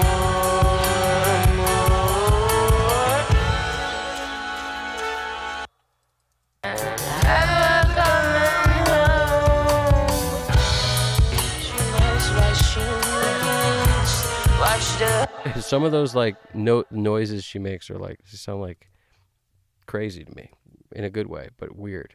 I like weird. It can't be too weird for me. She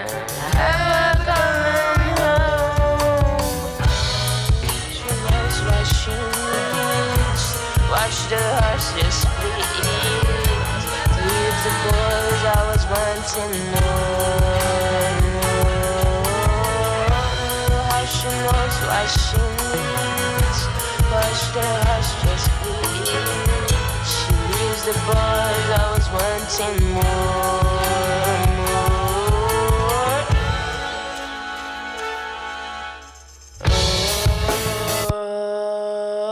Voodoo make you bleed. Watch the hearts just bleed. There's some effect on her voice. Watch the hearts just bleed. I was going to say there's something that I didn't put on there. That's part of her vocal, I think. How she knows what she needs. Watch the hearts just bleed. She leaves the boys always wanting more and more. How she knows what she needs. Maybe I'm wrong. I don't know if there is any vocal effect on it. It's just the way her voice sounds is like that, which is cool. She leaves the boys always wanting more and more.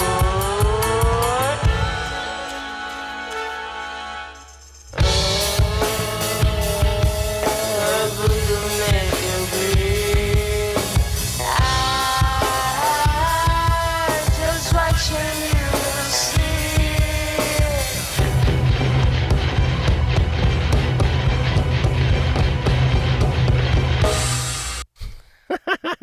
That part's crazy. I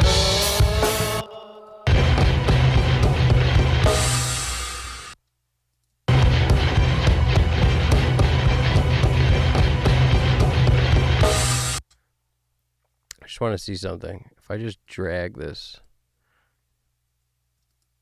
back, is it going to sound more in time?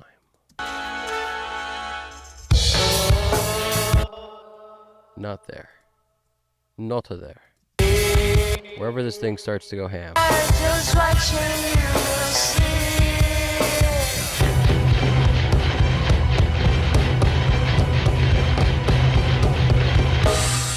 I don't think it's the drums that are roughing me up. I actually kind of like that. Like, that's okay. It's weird. Like I said, it can't be too weird. Can't be too weird for me.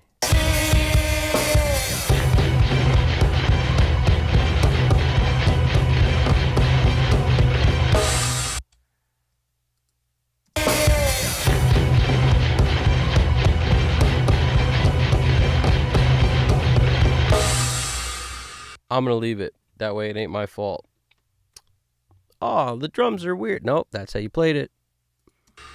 No sweet soul, no other's life, just your engine in between my thighs. Yeah, you will pass them all. Let's go somewhere.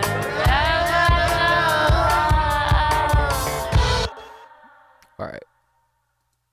We got to mute some shit here. Let's go somewhere.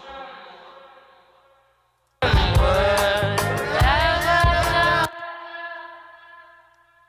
going to return to that same idea where her vocal is the one that takes the cake for me. Yeah, like that's smooth and weird and cool. No sweet soul, no other's life, just your engine in between my thighs. Yeah, you will pass them all. Let's go somewhere.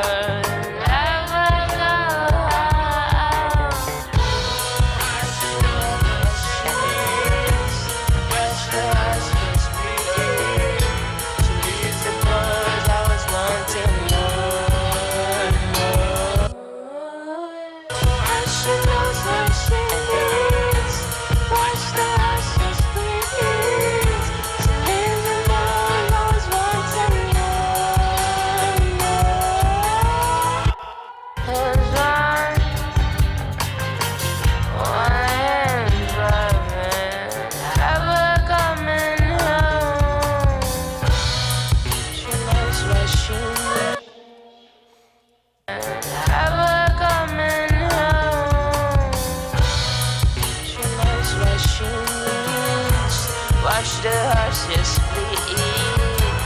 Leave the boys, I was wanting more. How she knows what she needs. Watch the horses bleed. She leaves the boys, I was wanting more.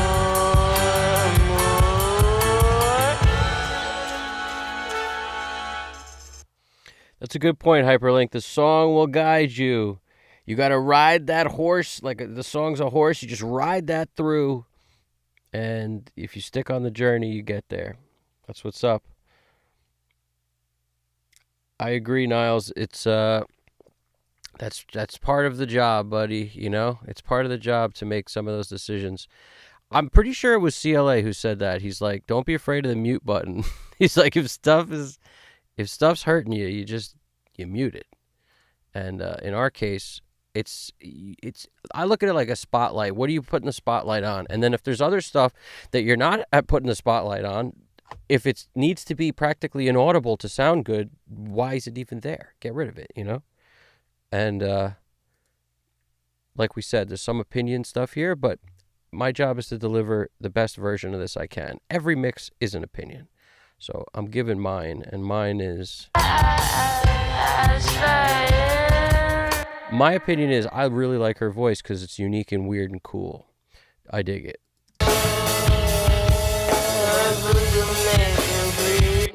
And then there's certain moments here where I had to take stuff out, and...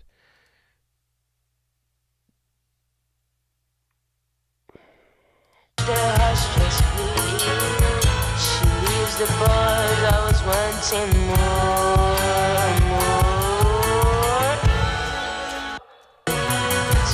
Hush, the hush, just please. She leaves the boy always wanting more.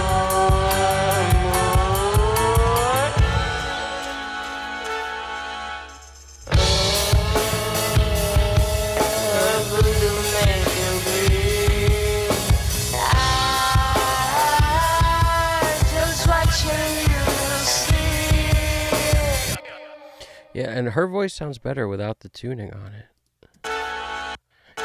Just more real. Just watching you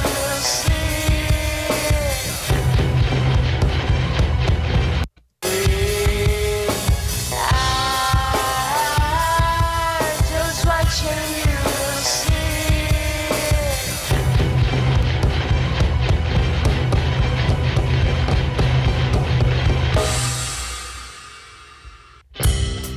sweet soul, no other's life, just in between my eyes.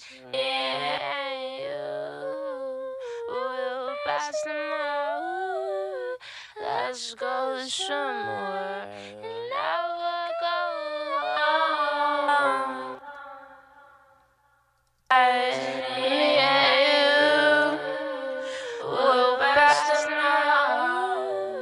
Let's go somewhere.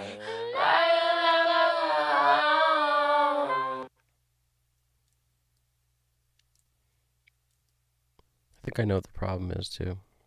And in between my thighs,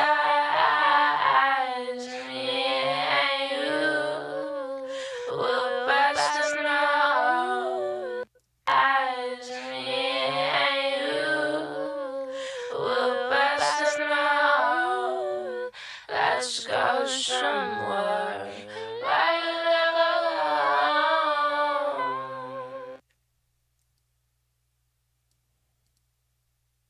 Eyes, me and you will pass the snow. Let's go somewhere.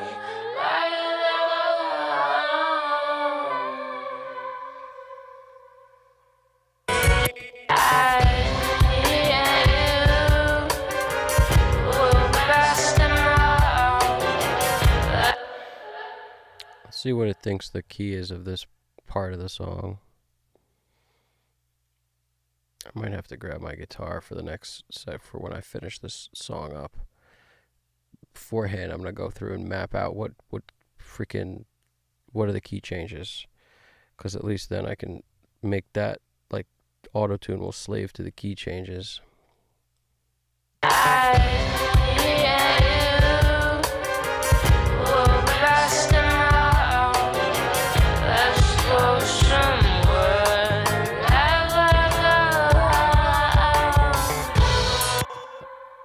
Where did I put that freaking thing? Here it is.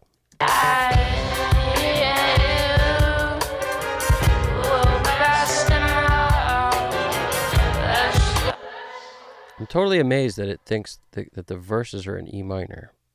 It might be.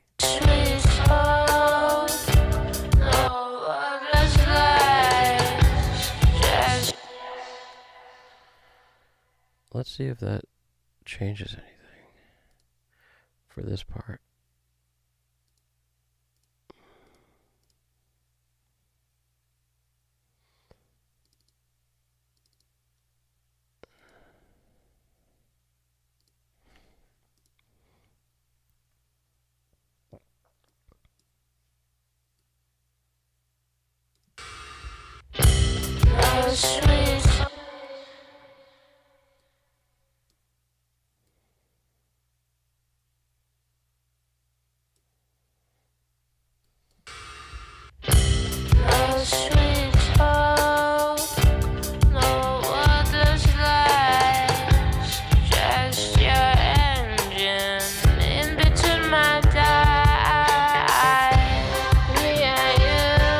I think that's what I was saying before when I said I think I know what's going on here.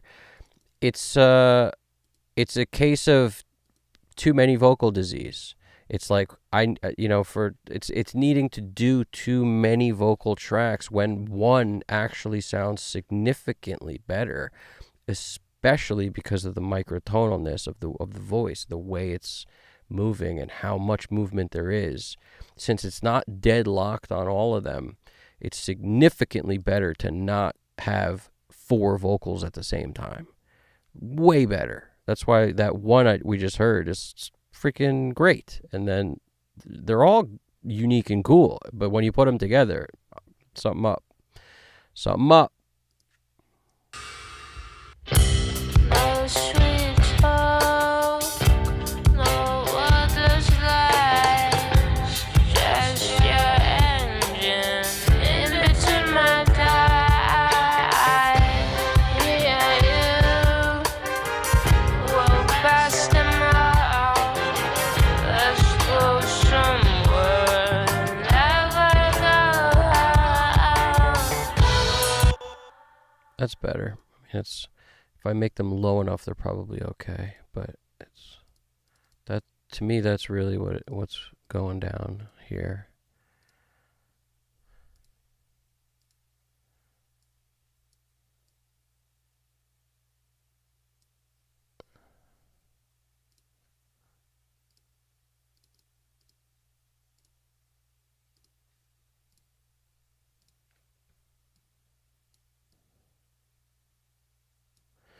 And this is a verse.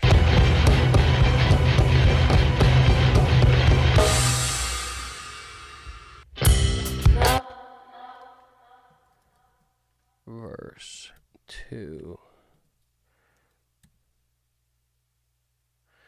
Start, end, verse 1.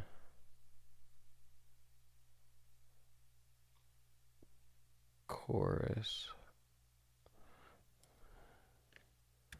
6 is fine.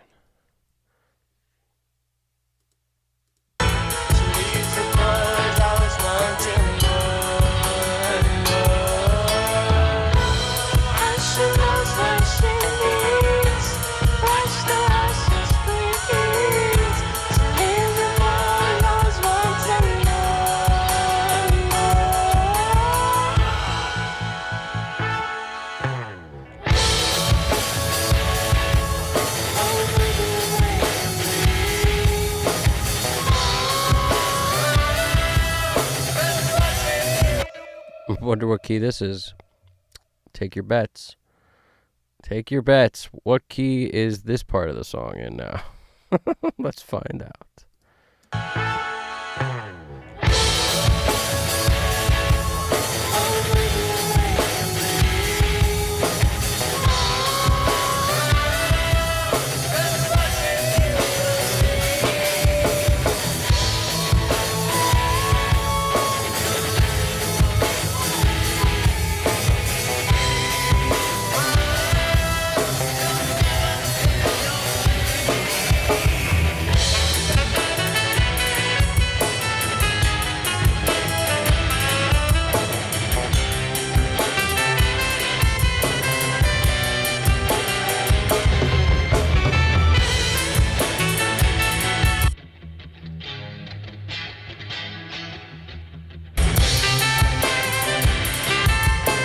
And anybody notice how it flipped from minor to major when the sax came in? That's kind of cool.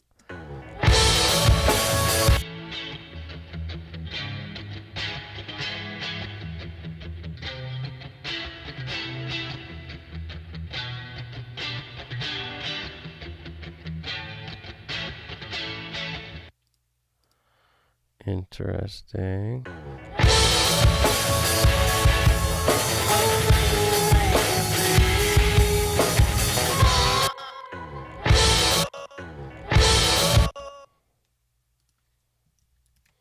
I think this is a chorus. Your guess is as good as mine. I think that's a chorus.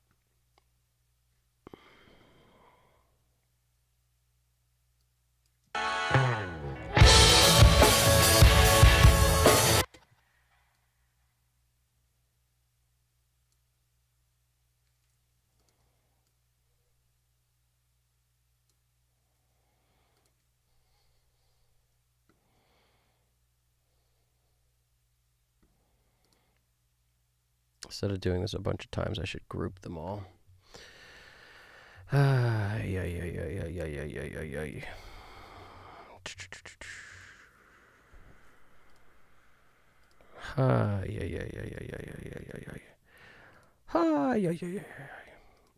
This is the unglamorous part of the job.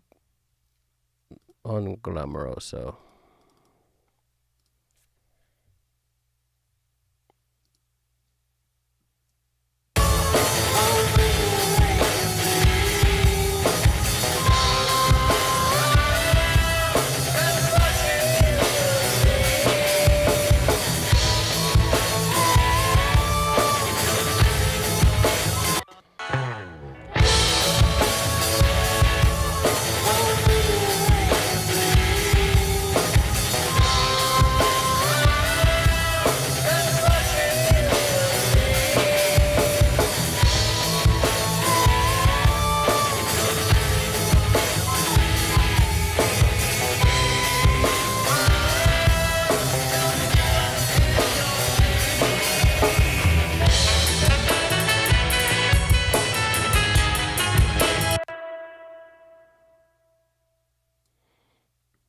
That's so weird.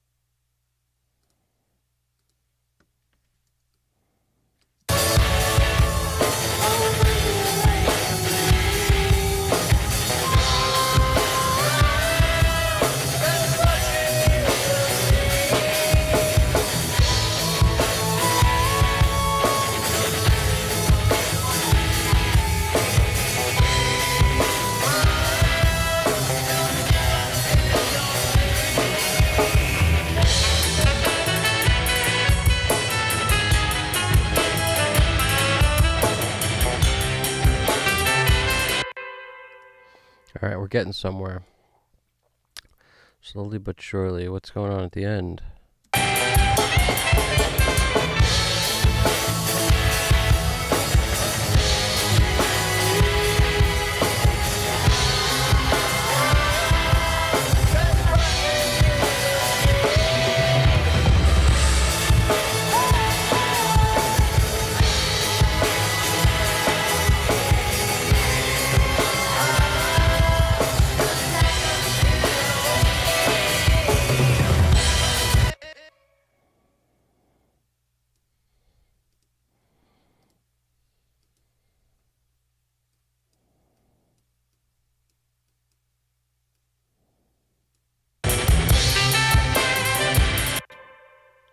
Now, where's that first verse?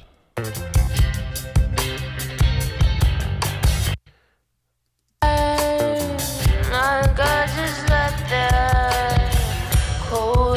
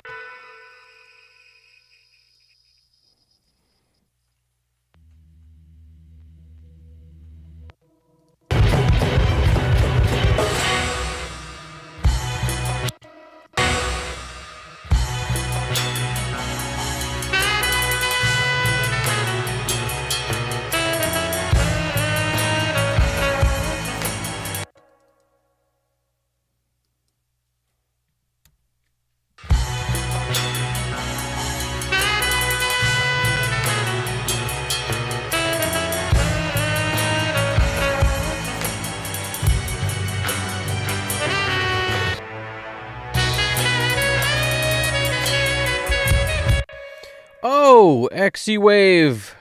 What's poppin'? How we doing? We're fighting through. We're battling. We're swinging through the vines. In the Princess Bride, fighting those freaking, what do they call those things? Those giant swamp things. You know what I'm talking about. We're doing the thing, man. Yup. That is true. The drums are our anchoring confined deal. One stereo mic, Yamaha, mounted on the drum kit. For anybody who's asking, should they do that in the future? I would say no. Don't do that. What are you doing? Don't do that. Don't do that. But for this, it's pretty good. It sounds like I'm kind of happy with the way the drums are coming together. I'll take it. Going from nice, dude. Where are we at?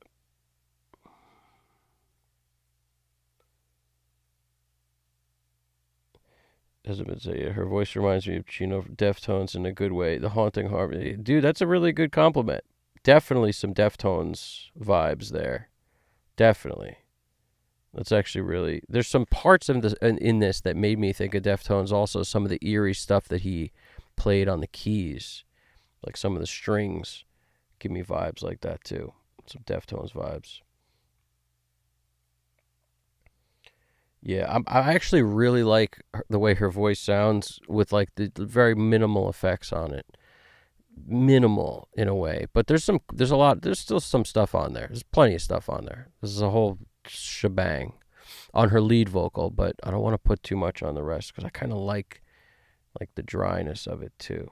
It's like I have both going on at the same time now because of the ducking. Use some side chain, keep it out of the way, and then it just comes in when she's done singing. I like that.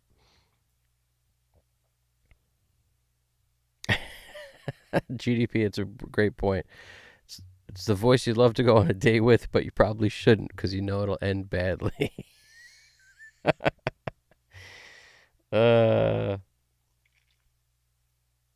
That's funny. Dude, I'm glad you like this hat, dude. We had to go with a new hat today.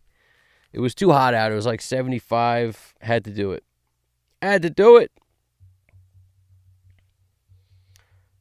Yep.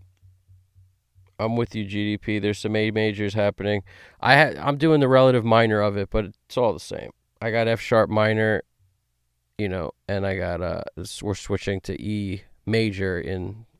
It's so far we've established there's at least, either F sharp minor or A major. They're the same, right? Then there's definitely E major in the chorus, or whatever we're calling it. I guess it's the chorus. Call it whatever you want. The aardvark part. And then there might be another key change hiding in here too.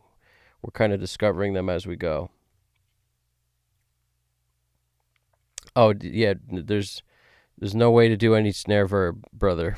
I don't want to put verb on my kick and my everything else.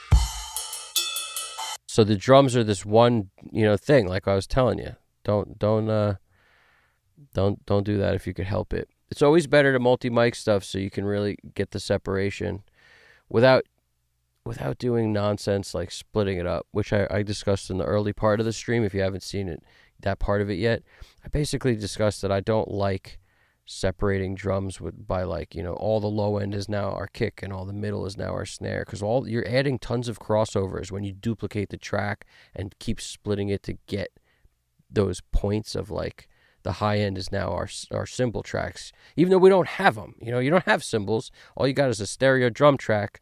You're going to take, 6K and up and call it your cymbals. Everything's in there. So it's not. And it's also going to cancel a bunch of stuff out.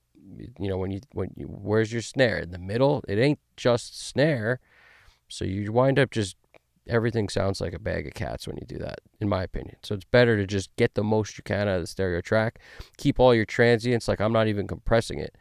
I'm sending it to a parallel and smashing it, but I'm sending one of these uncompressed versions straight to the mix bus, and I'm smashing one, blended together, so that we have the most we could get out of these drum sets. I added a little bit of low end harmonic generation, sub harmonic stuff with the VOG, just to give us a little more body on the bottom. And then our parallel has a Studer tape jam and this before the Studer. And I'm hitting this pretty hard. We're getting like at least 8 dB most of the time. That's our drum sound. Because this is our drum, this is all the drums you got. You want drums on one stereo track? No. Well, here you go, buddy. There it is. So that's what you got to do.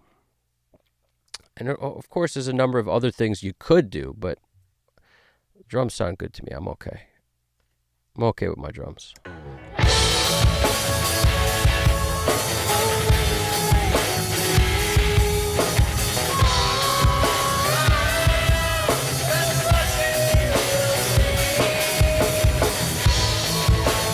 They sound supernatural, which I like, because it could have gone the other way. And there's barely any top end on this thing because of the cymbals. I'm fighting cymbals in the middle, and I was sort of putting some back on the top to deal with it.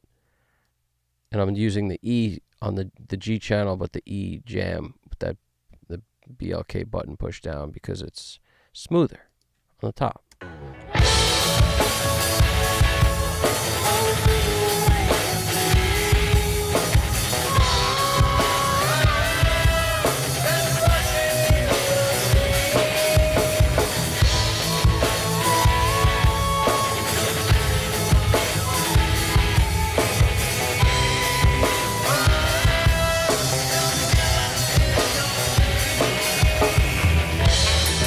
Notice the moves are generally fairly small compared to what I might do if I had all the mics, because every move affects everything. So if I take too much out of the cymbals, we're losing snare up there too. We're losing attack off everything. All the snappy attack on every drum is dipping also. So you can't do too much of it. If you boost the top, some shelf for some air on top, you're boosting the top on everything. So it becomes a real seesaw battle of give and take.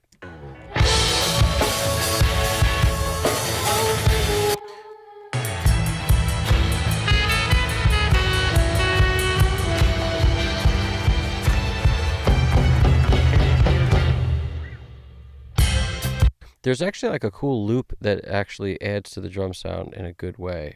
I like it. I want more.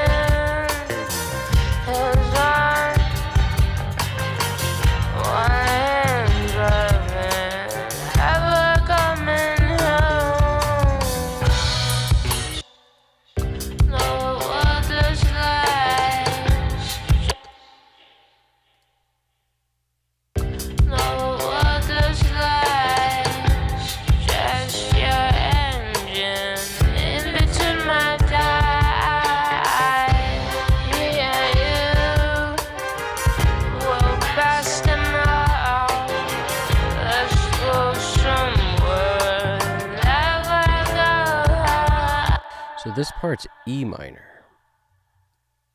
I'm just trying to wrap my head around remembering what the hell's going on here. This is E minor. Not that we're probably going to use this. Some of these high ones. But outside, my God just left that colder night. But up another night that I slide in. Hands on, one hand driving, ever coming home. But outside, my God just left that colder night. But up another night that I slept. Yeah, dude. I hope you're doing well, XE Wave. It's been a minute, dude. I hope you're all right, man. Everybody who's checking it out, I hope you're good. It's been a minute since I saw all y'all. I hope everybody's had a lot of good work that they've been getting done and everything's good with everyone's health and family and everything else. I hope you guys are doing well. I missed you guys. Colder night. But up another night that I slide in. Hands on, one hand driving, ever coming home. She knows what she needs. Watch the horses bleed. Leave the boys, I was wanting more and more.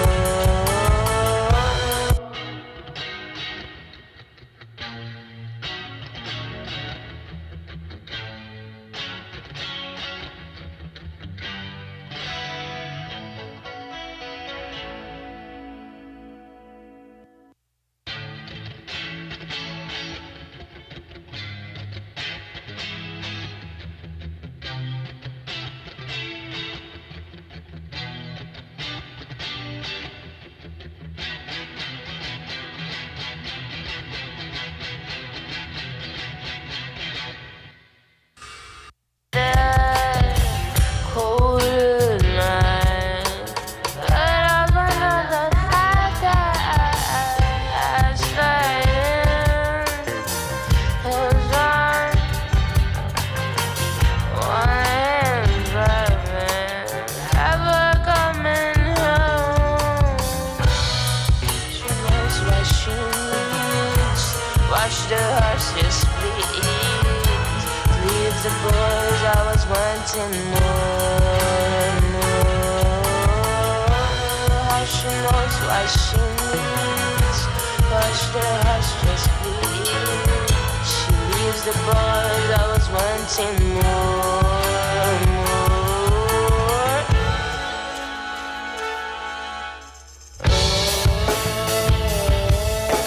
Voodoo make you bleed. I'm just watching you sleep.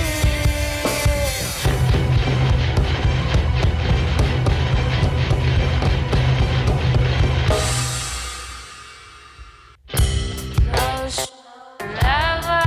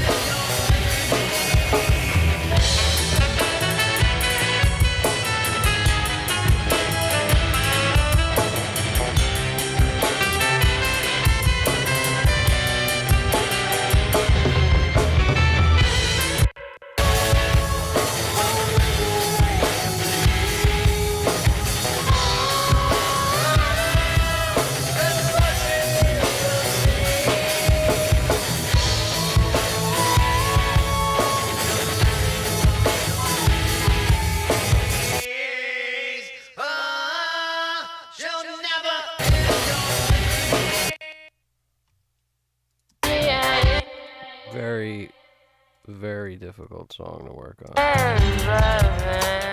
Ever coming home. She knows what she needs. Watch the horses bleed. Leave the boys I was wanting more.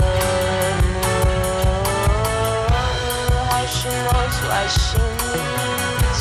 Watch the horses bleed.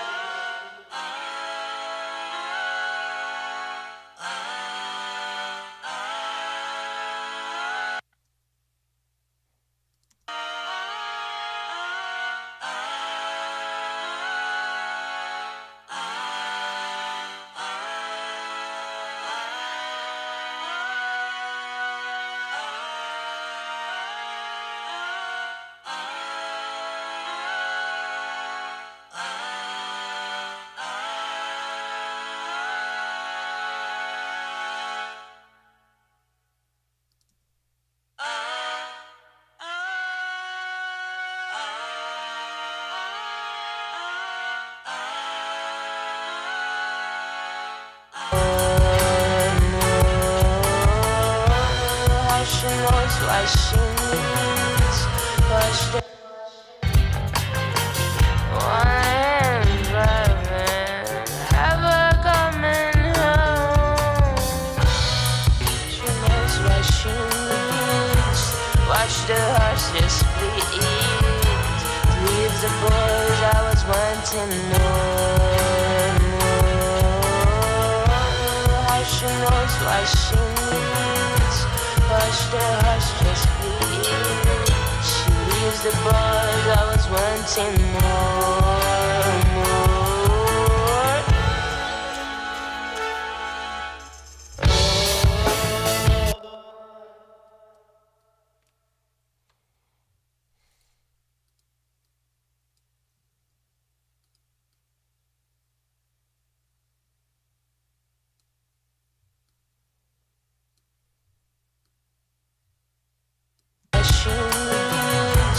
Watch the horses bleed.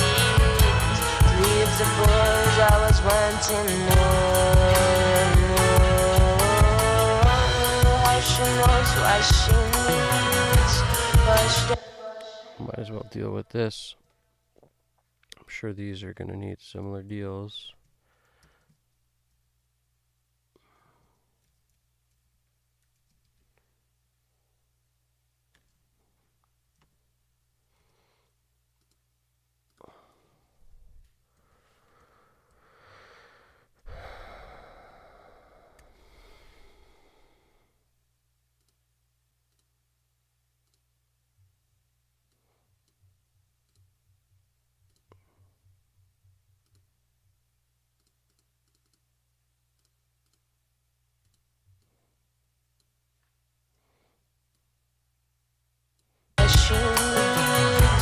Watch the horses bleed. Leave the boys I was wanting more.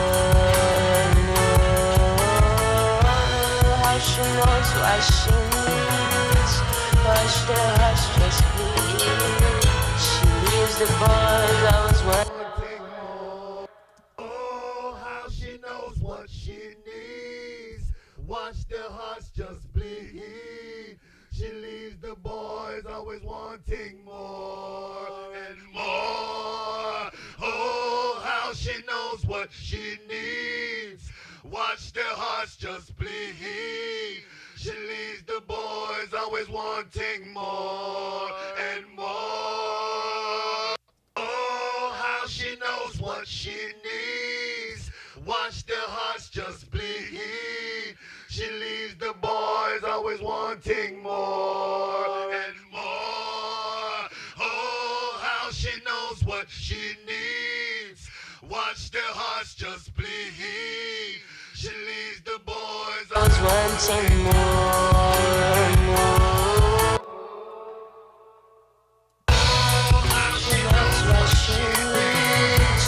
Watch the horses bleed.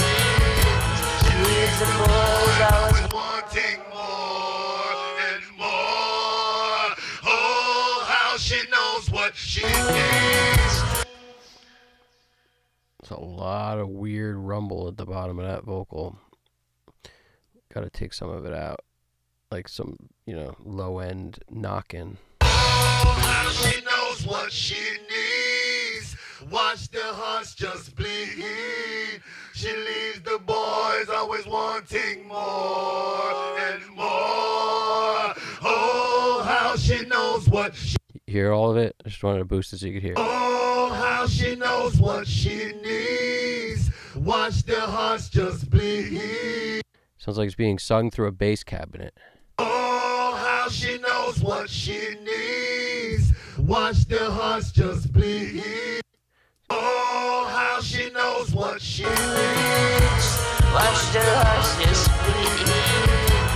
Leave the boys always wanting more and more. Oh, she knows what she needs. Watch the hearts just bleed. Leave the boys always wanting more and more.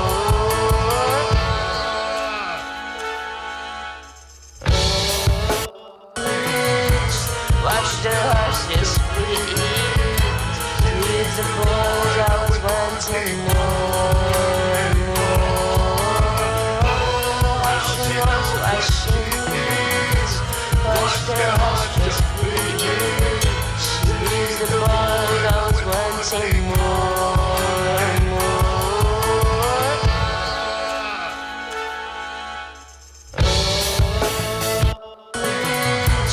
Watch the hearts just bleed. Leave the boys always wanting more and more. She knows what she needs. Watch the hearts just bleed. Alright, now let me figure out what the hell's really going on here. Watch the hearts just bleed. Leave the boys always wanting more and more. She knows what she needs. Watch the hearts just bleed. Leave the boys always wanting more and more.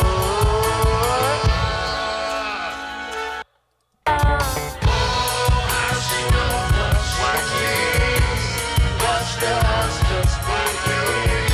She leaves the boys always wanting more and more. How she knows what she needs. Watch the hearts just bleed.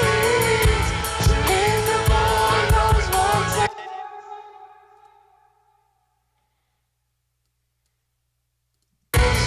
Watch the hearts just bleed. She leaves the boys always wanting more and more. How she knows what she needs. Watch the hearts just bleed. She leaves the boys always wanting.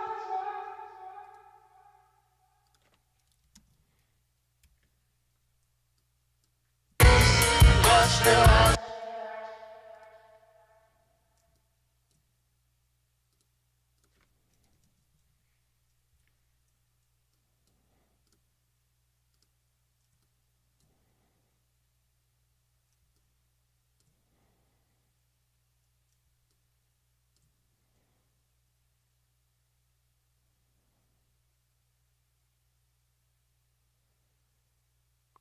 Just throwing some reverbs on. Just soften these things up a little bit. I'm just mixing them up a little bit. Do 19 on this one. Watch the hearts just bleed. She leaves the boys always wanting more and more. Watch the hearts just bleed. She leaves the boys always wanting more and more.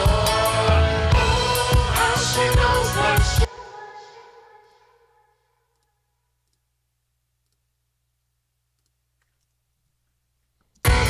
Watch the hearts just bleed. She leaves the boys always wanting more and more. How she knows what she needs. Watch the hearts just bleed.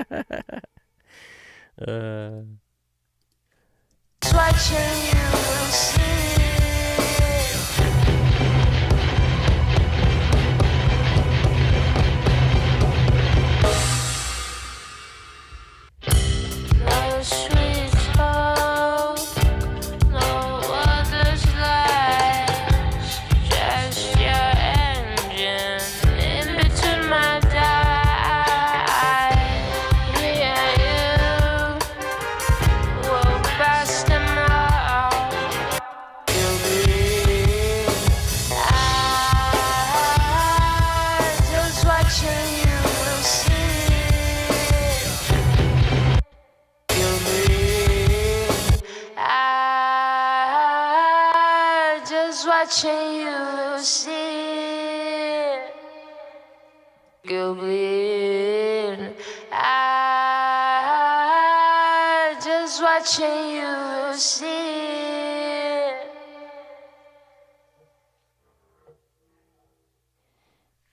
That ending is so far from E minor, it's not funny. You bleed. I just watching you see. I think it changes at the very end. It goes out of the key. Gonna have to draw some of this bullshit with Melodyne and stuff, I think. You bleed. I just watching you see. Gonna have to draw it with graph mode. We shall find out. We're discovering.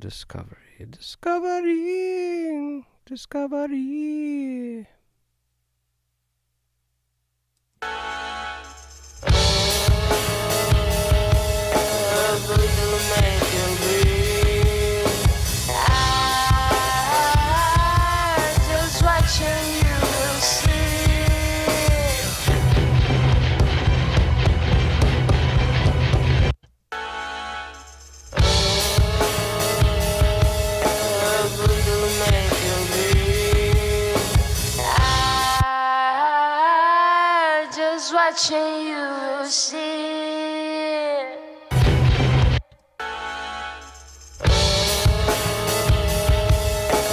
Voodoo make you bleed.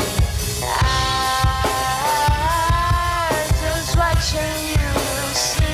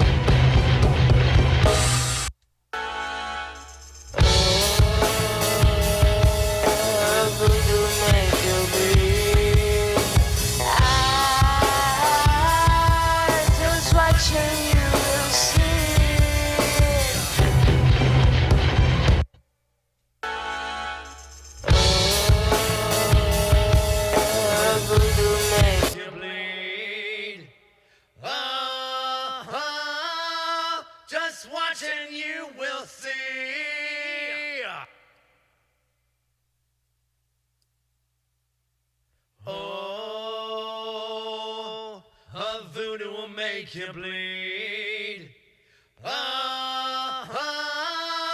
Just watching you will see. Oh,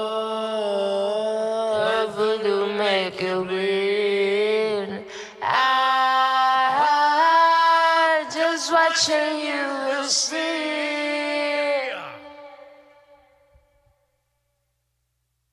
Oh, voodoo make you bleed. I just watching you see.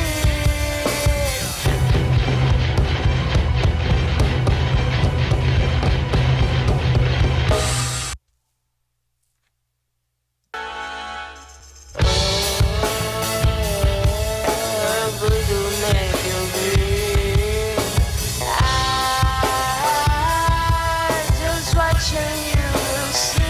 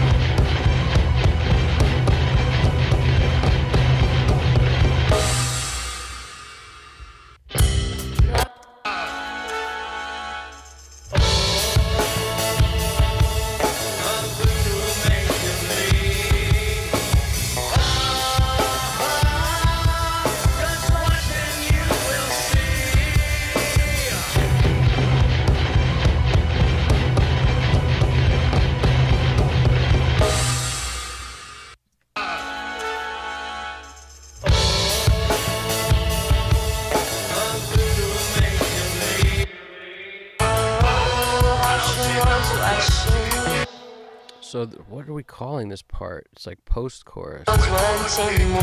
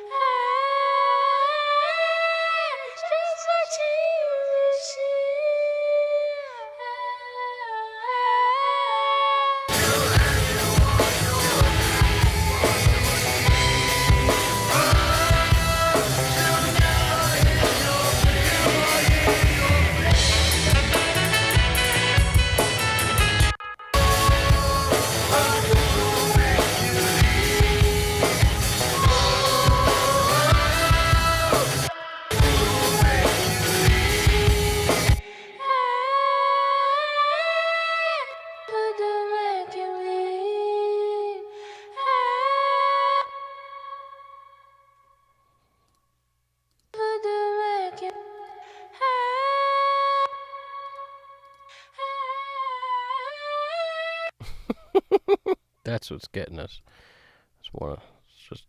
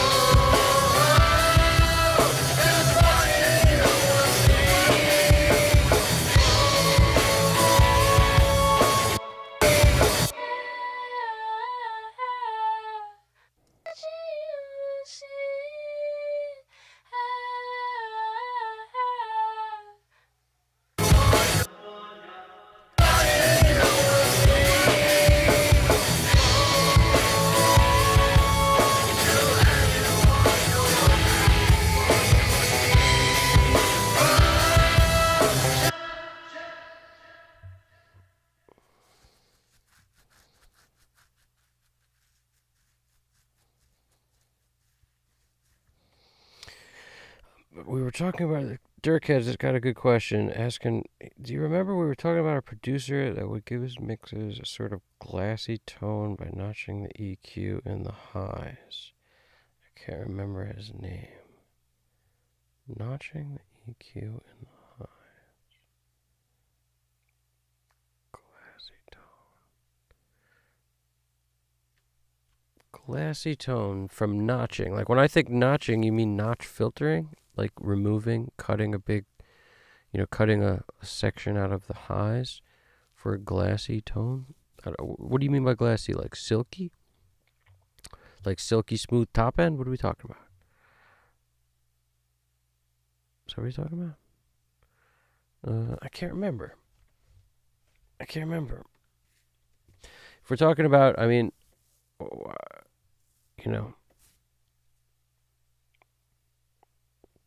like a shiny top end of on the producing end or on the mixing end?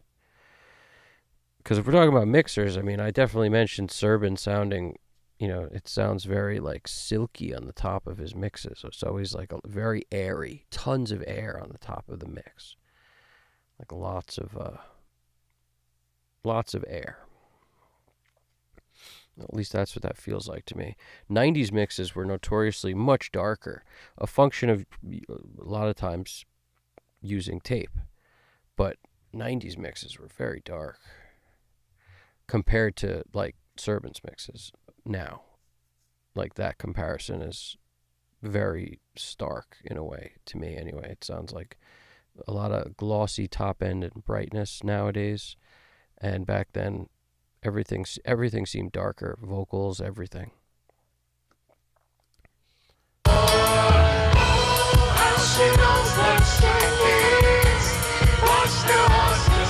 Wow, man. She knows what she needs. Watch the horses please. She leaves the boys always wanting more, more. How she knows what she knows what she needs. Watch the horses please. She leaves the boys always. She knows what she needs. Watch the horses please. She leaves the boys always wanting more and more. Oh, how she knows what she needs. Watch their hearts just bleed. She leaves the boys always wanting more.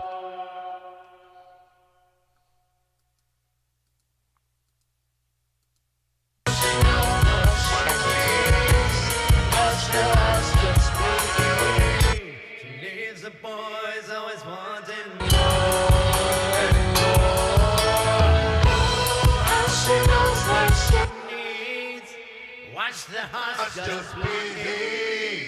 She leaves the boys always wanting more and more. She knows what she needs.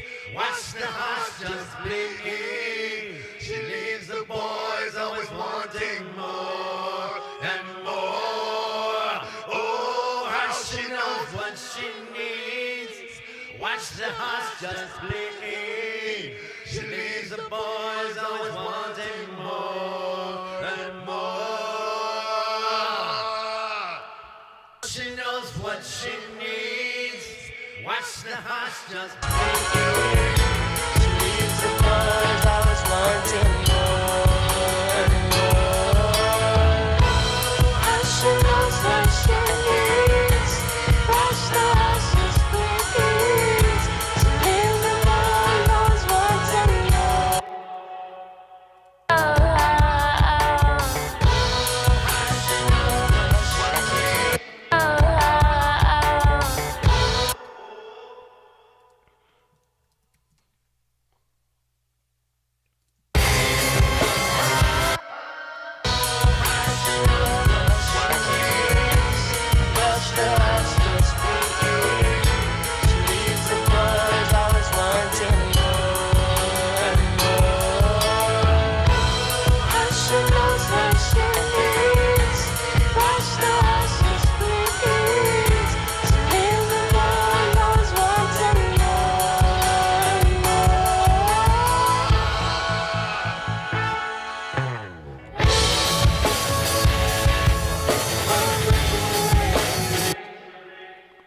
Kind of liking that. I took his voice left, I took the other guy's voice right, and leaving her in the center. That seems to be making the most sense. I hear you. Whoa.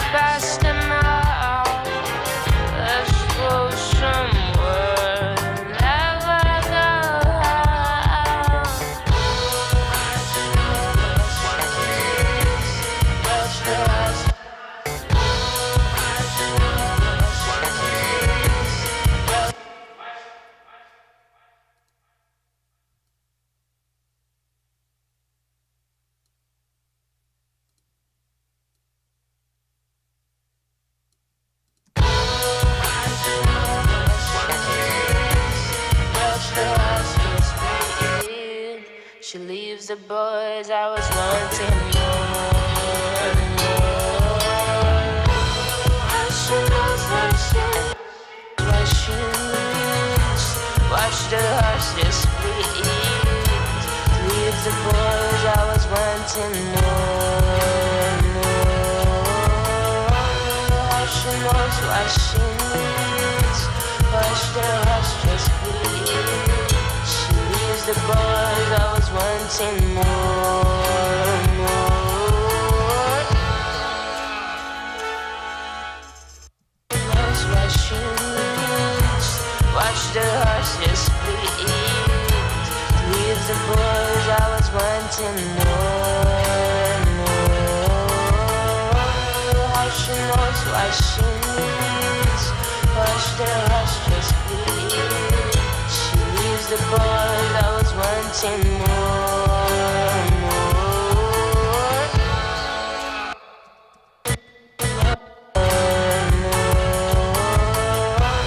How she knows what she needs. Watch the hearts just bleed. She leaves the boys, I was wanting more and more.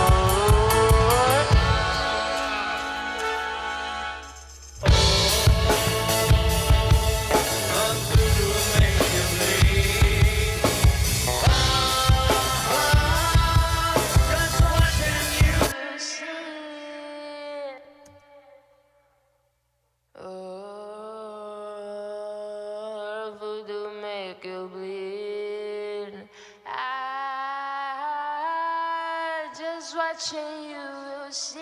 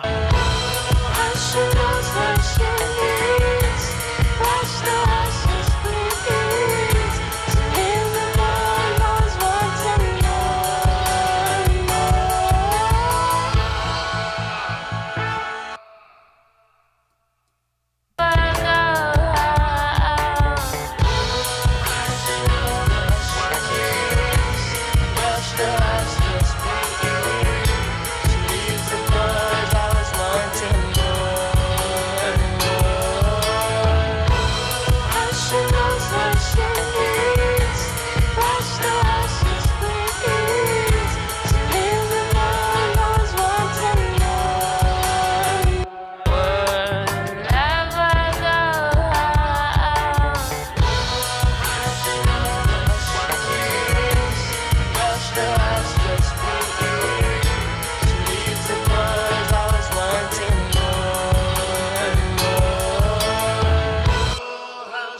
knows what she needs. Watch the heart just bleed. She needs the boy. Knows what to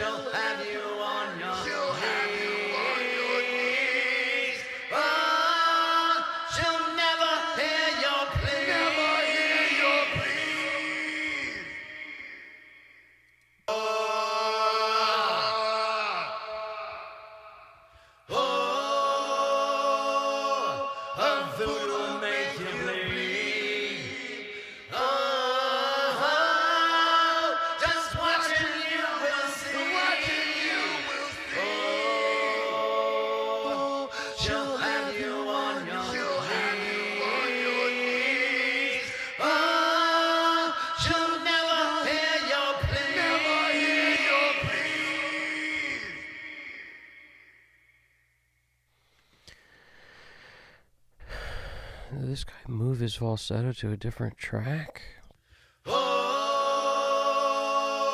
Her voodoo make you bleed. Oh,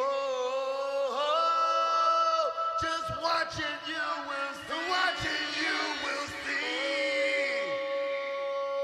She'll have you on your. She'll have you on your knees. Oh, she'll never hear your plea. Never hear your pleas.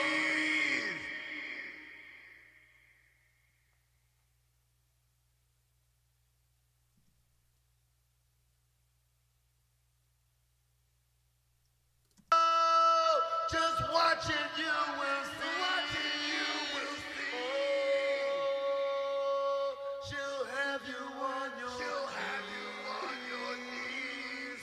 Oh, she'll never hear your plea. Never hear your pleas. Oh, her voodoo make you bleed. Oh, just watching you will see. Oh, she'll have you on your. She'll have you on your knees. Oh, she'll never hear your pleas.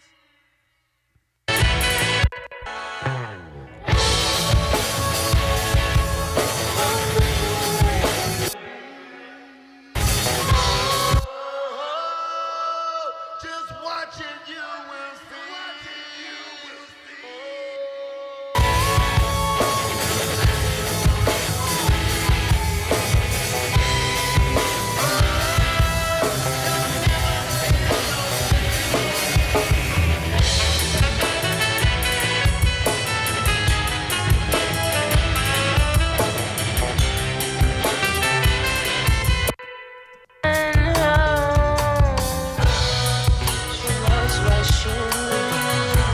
Watch the horses bleed. Leave the boys, I was wanting more and more. the hush just breathe. She leaves the boys always wanting more, more.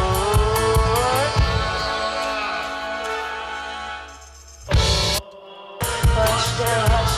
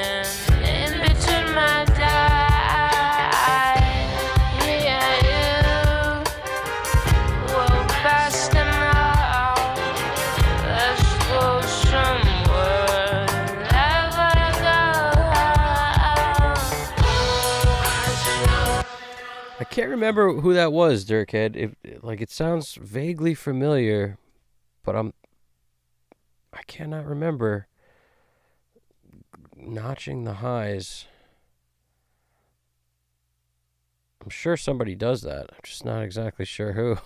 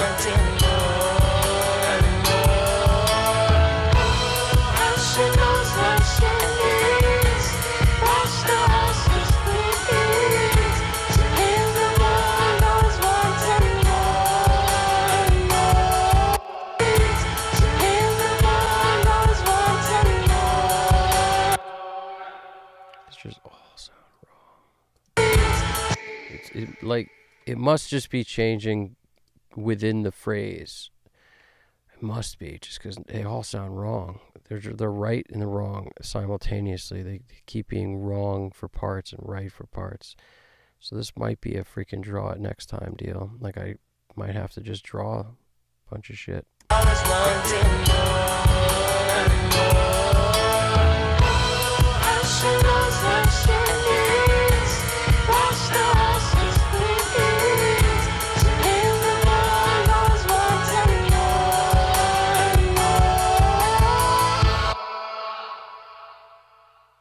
It's like all I could think of.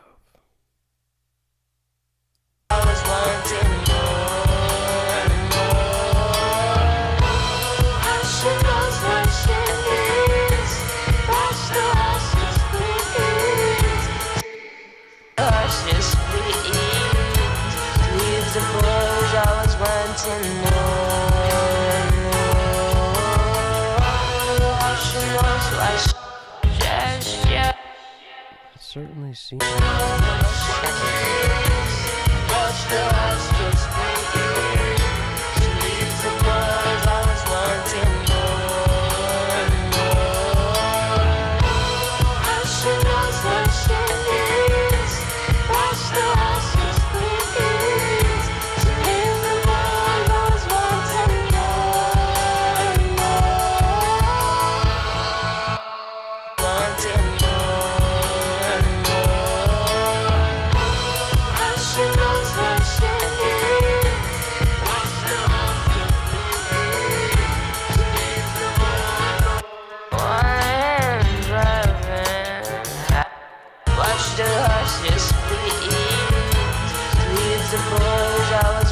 wanting more.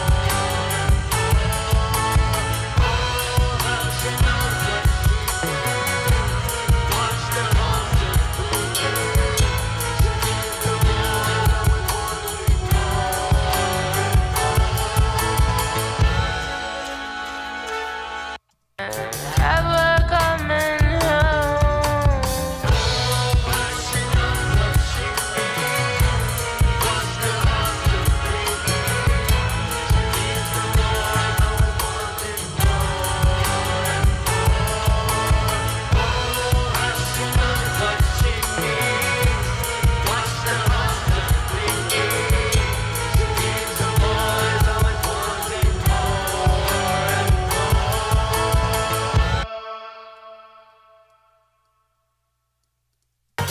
One hand driving, ever coming home. She knows what she needs. Watch the hearts just bleed. She leaves the boys always wanting more and more. Oh, she knows what she needs. Watch the hearts just bleed. She leaves the boys always wanting more and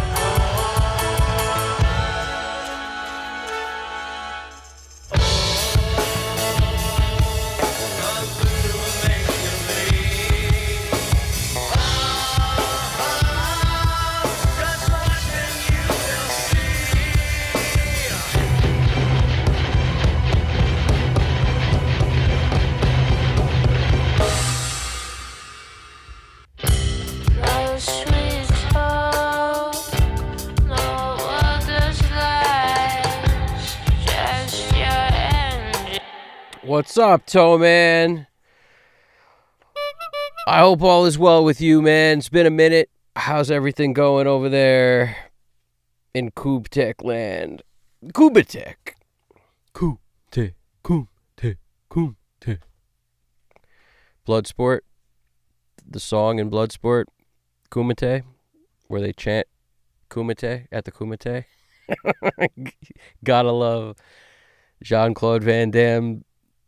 It had to be his idea.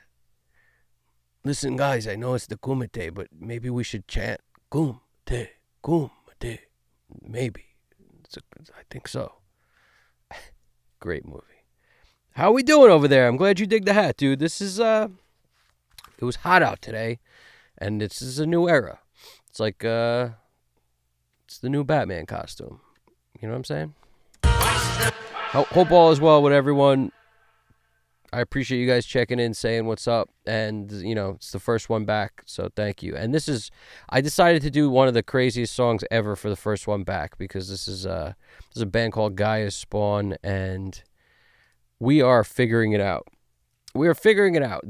Honestly, the first few hours were easy compared to what I'm doing now with the vocals, which is really picking and choosing what I like best and getting rid of the stuff that's getting in the way. And since there's so many vocals, there's plenty of stuff that's getting in the way. And tuning, the vocals a little bit when necessary. There's a lot of stuff we're dealing with. And there's one drum track that's stereo. The drums sound great, but at the same time, I wish I had a little more control. They're kicking in the low end front, I'll tell you right now. I mean, I kind of did that on purpose.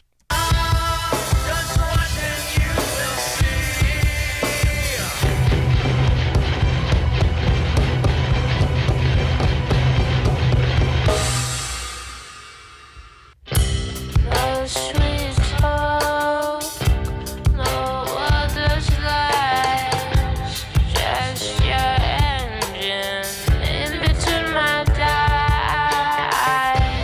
Me and you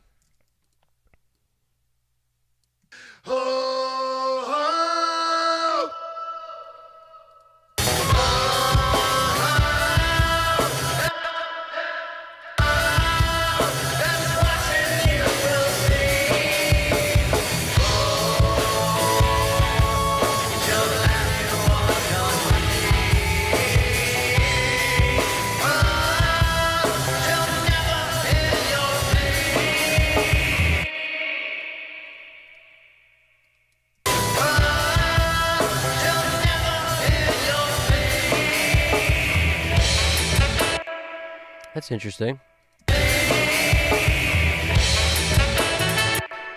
That feels a little better now.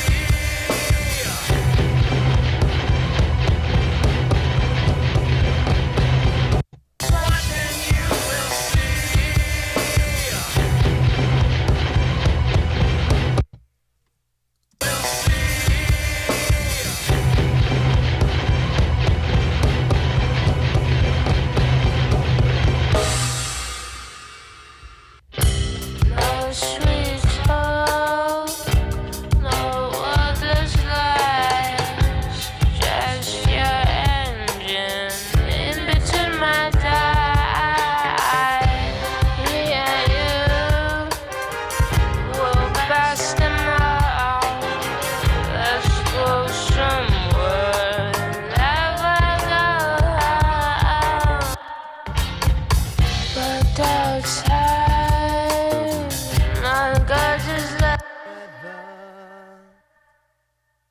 But outside, my God just let that colder night. But outside, my God just let that cold. But outside, my God just let that cold. But outside, my God just let that colder night.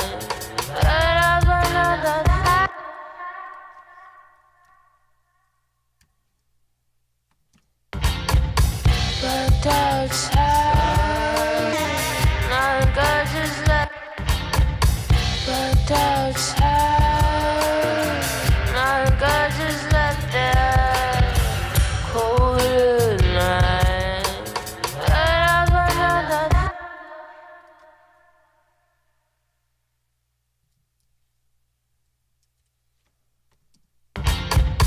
But outside,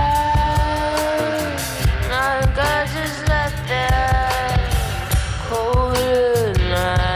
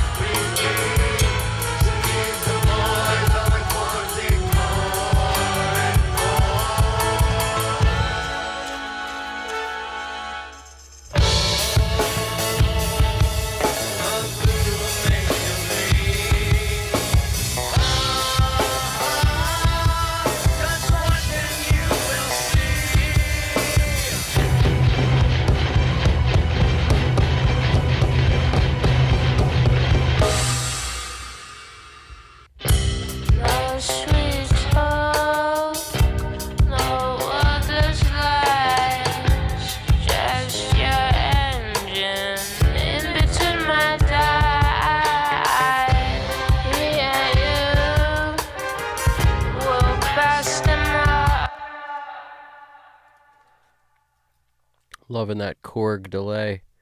Let's see how many. See if I can get away with another one. Just want to kind of pick and choose my moments here.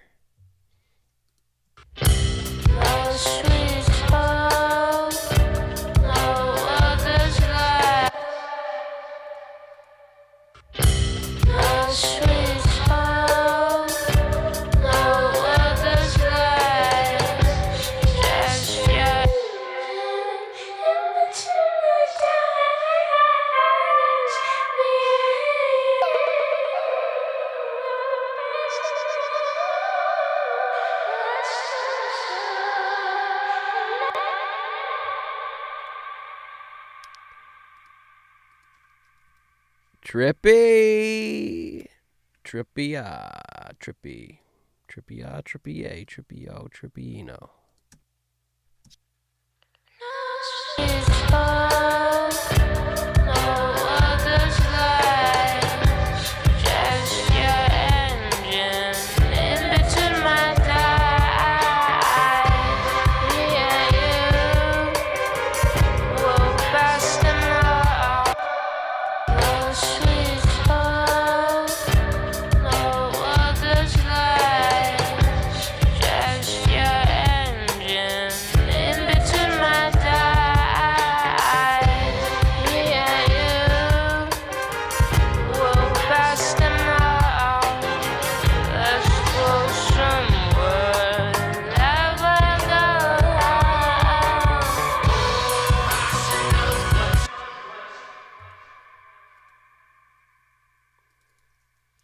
We're decoding this.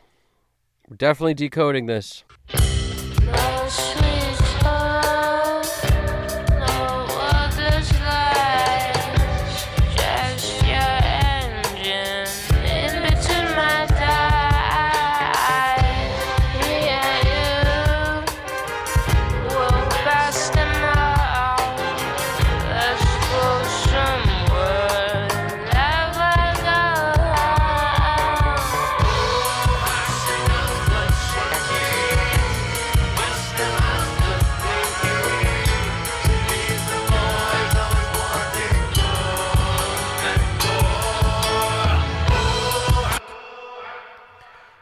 Yes. Yes. But outside, my God just let.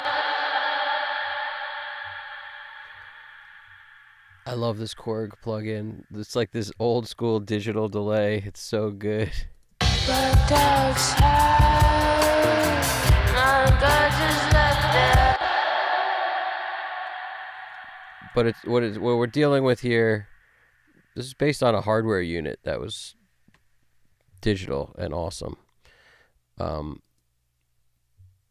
we're dealing with is taking out words so that it can just show up here and there, because like we don't need a bunch of doubles. It's just making it worse. I found out a few things as I started exploring. One is no tuning on her voice. That's what I realized. Is it doesn't make it better. It's so microtonal, it's way better with nothing. So after fighting with auto-tune on her voice for a long time, I just said no. I took it off and it was better. So that's what we're dealing with there. Whereas the rest of it, tuning is definitely a benefit. Not here, not on her voice. But outside, my God just let that cold night.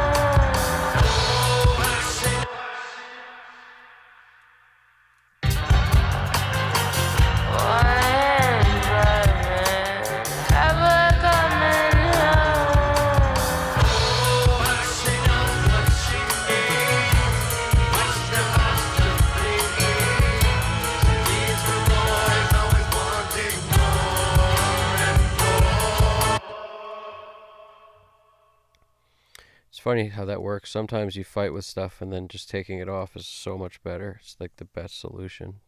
It's the best solution around. I agree. We have some singing mushrooms indeed. We've got all sorts of like, we got some trippiness. And that's the coolest thing about this plugin is some of the settings that are meant for synths and stuff are just really good on a vocal too. Like the synth ambiance thing. But outside, my God just let that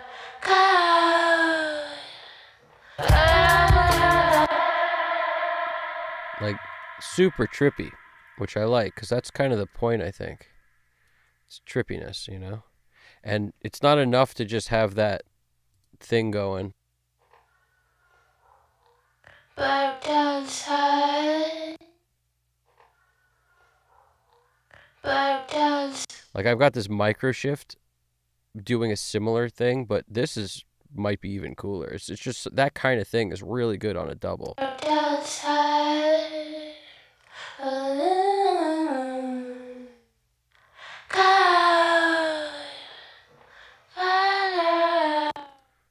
Really cool the way it detunes. It's really cool. What else we got? I like moving my stuff around, as you know, especially for like a lot of vocals. Like make them move; it's more interesting. Just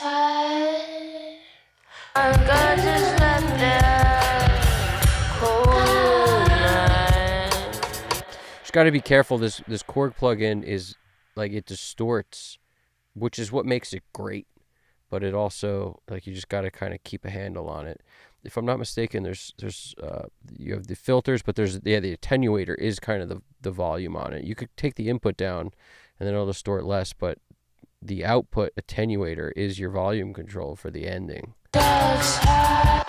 for the ending of the chain. I mean, it's the volume control. So -10, -20, +4. Dogs high, my God just let there cold night. But I'm another fighter, I stay in his arms. One driving, ever coming home. Certainly interesting. I want to hear what this sounds like on this track instead of the micro shift. Dogs high, my God just let there cold night. But I'm another fighter, I stay in his arms. One driving, ever coming home. Dogs high, my God just let there cold night. But I'm another fighter, I stay in his arms. One driving, ever coming home. It's funny, micro shift makes this, it feels pseudo wide, and the Korg kind of like takes out the middle completely. It sounds very hollow with the Korg on it. Dogs high, Like it's purposefully out of phase once you fuck with that. but I'm another fighter, I stay in his arms. But I'm another fighter, I stay in his arms. One driving, ever coming home.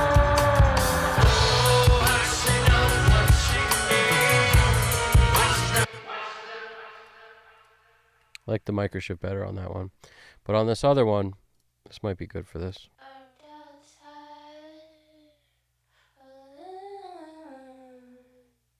Cold night, but I'm another fighter, I stay in his arms.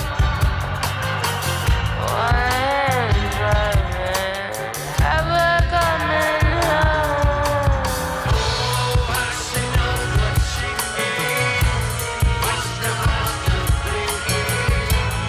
Leaves the boys always wanting more.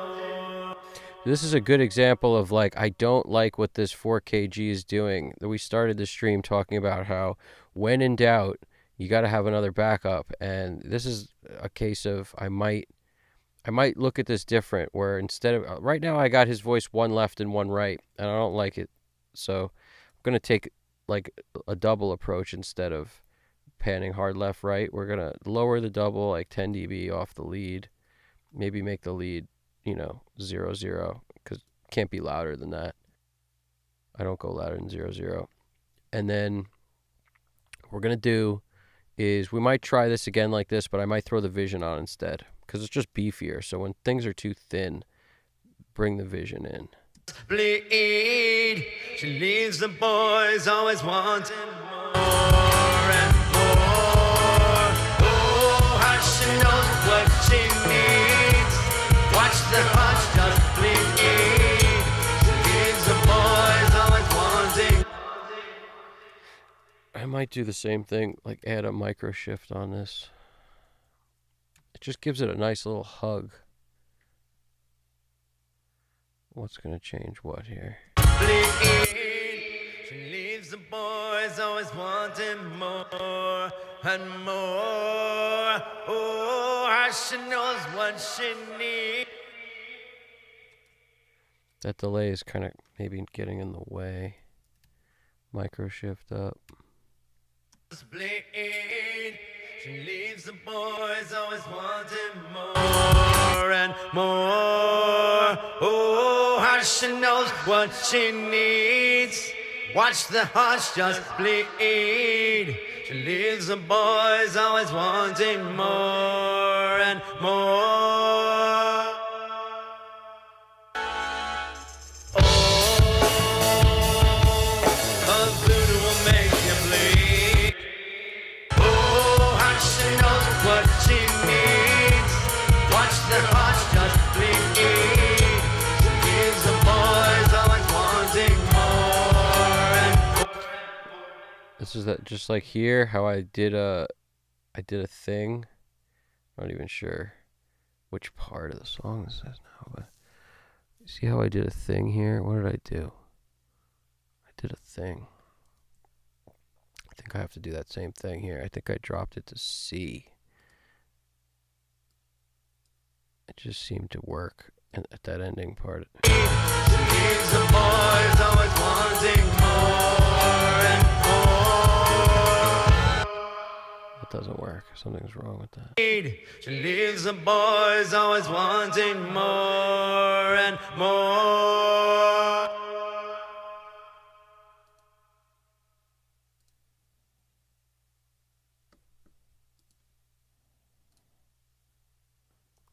That's why it's not working. Because this is major and this is minor.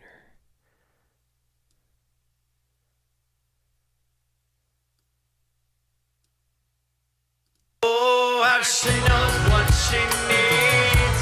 Watch the hearts just bleed. She leaves the boys always wanting more and more. Boys always wanting more and more. Oh, how she boys always wanting more and more. Hooray! I think we've decoded this thing finally.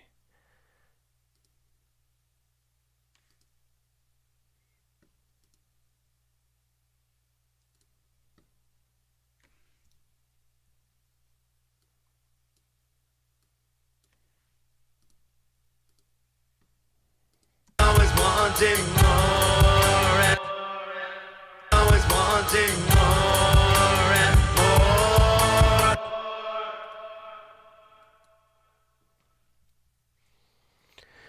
At least that seems to be what's working here. You keep it in major, and then you just get to that.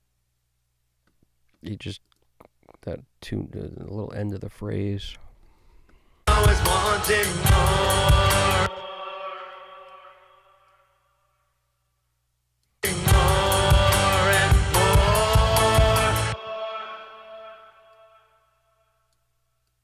Leaves the boys always wanting more and more. Leaves the boys always wanting more and more.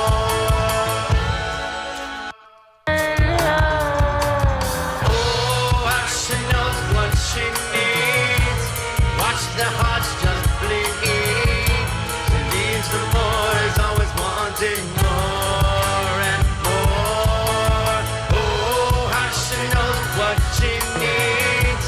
Watch the hearts just bleed. She leaves the boys always wanting more and more.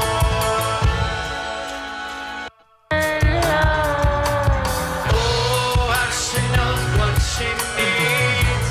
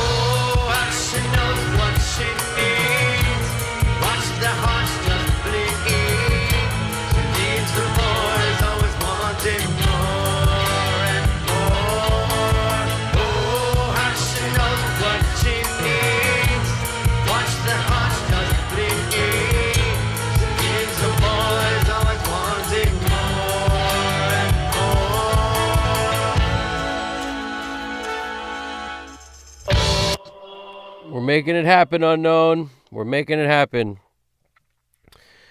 Just fighting our way through here, making it happen one step at a time. Just one step at a time. I'm nearly at a place where I think I'll call it relatively soon. So we're doing our thing. It's finally I feel like I got a handle on the vocals. And I didn't want to stop until that happened because that would be debilitating to try to come back to.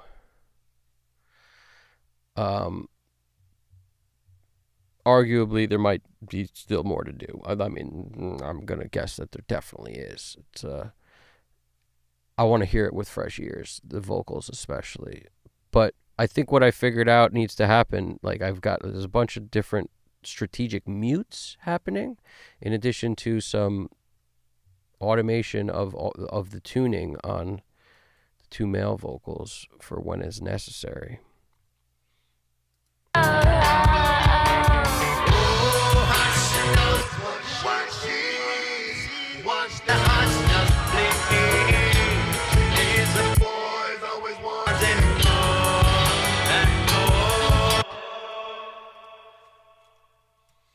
Let's like really distort one of his vocals here. Let's put it in a filter.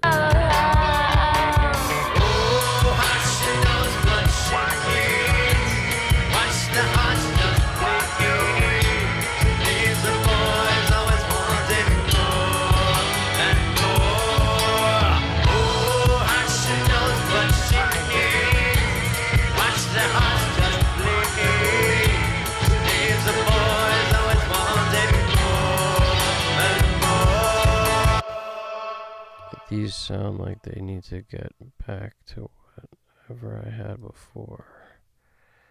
What's going on? This is F sharp. What is this?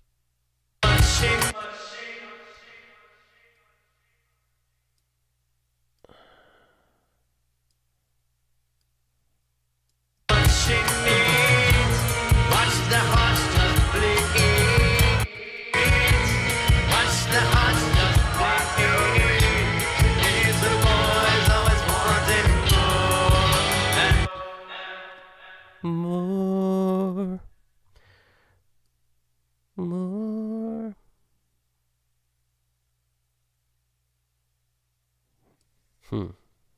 Let me see something.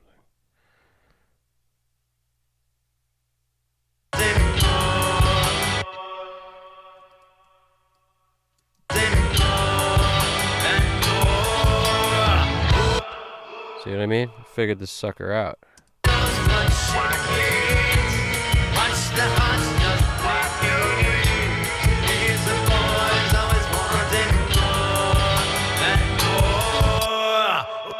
That thing. Wanting more and more and more and more.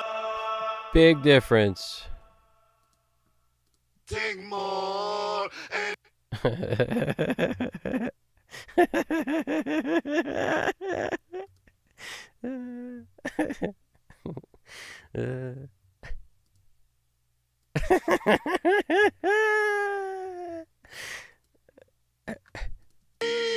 she leaves the boys always wanting more and more.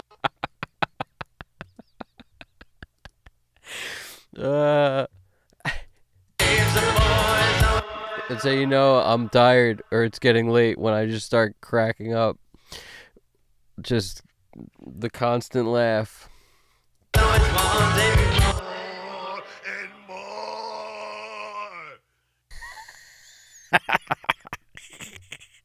It's gonna be my ringtone. He's always wanting more and more.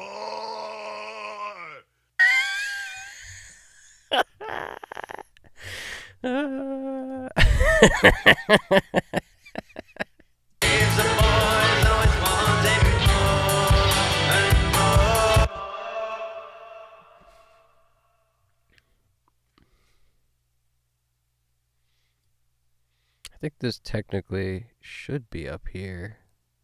Technically. But that doesn't matter. technically does not fall into the game, my friend. Technically this, technically that.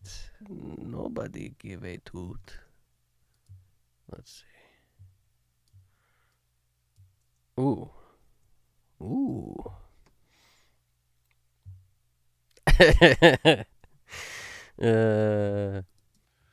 Oh, how she knows what she needs.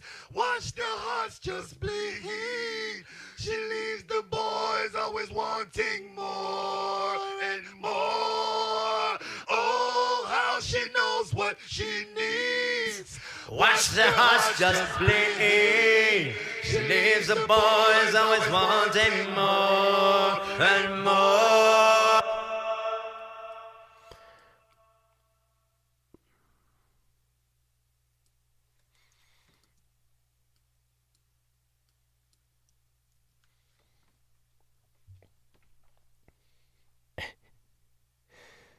Uh,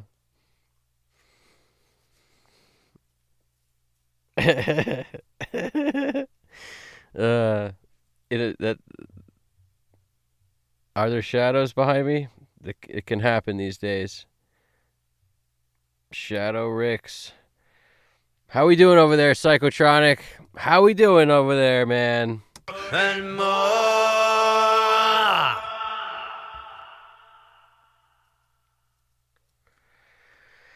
Dr. John! Tell us with the granny, Dr. John! Dr. John! And more.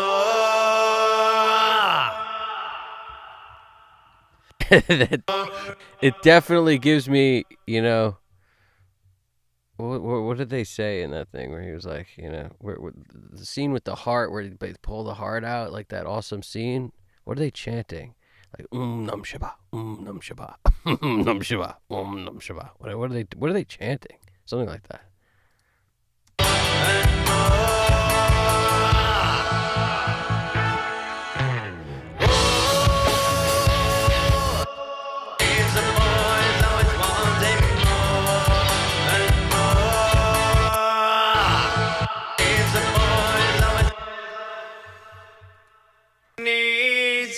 Watch the hearts just bleed. It's so funny how set to F sharp major sounds so right in the first verse. F sharp major. Needs. Watch the hearts just bleed. She leaves the boys always wanting more and more. Oh, needs. Oh, how she knows what she needs. Watch the hearts just bleed. She leaves the boys always wanting more and more. Oh, how she is always wanting more. One of those more sounds funny as hell. And more. It's so funny, but sometimes like just playing with this forces it into a different note for like one note, you know, like maybe just this note. More. Maybe just the more, you know. More. More. More. Boys always wanting more and more. Ooh. Boys always wanting more and more. Boys always want more. More.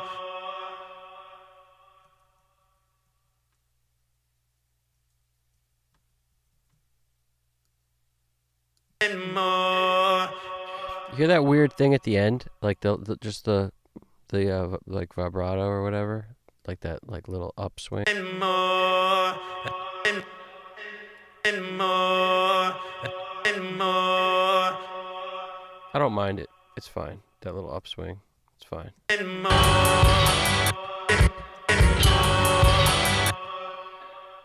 Always wanting more and more.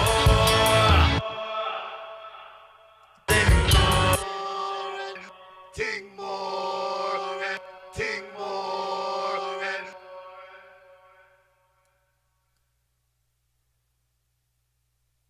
ting more and ting more.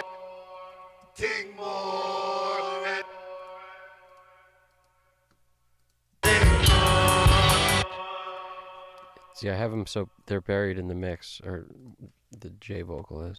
More and It's hard to hear in the mix. more and more. Sounds right though to me.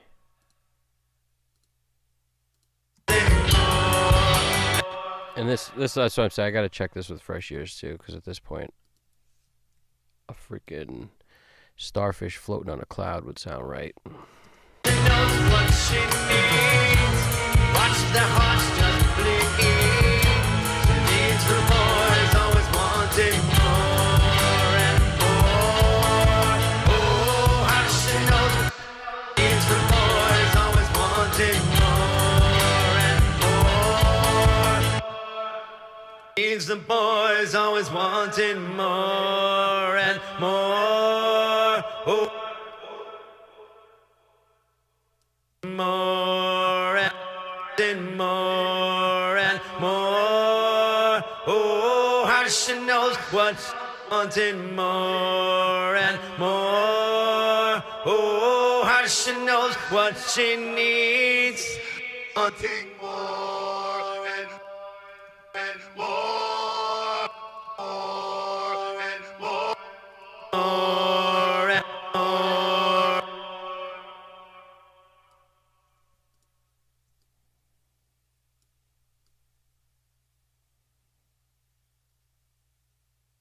More and more and more and more and more, wanting more and more. Oh, how she knows what she needs. Watch the hearts just bleed. She leaves the boys always wanting more and more. So strange that works. Leaves the boys always wanting more and more. Oh, a voodoo will make you bleed. Just watch and you will see.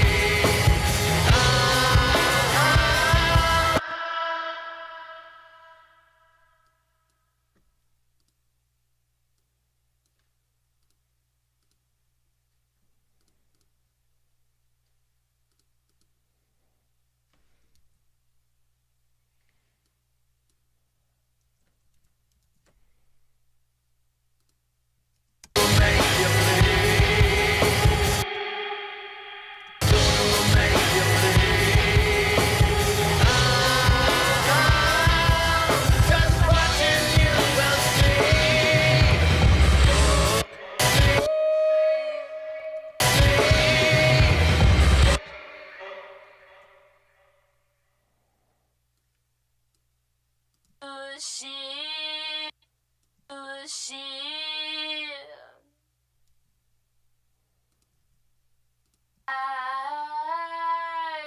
watching you.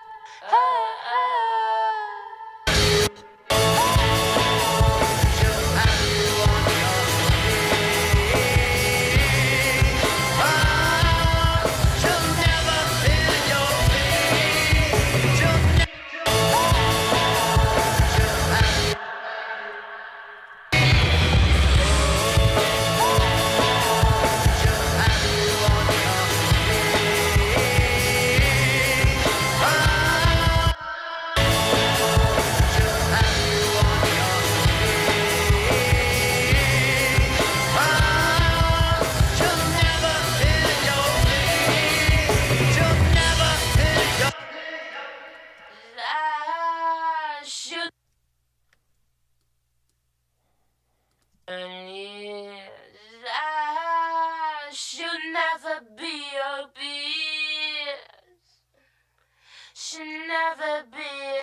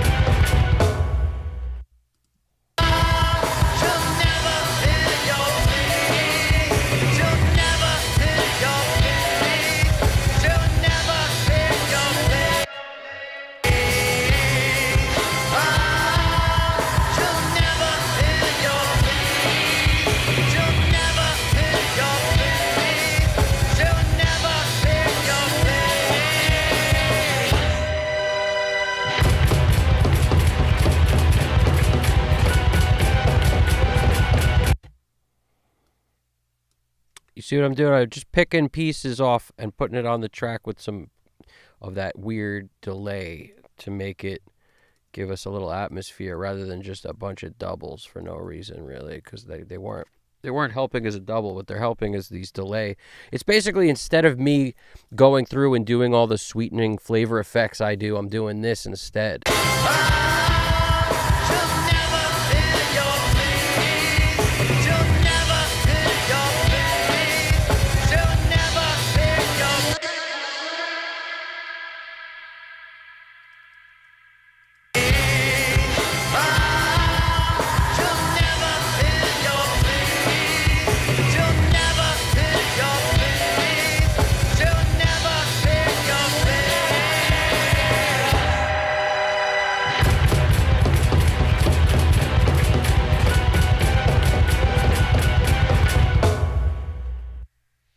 Oh, Slag Media!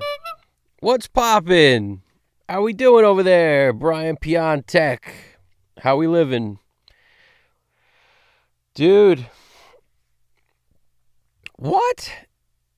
Slag Media wrote, dudes, all my dreams have come true. New job is awesome. Got to work for Guns N' Roses, Good Charlotte, and Avenged Sevenfold. What? Dude, say more. That's ridiculous. It sounds amazing. What are you talking about? Say more. Talk to me. That's amazing, dude.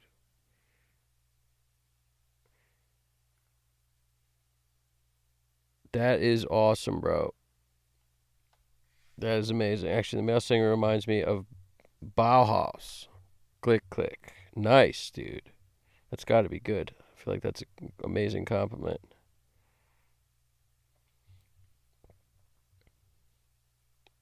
This is definitely.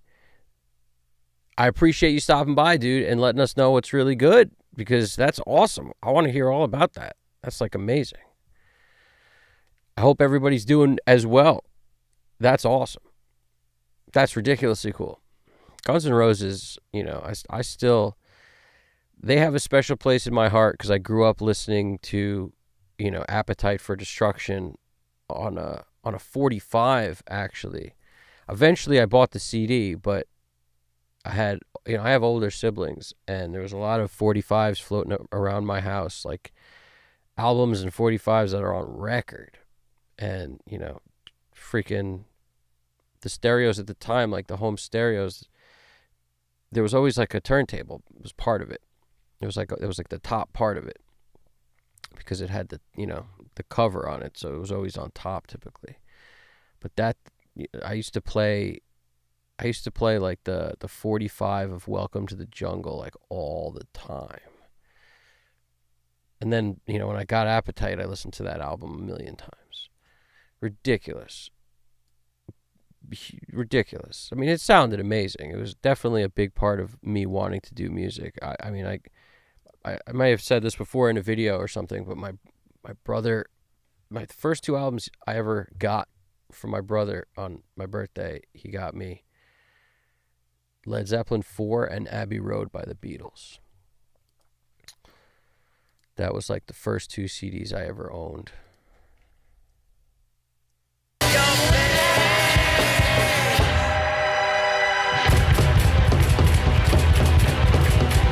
And now we got Gaia's Spawn coming at us. Honestly, there's power in this thing now, that and like an eeriness and like all this really cool stuff that I'm super stoked about, honestly. Like real stoked.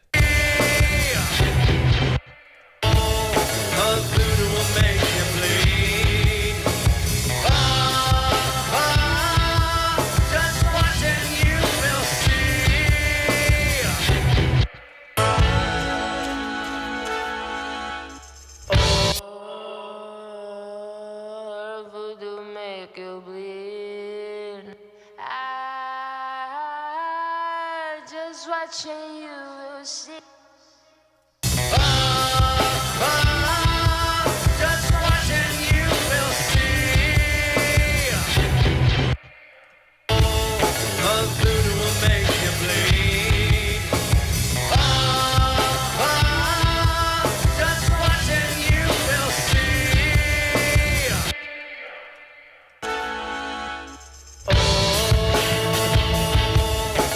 Voodoo will make you bleed.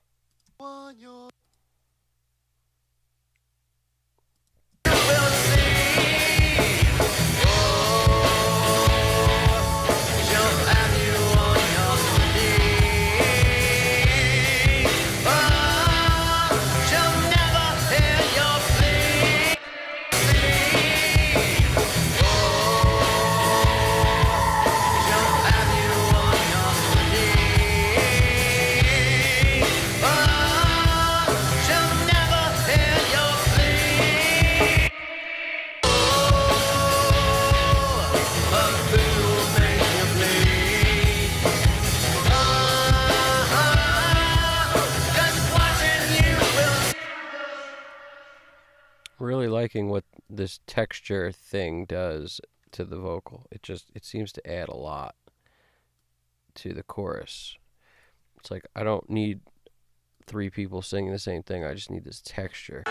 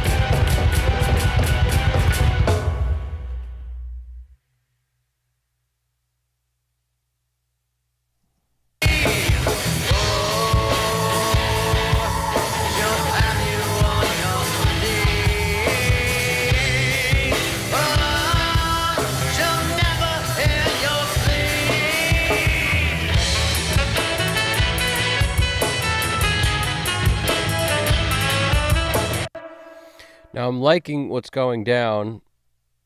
It's starting to feel pretty good. Good for day one before finishing touches anyway. You know, I like to do a second look at it with a fresh ear and then put a couple more hours into finishing it up. But what I'm going to do is just grab everything in sight, and I'll create a new group just in case I accidentally created new tracks, which I did, I'm sure, somewhere.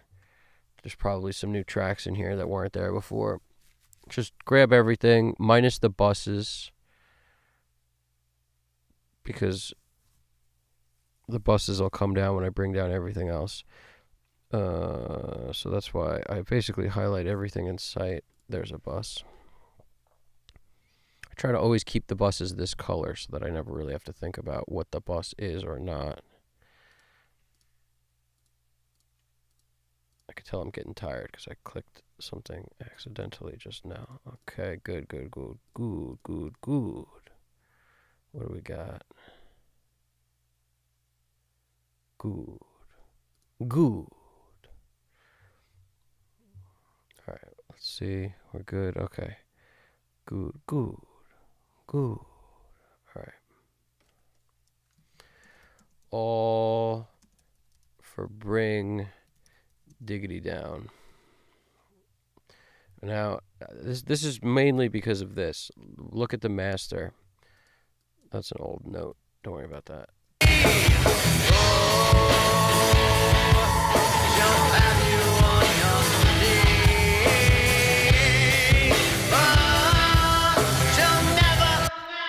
Now it's not like if I reset.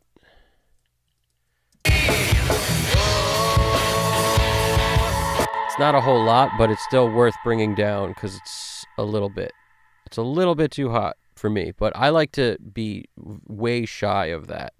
I always found it sounded better to be way shy of that, like initial, where you run into your first plugin or so from the master.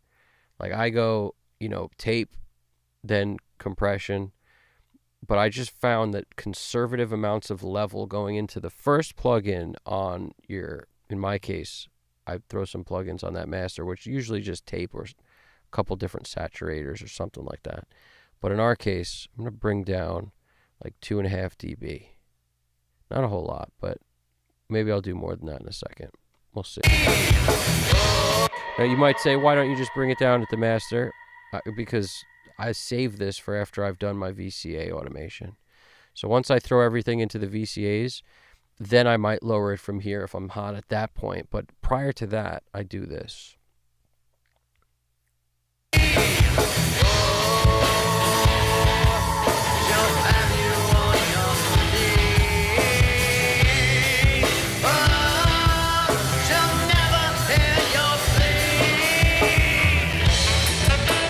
See, like 1.2 shy of peak is too loud for me typically. Like I want it to be quieter.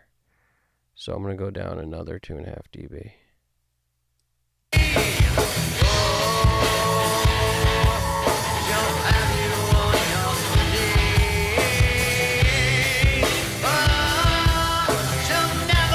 So if you look at this meter and I see it, I don't like it to see it live in the yellow. I want it to be like this zone. And then you'll notice by doing that, I don't have to actually mess with anything inside this plugin in terms of input level or anything, because I'm setting the input level by how hot I go in always the same way, pretty much. Like it's always roughly the same amount of level into the tape. And I control that before the tape. I don't control it within it. So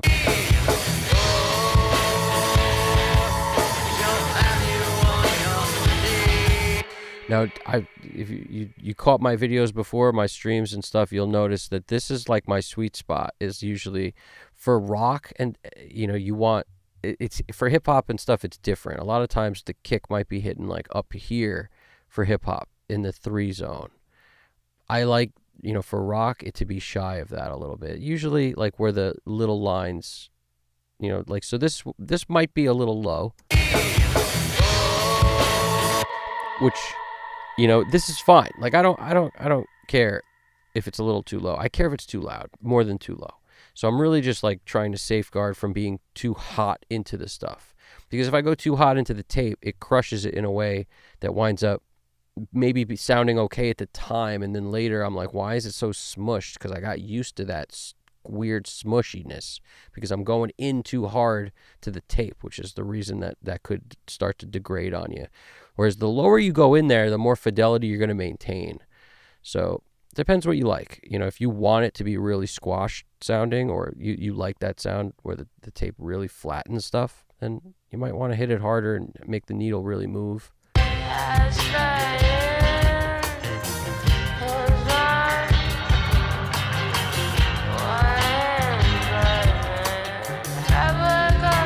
But then I go down the line, like let's assume that that's okay for the moment.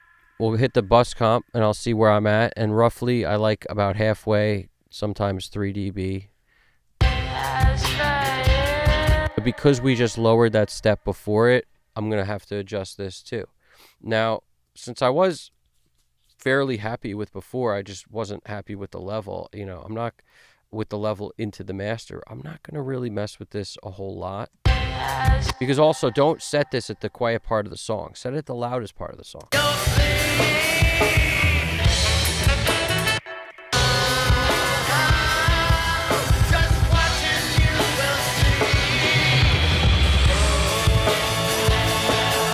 I just hit undo to bring it back up that 2.5 dB. I just want to see where we're at.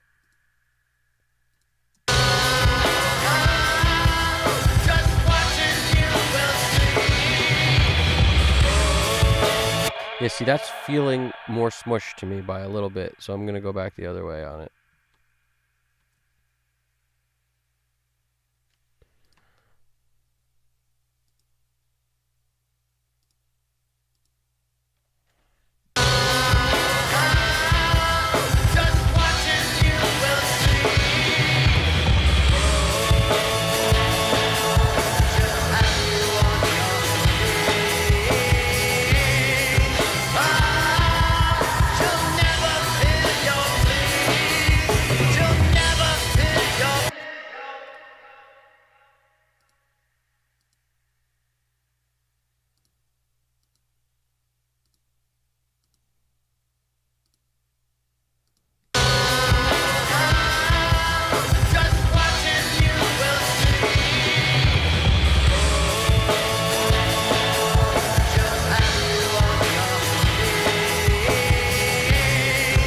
Now, there's plenty of tracks that I haven't even touched, and that's okay. They're not doing a whole lot. It's just there's so many vocals that I got through all the important ones. And now there's like some, ancillary stuff like that just starts and ends the track, like these things. Let me keep focusing on what I was doing.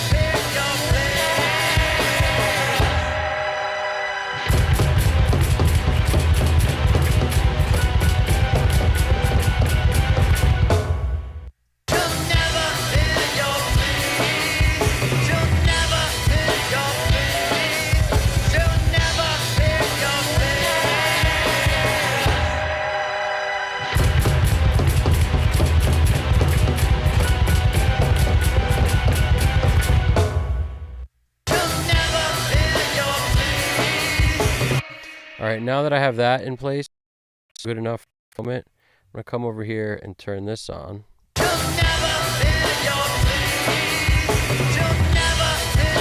Now to keep if I use two, compression in series like this, one and then the next, this one's doing 2 to 3 dB at the loudest parts of the song. There's going to be quiet parts, it's barely moving.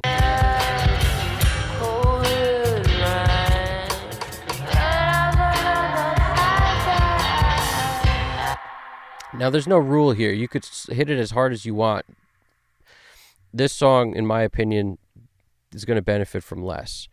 But now, when I got like 2-3 dB, or mostly 2, this will do 1 on the gain reduction. If you look at this, 1 dB.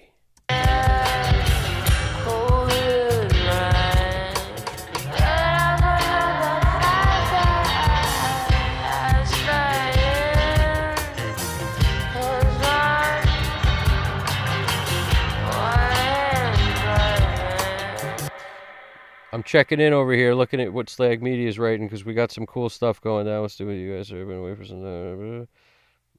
Oh, okay, I thought it was some... No, algorithm's doing all right. Got to get a custom cut to go to the roadie lifestyle. I like it. I don't mind doing some shows on the road. That's what's up. You're doing sound on the road? Is that what's up? It says the shop is in Lilith's, PA. Turntables still belong in every house. Experience, but turntables still belong in every household. It's true, dude. I agree 100%.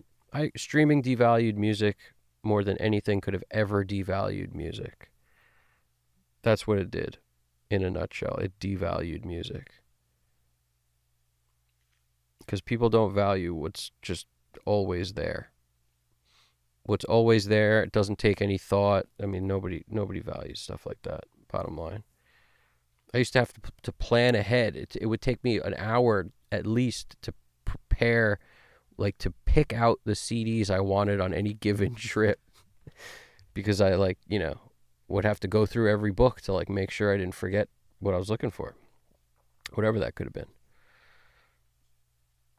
Nice, GDP, hooking it up, dude. That's not that bad. 3 hours isn't that bad.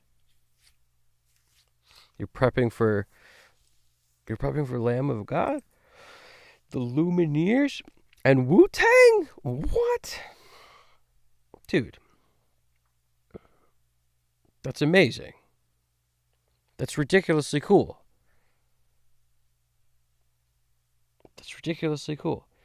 So you're doing live sound for these shows? What are you doing? Is that what you're doing? That's pretty amazing. Is that what you're doing? For Wu-Tang? 36 chambers? That's amazing, dude. It's like ridiculously cool. That's amazing. Dude. Talk to me. Tell me what's good. That's ridiculously cool. 3 hours is far, but that's still really cool.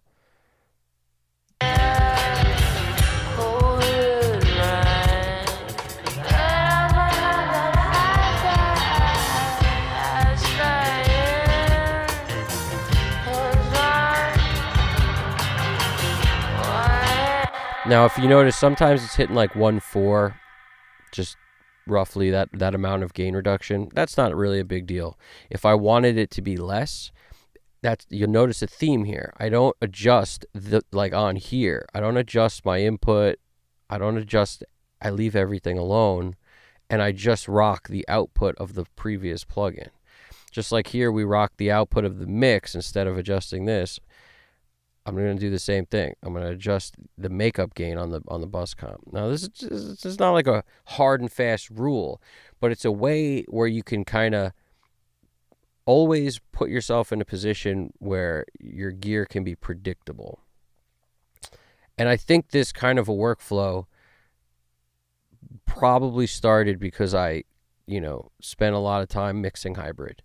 So like the amount of level fed into the gear made a big difference to what the sound was at the end. So you'd have to always pay attention to the amount of level going into things.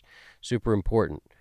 And you could do that, but by some gear having an output, you could control it if it was before something. But if it didn't have an output, you'd have to figure out another way to do it.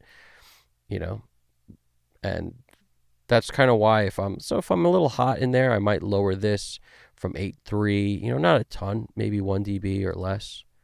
Now I should be getting less than 1.4 dB. But again, it really matters at the loudest parts of the song.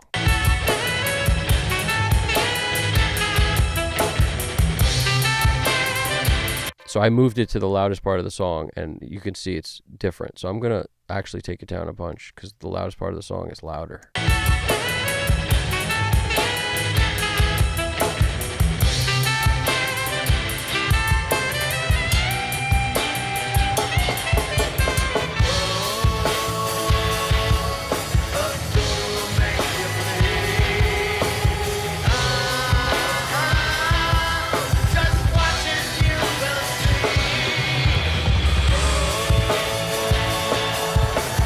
See, now my loudest is 0.9. I'm okay with that. Now when I look at this, because what I noticed was a little bit of squeezing, and the squeezing comes from hitting this too hard.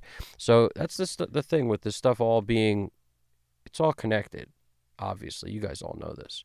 But it's, before I even mess with that, I'm going to turn on a couple other things that I sometimes use.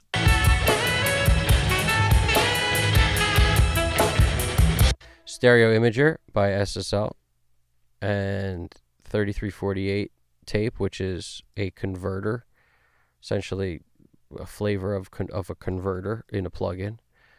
And sometimes I'll rock Gold Clip also, sometimes I won't. Let's see I always automate this for choruses, so let's get that into shape real quick.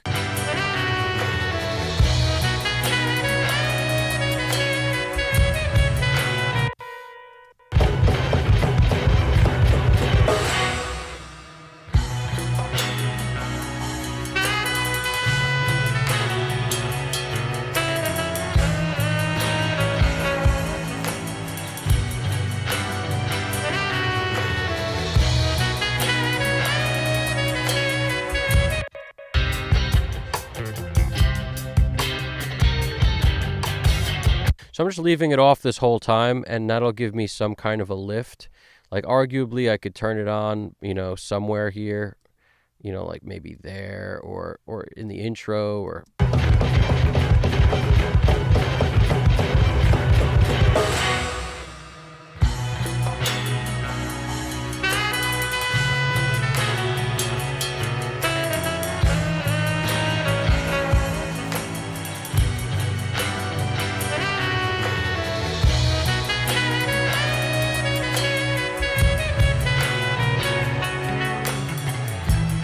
I'm going to leave it off that whole time because I want to be able to go somewhere.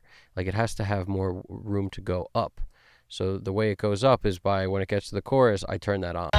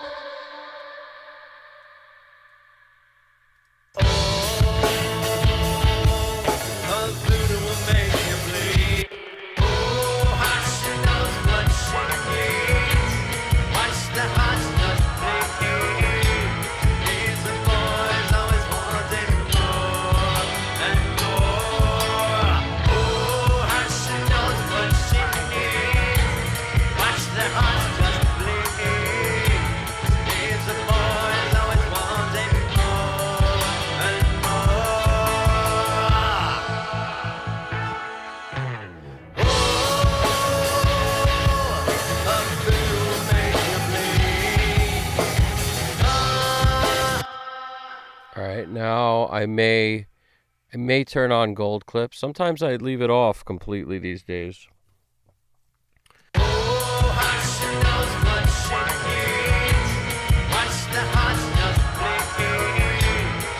Oh, here we go. We got some comunicado. What do we got? Yoko Ono also devalued music. GDP's right. Slag says, I've been working at the shop and they send me one-off shows, but they have a road staff training program. Classes just started Monday. I'm in comms radio currently, prepping for Lost Lands. Nice, dude. They send you on one-off shows. That's ridiculously cool.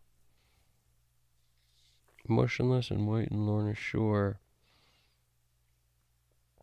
I'll be a PA tech after December, then hopefully move up to monitors, then systems engineering. Dude, this is awesome. Very cool, dude.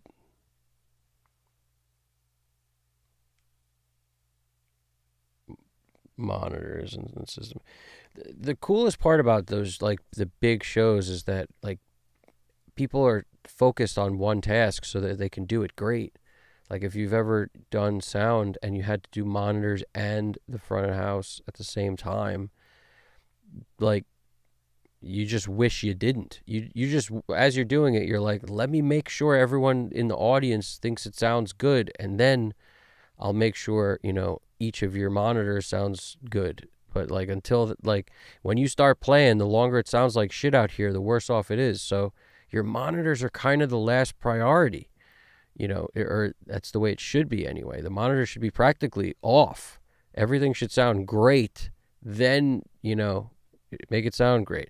Obviously, if you can't hear shit, you can't play. So take what I say with a grain of salt right now. But you know what I'm talking about. It's all relative. If it sounds like crap out there, the longer it sounds like crap, no matter how good your monitor mix is, who gives a shit? You know? So it's like, it's so much better when people can focus on one thing. It's a million times better. The show doesn't suffer as much. You know, but it's hard to play when you can't hear. So it goes both ways. I get it, but you want to sound as good as possible, as quick as possible. There's not always a sound check. Like, it's not always possible, especially for opening bands. And like, you don't always get the time to do anything. You have to just, as a sound guy, you got to get it right as quick as humanly possible. And that's even harder when you're also trying to appease everyone and their monitor. It's even harder. And the problem is when you don't do that, when they do their own monitors, they could be creating a problem that you can't fix. You're out there trying to make everything sound good, and you know somebody's amp is blaring because their monitor's practically, you know, they don't have the freaking channel turned up on this, so they're blaring their amp to hear themselves. It's like if you turn your amp down a lot and make your monitor louder, it would make a big difference from where I'm sitting out here. But you know, so you kind of got to do everything for everybody, but you wish you didn't at the same time. It's like you wish you didn't have to. It's crazy. It's back and forth. That sounds really sick, dude. That's really sick.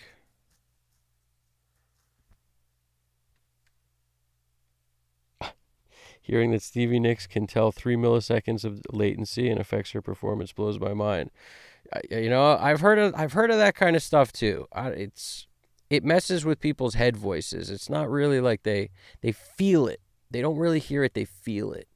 You know, and I don't know if 3 milliseconds, like you said, is that perceptible. So I have, my personal opinion is it needs to be longer, a little longer than that to start feeling it. I think 3 is okay. I think you start feeling it around 5. Like, you know, twice the 3. That's where you might start feeling it, even for the most perceptible, you know, like, I don't know if you feel 3. If you've ever played amp sims or anything, when the longer the latency, that disconnect between where you're hitting, and like, that does make a difference. That sucks a lot. And it might even be stronger when you're singing compared to when you're like plucking a note. I don't know. It's a very personal thing. But some singers can't sing in headphones. Like, they need to sing without headphones. They're way better. So isn't that interesting? I find that, you know, and that's not necessarily about latency. It's about them not being able to like hear their head voice the same. It's the only thing that makes any sense to me anyway about that. And I know there's a lot of singers who sing significantly better without headphones, that's its own can of worms.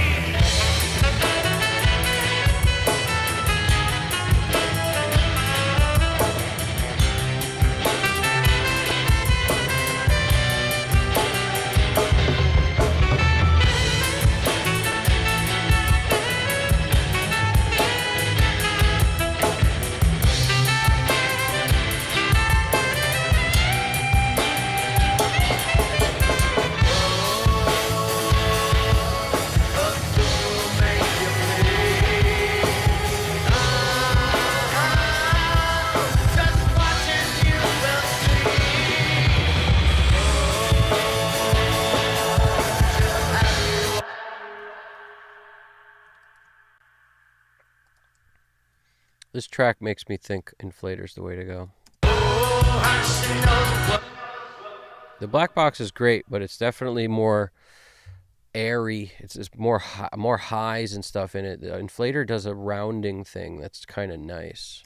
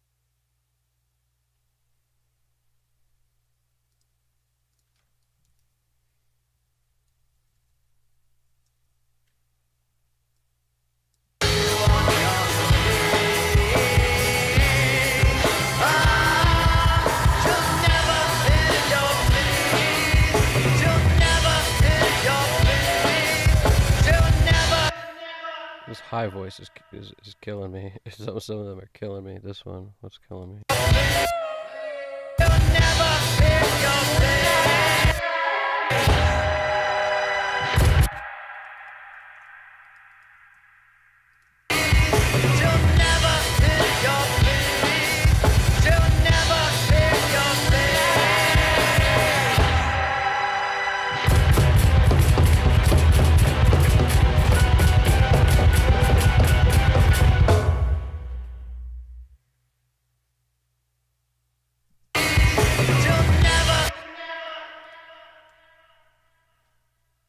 Let's see what's going on with these freaking things here.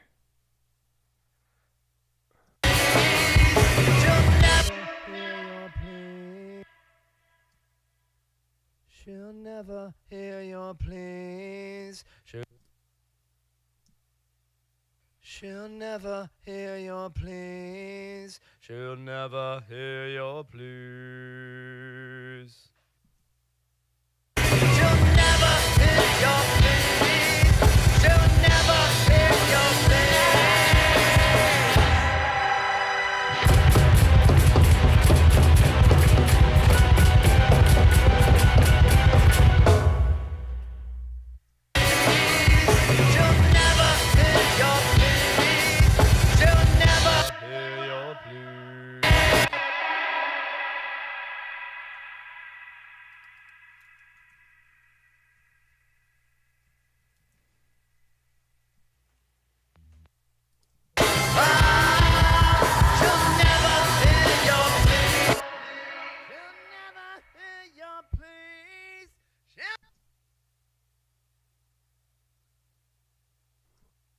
hear so many plosives. She'll never hear your pleas. She'll never hear your pleas. She'll never hear your pleas. She'll never hear your pleas. I don't know if we're gonna use this one either. She'll never hear your pleas. She'll never hear your pleas. I like that one. That works. She'll never hear your pleas.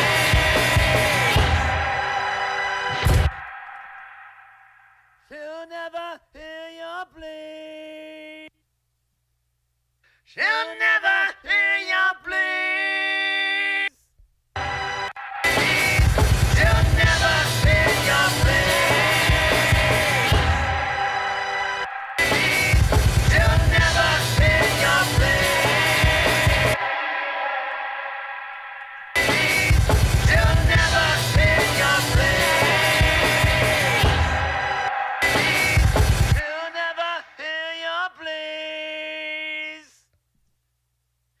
She'll never hear your pleas. She'll never hear your pleas. She'll never hear your pleas.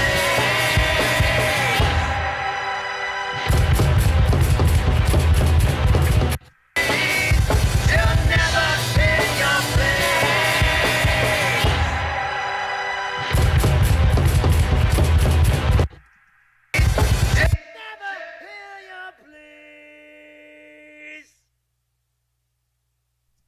She'll never hear your pleas. She'll never hear your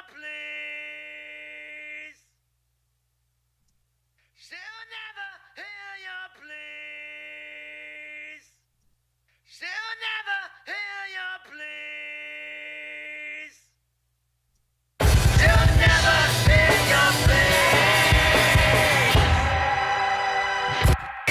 She'll never hear your pleas. She'll never hear your pleas. She'll never hear your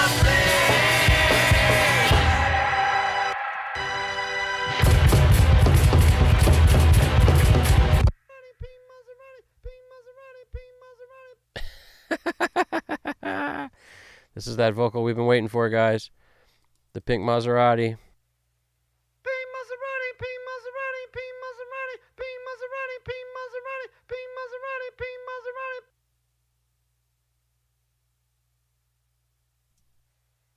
Pink Maserati, Pink Maserati, Pink Maserati, Pink Maserati, Pink Maserati, Pink Maserati, Pink Maserati. Pink Maserati, Pink Maserati, Pink Maserati, Pink Maserati, Pink Maserati, Pink Maserati, Pink Maserati. Pink Maserati, Pink Maserati, Pink Maserati, Pink Maserati, Pink Maserati, Pink Maserati, Pink Maserati. Pink Maserati, Pink Maserati, Pink Maserati, Pink Maserati, Pink Maserati. Pink Maserati.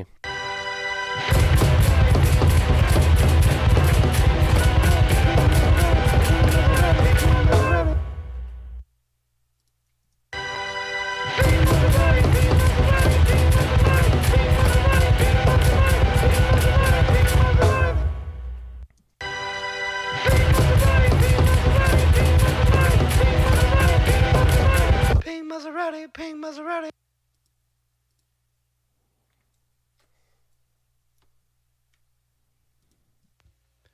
Pink Maserati, Pink Maserati, Pink Maserati, Pink Maserati, Pink Maserati, Pink Maserati. They're not even locked up. They're like, did it, did it, did it. Pink Maserati, Pink Maserati, Pink Maserati, Pink Maserati.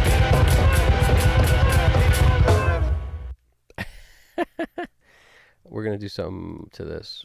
We have to. Little altar boy. Gotta make this something.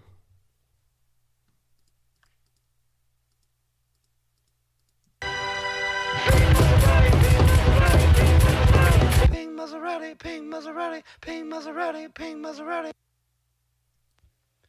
Pink Maserati, Pink Maserati, Pink Maserati, Pink Maserati, Pink Maserati, Pink Maserati, Pink Maserati.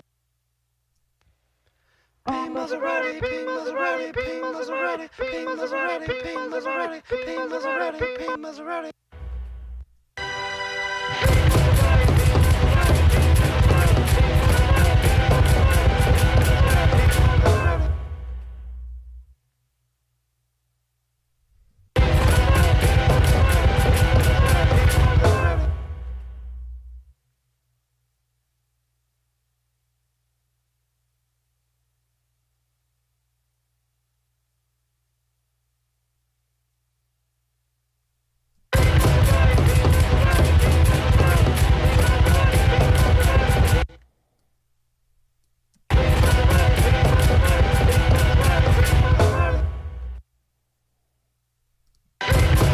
Pink Maserati, Pink Maserati, Pink Maserati, Pink Maserati, Pink Maserati, Pink Maserati. Pink Maserati, Pink Maserati, Pink Maserati, Pink Maserati, Pink Maserati, Pink Maserati, Pink Maserati.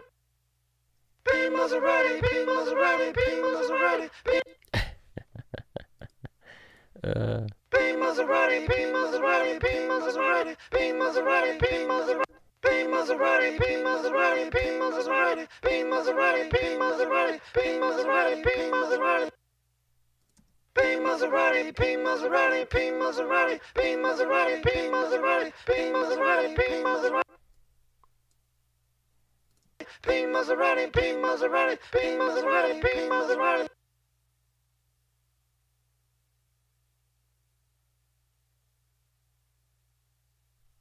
Pink Maserati, Pink Maserati, Pink Maserati, Pink Maserati, Pink Maserati, Pink Maserati, Pink Maserati. You think I would ever buy a plugin when I could do that in 10 seconds? You know what I mean?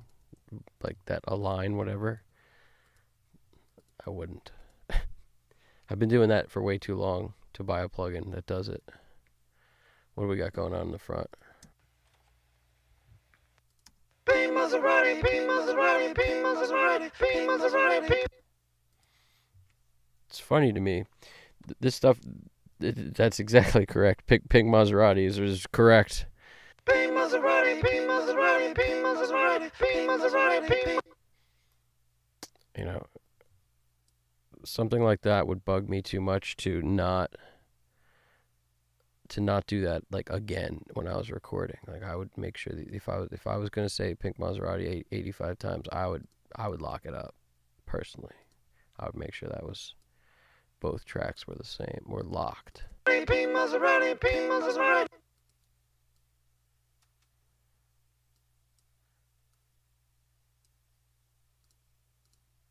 Pink Maserati, Pink Maserati, Pink Maserati, Pink Maserati, Pink Maserati, Pink.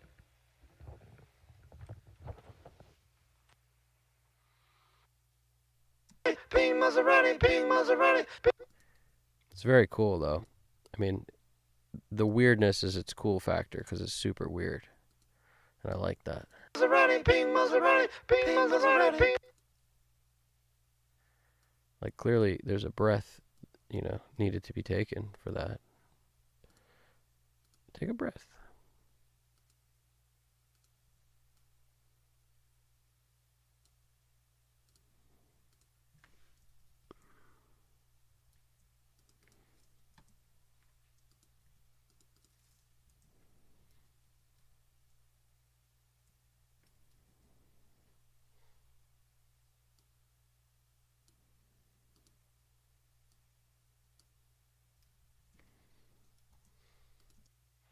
Pink Maserati, Pink Maserati, Pink Maserati, Pink Maserati, Pink Maserati, Pink Maserati, Pink Maserati.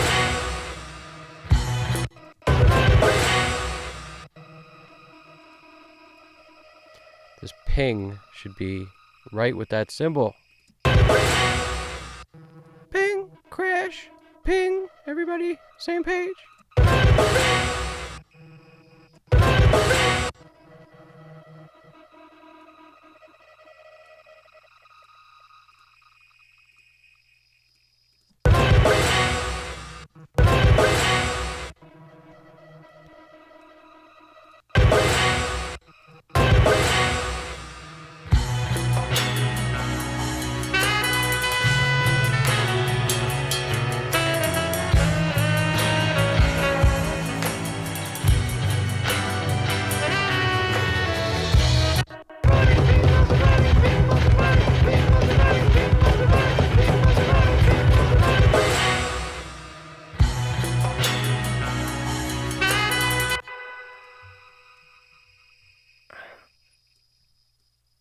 Like, I get the point. Let me see. Just don't want it to sound like he's out of breath. That's what I keep hearing to me. It sounds like out of breath because it's a little late.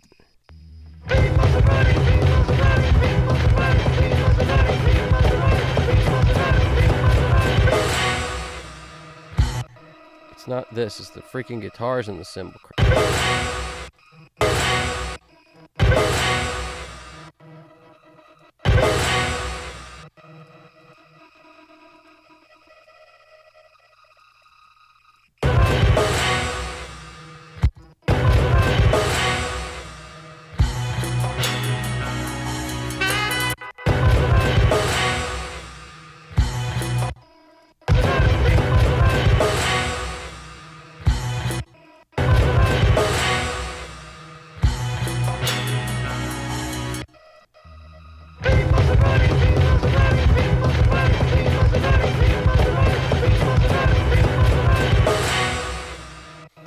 Dude, that thing shouldn't be there. That ain't. Nope, that ain't going. This thing should not be here at all. Like, in nobody's world does that make the intro better. The intro is so much cooler with just the music. This is a symptom of too many tracks.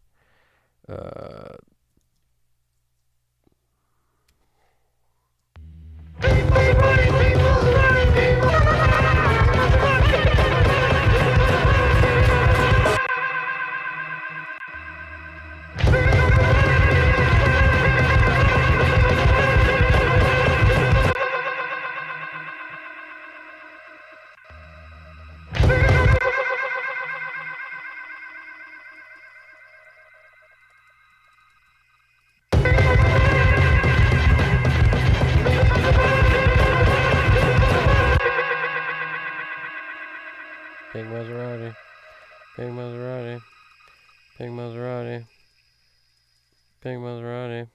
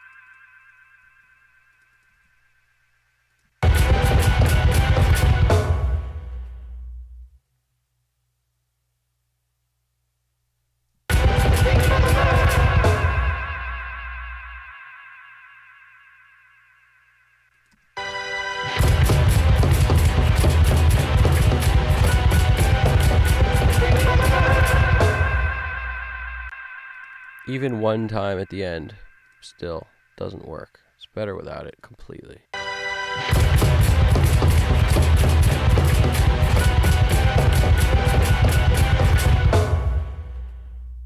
So much better, like 1,000,000 times better.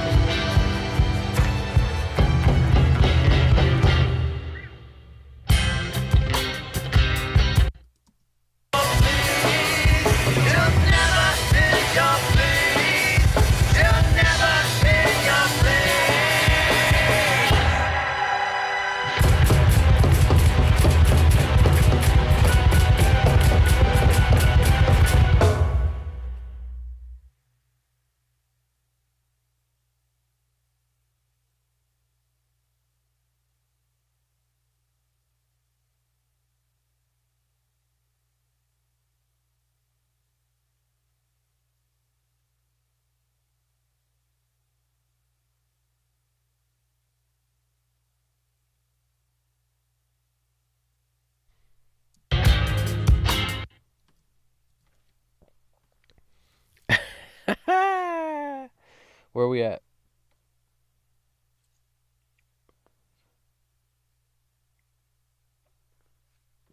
Where are we at here? Duracell is right, dude. Oh, man. Do your stretches, dude. The ride cymbal, yeah. I don't know what kind of cymbals this guy used. You know, this Gaia's Spawn. I know the drummer is thorough. His name's Keena, and he was the same drummer on the Bizarro Ruin track that I mixed a while back, if you remember that one, which was a very prog rock kind of tune also. The same Mike Futrell guy who wrote that, wrote this. There's a couple people who are involved in the writing, but it's mainly, he's the mastermind, Mike Futrell. And what we got is this stereo drum. This is one of those, it's the mic that gets mounted on the front side of the kit, and it just has the whole kit in it. It's like one mic that does, a weird stereo thing. Definitely has some EQ going on, probably some multi-band stuff, probably, I don't know, because there's a weird thing that happens with the phase sometimes that's all within that mic. It's all happening inside that mic, so there's got to be some kind of weird crossover thing happening to get what's happening out of it. I don't know, but that's what's going on the drums. So the drums is this one stereo track right here. This is the drums.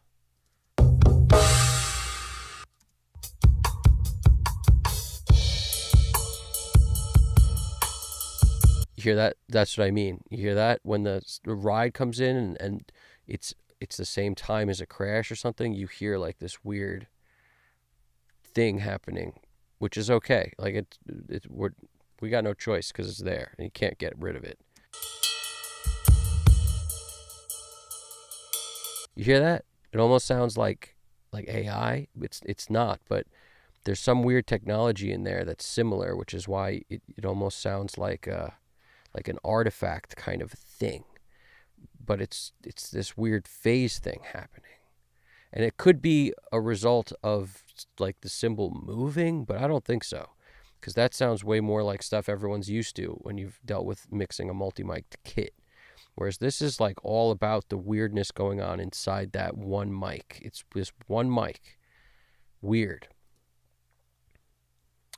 I wouldn't recommend it, but it's a lot of people use that thing who don't want to do a whole mic up the whole kit. And I think I managed to get a pretty decent sound out of it. It's just some EQ, not a whole lot, because every EQ move affects every drum, so you can't do a whole lot. Some subharmonic stuff to give us a little more kick love, and one drum parallel with a smash, about 8 dB or so on the SSL bus comp, and then we got our Studer giving us some additional roundness and low end, bump.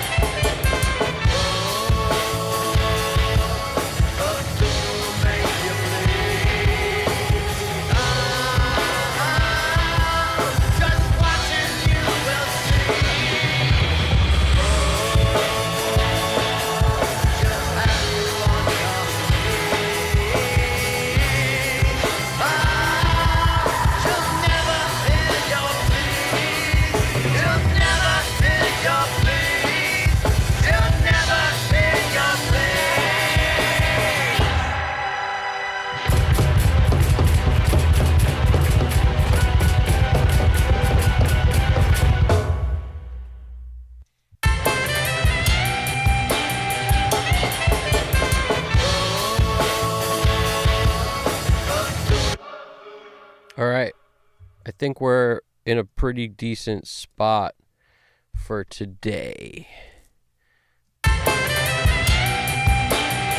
And I do plan on revisiting first, tomorrow, to just do finishing touches, some automation, final touches stuff, you know what I mean? The last little bits, but we got this thing really whipped into shape. I mean, crazy.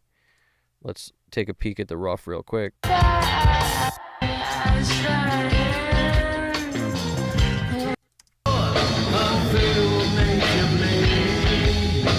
Wow, that's the rough. This is us.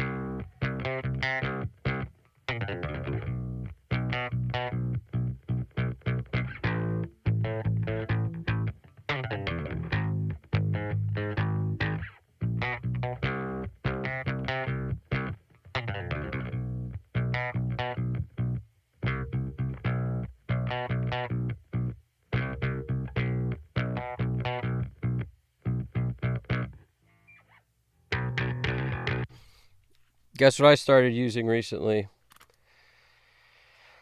I had to get something done, and I wasn't in my usual location, and I had these with me, and I was like,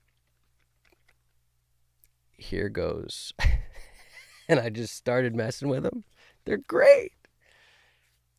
I'm sort of playing at the same time I'm not playing, because what occurred to me, I was like, man, if Andrew Sheps could do it, I could do it. That's all. And I just started. I was just like, I gotta figure out what he's cueing in on, really. But what I like about them is when you're checking bass, it's actually a fairly good bass check, because they sort of hype the bass. And if you're worried about too much bass, they're a good bass check.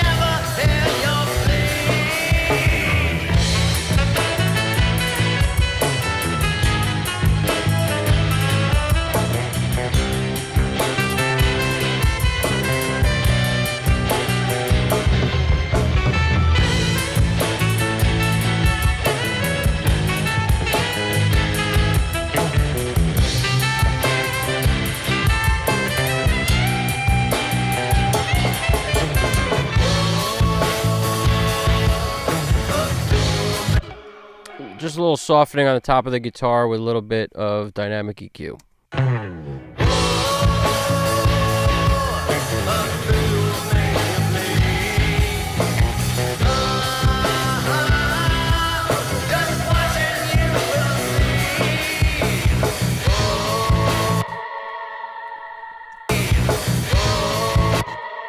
Bit, bit, bit.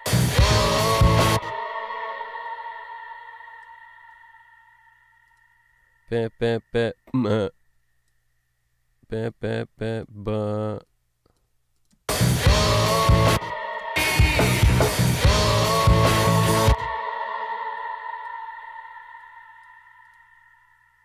Bit, bit, bit, you hear what I did there? As opposed to, hear the difference? Bit, bit, bit, and that because it's on the upbeat, it just creates this weird stutter. This feels so much more powerful.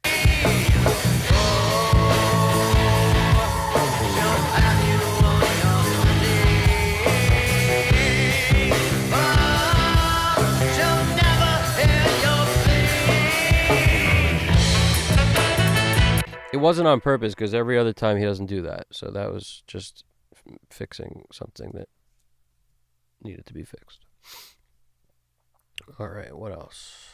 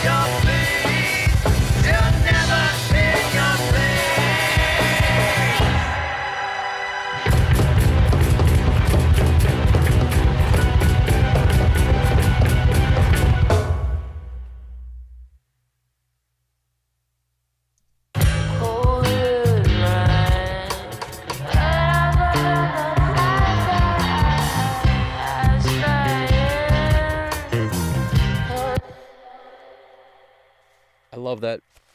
I want bass.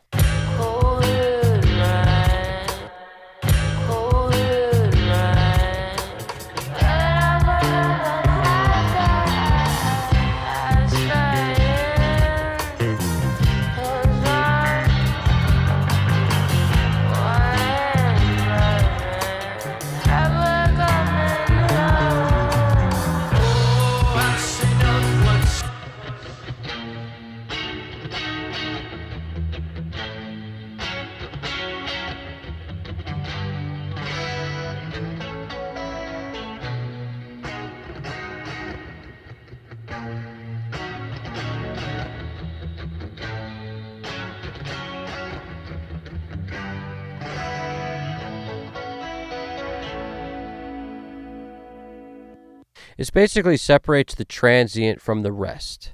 And that's how I think about it anyway. And sometimes you want to pull up the rest, but pull down the transient.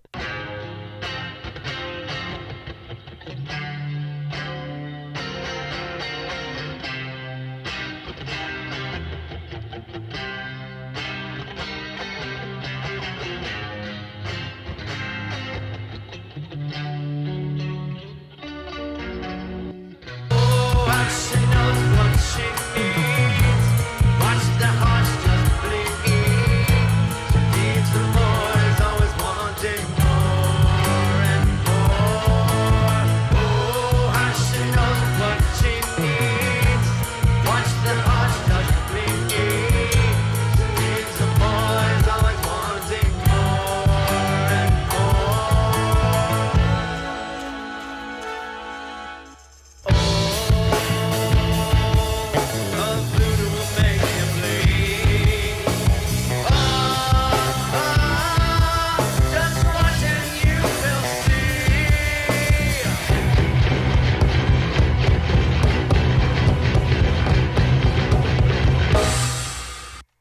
wait to automate this. It's not going to be tonight, but that's going to be on the flip.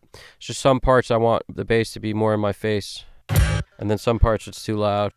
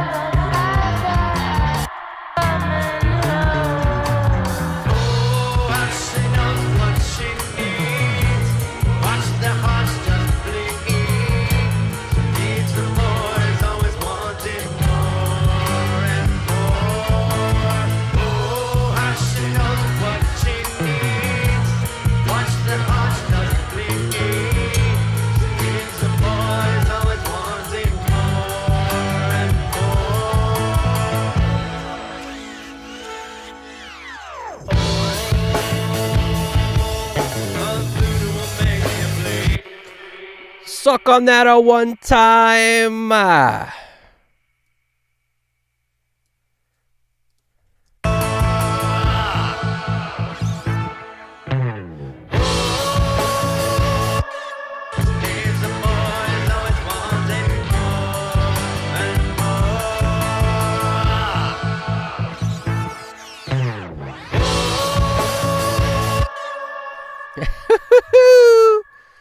can't tell if I'm off my rocker or not. I might be. But who isn't?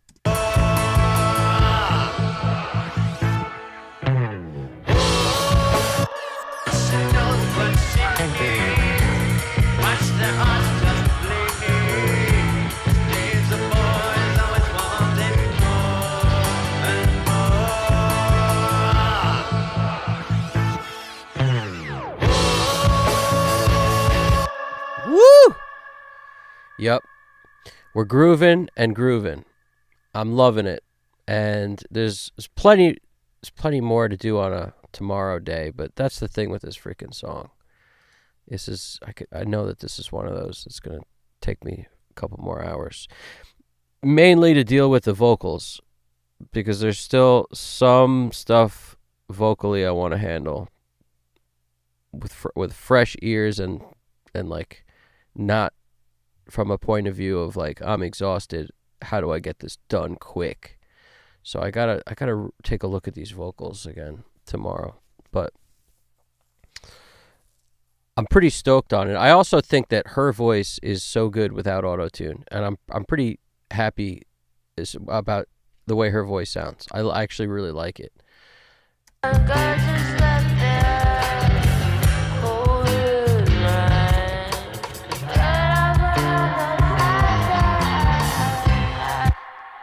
Like, to me, that's so cool. It's weird, and I love it. I love weird. That's super cool.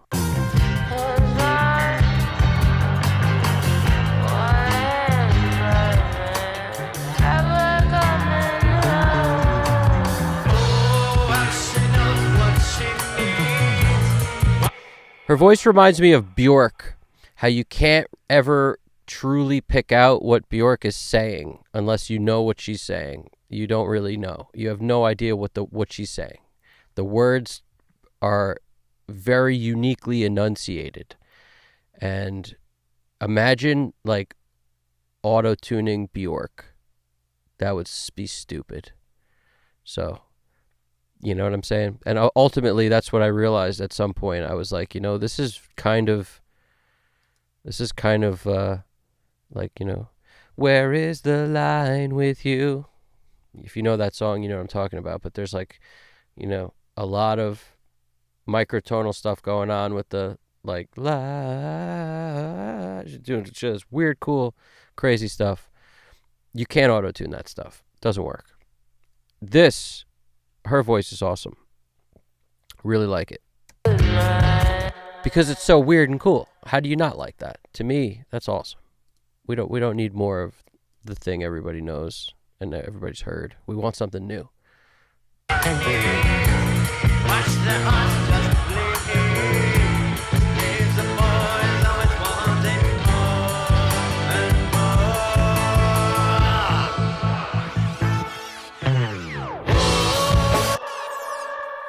I love that.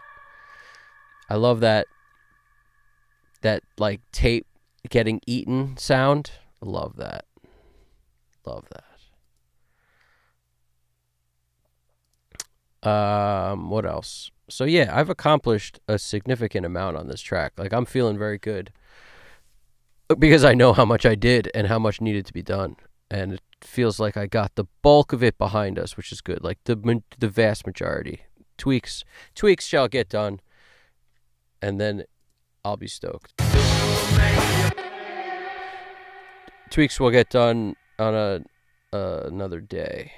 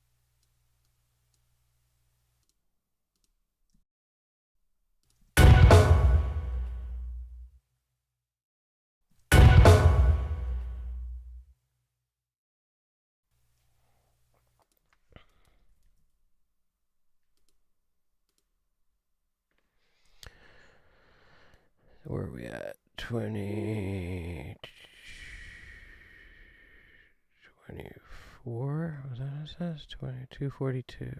Okay. Take it.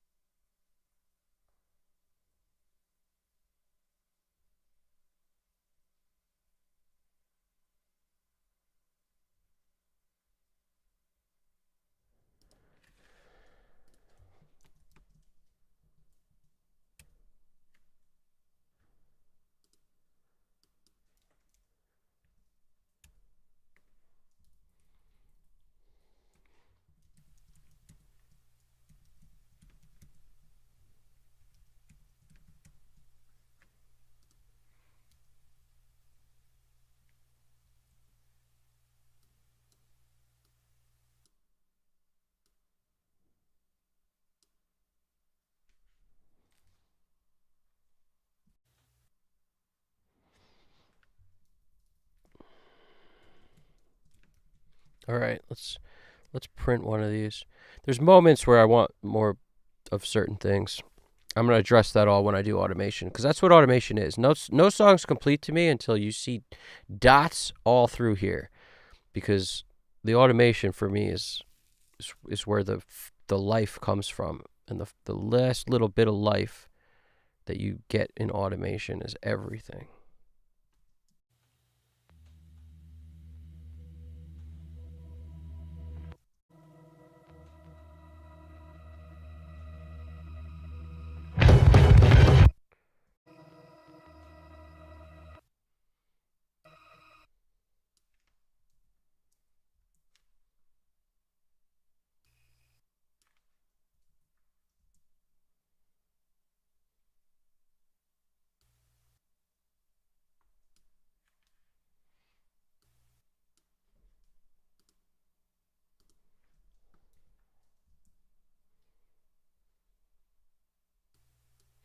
There's some sort of like weird noise I'm hearing. It's probably on the guitars. That's where a lot of this noise is coming from.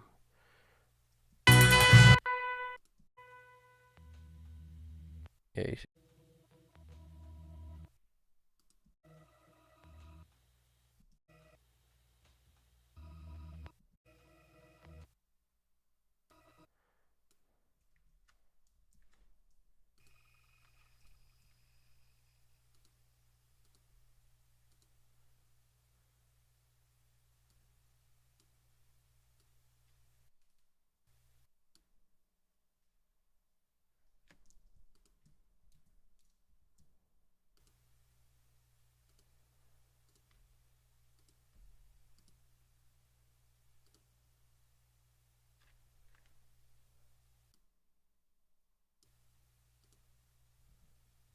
That's crazy. There's no drums in the intro. It's all djembes.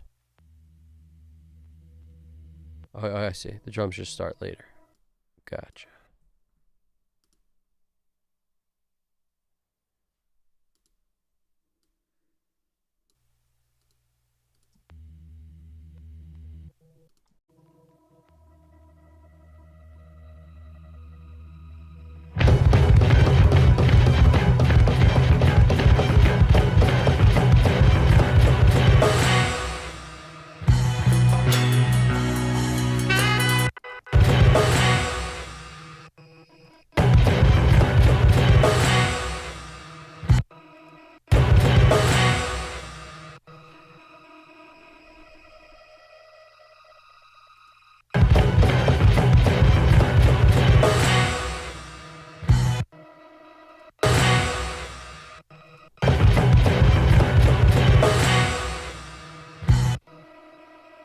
So funny, but like that last guitar hit being like late.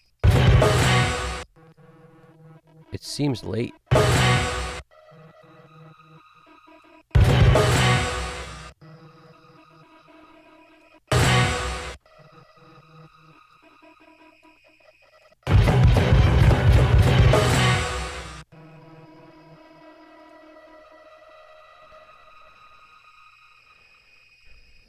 I'm just gonna leave it for now, but it's just something's like a little late there, but it's not late because this is how it was done. It's just bugging me. You know what I mean? It's all done, and then there's like a freaking pow pow.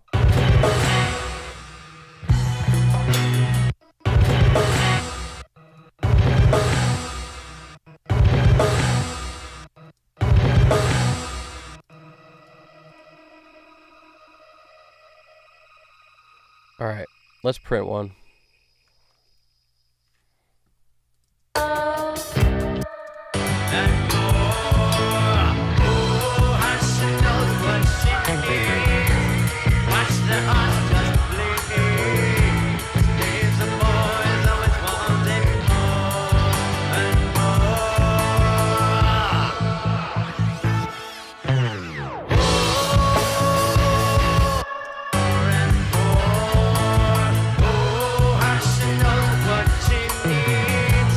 Watch the heart just bleed.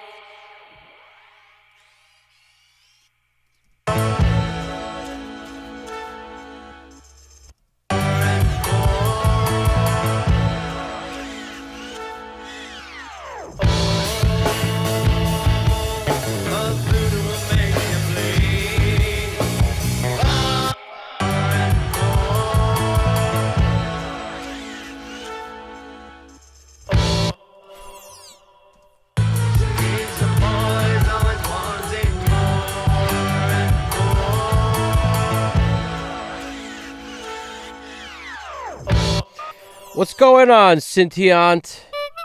What's popping over there, dude? Hope all is well. Braxel, good to see you, dude. Good morning. We're just about closing up here. And,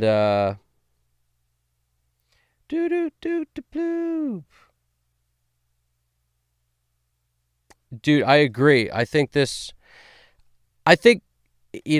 is I cannot explain or understand why this was used. But for the drum mic, I get it. Obviously the guy thought it sounded good. So who am I to tell him it doesn't? I'm just the mixer.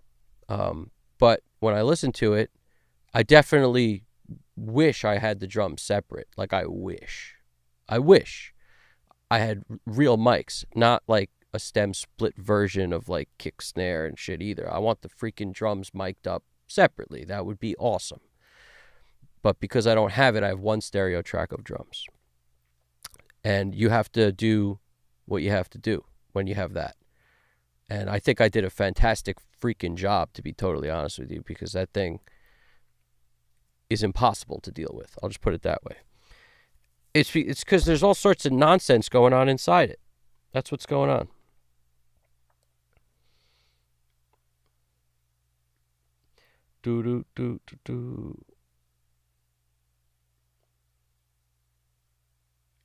No way, Brax. This is what's his name? This is Mike Futrell singing the choruses. This dude named Jazz singing the choruses, and Rasa is her name, singing the verses. The band is called Gaia's Spawn, and the track is Pink Maserati. It's got to be a Yamaha. That's what Slag Media. That's what I was saying earlier. It's some Yamaha jam for sure. Yep, EAD 10.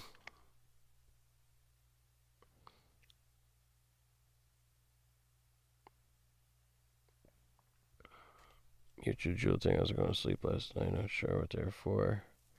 How long has it been since the last live stream? It's been a hot minute. This is the first one back.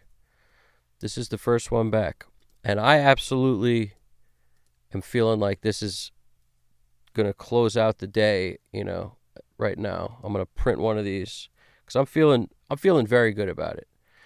The drums sound freaking great considering what the drums are.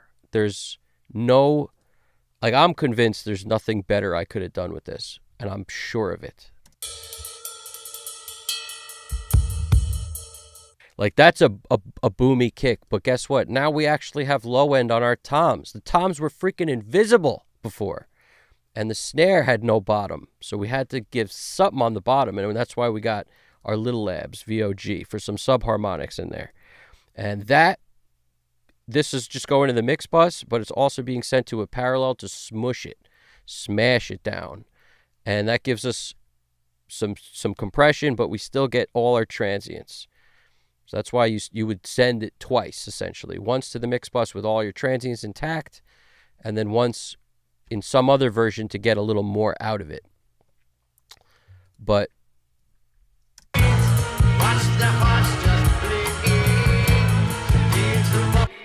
there's no option to get anything else. So for anybody who's just tuning in or in the cheap seats in some way where you think there's some other option here for the kick, there isn't.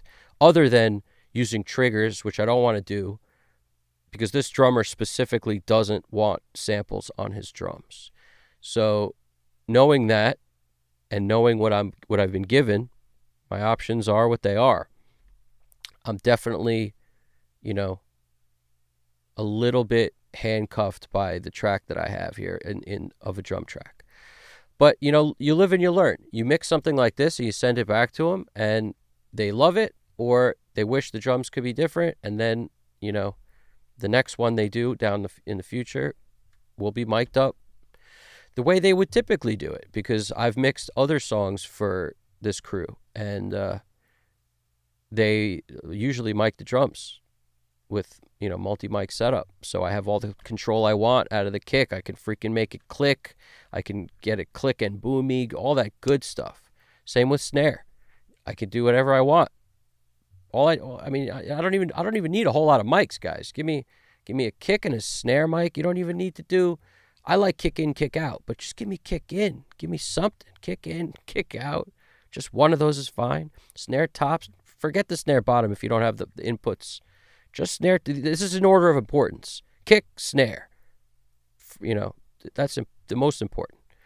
Mic the toms would be a pleasure, because then we could do all sorts of stuff with, you know, I could blend in something and we could actually hear all the nuances of the tom fills. It'd be great. It'd be fantastic.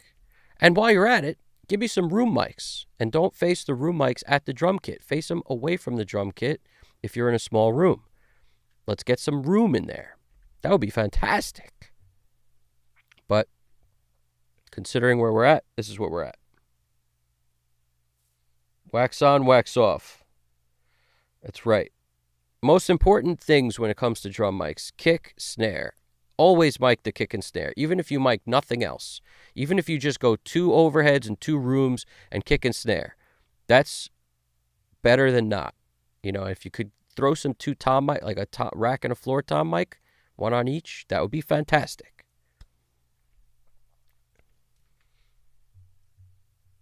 But there's all sorts of ways to make drums sound amazing, and none of which are using this mic, as far as I'm concerned. This mic may be good as the 13th mic in a 12 mic, you know, drum kit with 12 mics. This could be the 13th, no problem. Does a great job, you know. But if you had 1 mic on the drums, though, only 1, it probably wouldn't sound as, you know, if it was 1 stereo mic. This does it, you know. Compare this to a 1 stereo mic drum kit, all right? Then you know what you're dealing with, all right? That's what you got. That's what you got, man.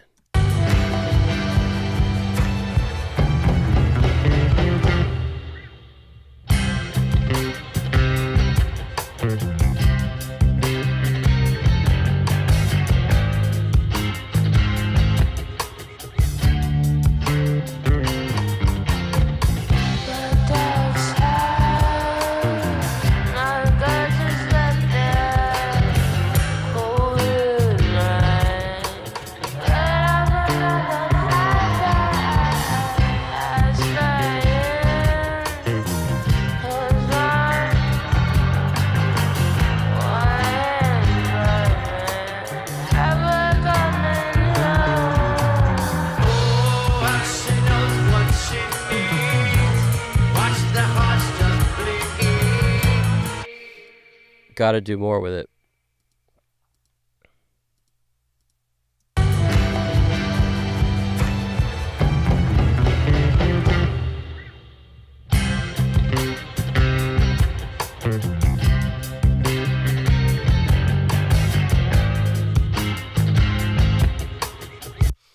Yeah, that's the thing I think everyone should realize when you're dealing with, like, you know, thinking, oh, this thing sounds good enough in general. Unless you've mixed a song with it and you're somebody who knows what they're doing when it comes to mixing, you're not even in a position to know if it sounds good enough. Because once you're listening to your track, if it sounds like this, where, you know, I don't know, it's hard to explain what I'm trying to say. I guess if there was nothing here, there was just 1 guitar and it was like a live performance, just a guitar and this was the drums, maybe it would work. But once it's layered and dense and all this stuff on it, you just need more. You just need close mics. And you need individual mics. That's what you need, mainly. It's just necessary.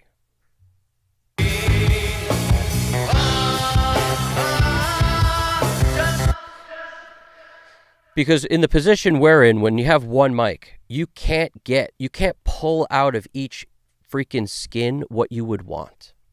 You know, when I'm mixing a snare drum, there's like 3 or 4 defining characteristics. The body, that crackle at the top, like at least those 2. at a minimum. And that's 2 different EQ points. If you were to try to do that on this, you're going to destroy the other things that are also being mic'd by the same freaking thing. And as soon as you try to duplicate and split, you're ruining your whole life, because now you got crossovers all over the place, going to be canceling crazy amounts of things out. And that's a disaster also. And that's worse. So you just have to be super light-handed. You can't do anything you'd want to do. You want more top end on the kick or something on the toms. Well, as soon as you try to crank your 4K, your 3K, your whatever, 1.5 and up, say hello to my little cymbal friends. They just show up and start destroying your life. So they're all on the same mic. Good luck. Watch the heart just bleed. Leaves the boys always wanting more and more. All right, we're doing it. We're going to call this for tonight. Final touches coming, so stay tuned for that. At the moment,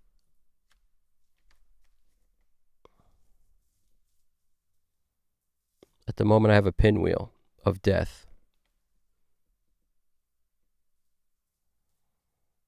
Pinwheel of death. What are you doing, pinwheel?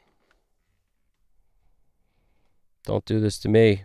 Just as I was about to print the freaking thing. Pinwheel.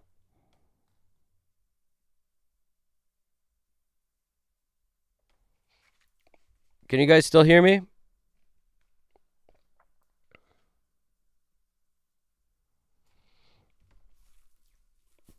Can you guys still hear me or not?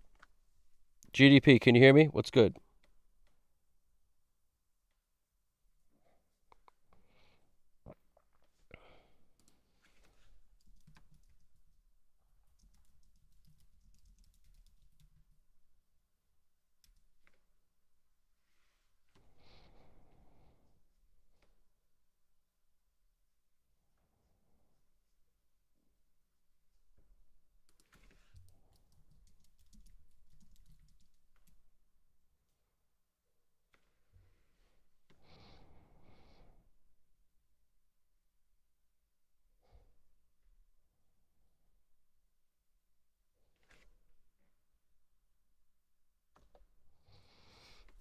Let's hope this pinwheel of death disappears. I mean, there's no reason to think it will. Once it shows up, it doesn't typically leave.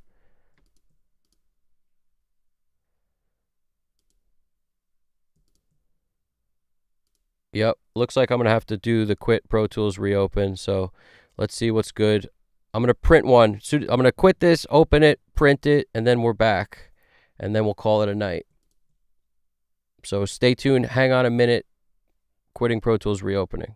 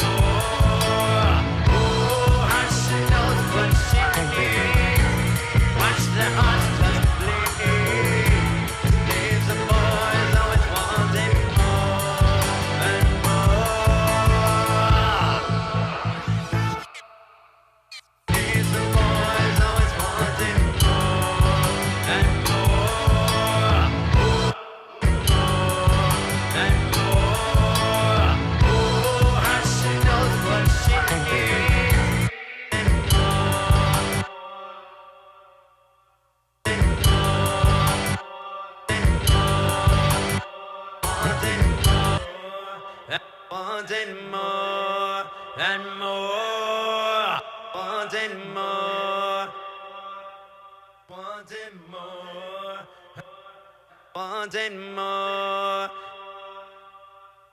wanting more, wanting more, wanting more.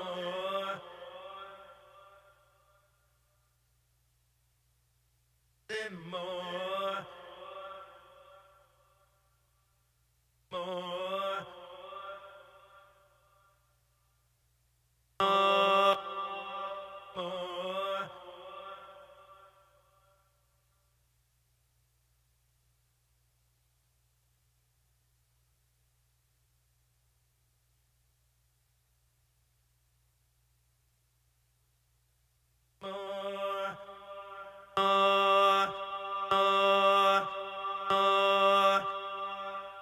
Wanting more and more. Oh, how she knows what she needs. Watch the heart just bleed. Leaves the boys always wanting more and more and more and more.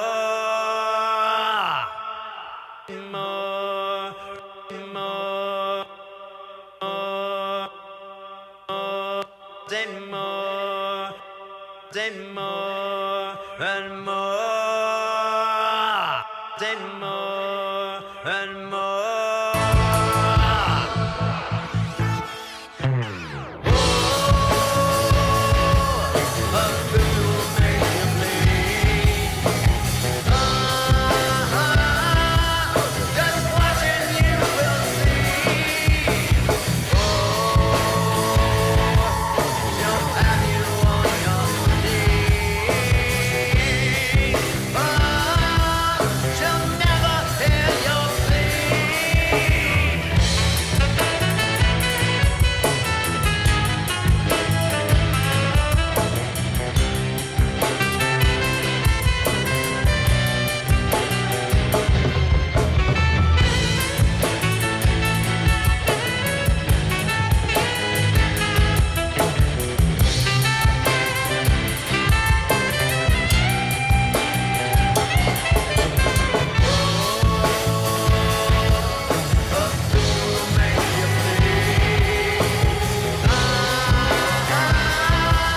Just watching you will see. She'll have you on your knees. A fool make you bleed.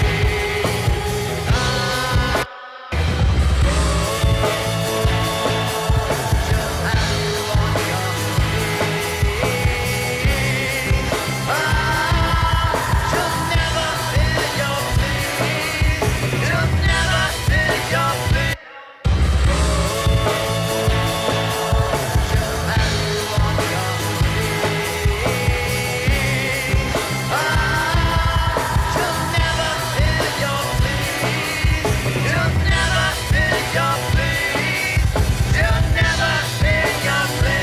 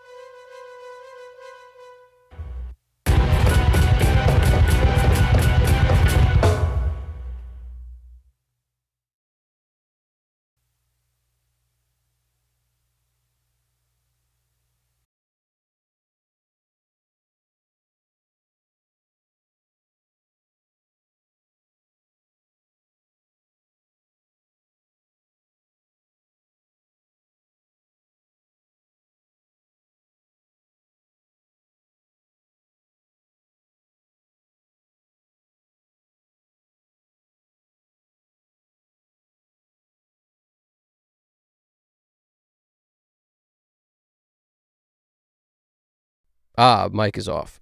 Beautiful. So anyway, what I was saying just now is there's going to be a finishing day for this because automation has to get done. Until that's done, I don't consider the song finished. I'm very happy with the work that has gone into this, because I knew before I even started this song that this was going to be a whole lot of craziness. Way more than the usual amount. Let's just put it that way. Way more. And you could tell right out the gate. So I'm really stoked with the progress and where we're at right now. There was a lot to do. There's still some stuff I'm going to do on the finishing day, some final touches and automation. Song's never done until automation's done. Life, till the life is there with the automation. It's just that little extra bit down here in the VCA land. Other than that, I spent the last little bit of the mix in headphones. The rest of the time has been on speakers the entire time, but I switched to headphones towards the end so I could have a little bit of a different perspective as well. Really interesting, weird, cool song, and all those things, interesting, weird, cool, all of it. Definitely, it's one of those songs that, Miles wasn't on the top 40. There's nothing eccentric and out there that's also everyone's going to like. So this is one of those songs that is very awesome, and it'll have its audience. And there's a lot of nuances and weird and crazy stuff going on in here. It's a freaking this is a theatrical experience.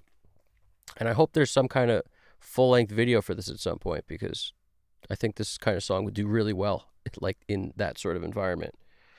So let's see what's up. Let's run one. I'm going to print it and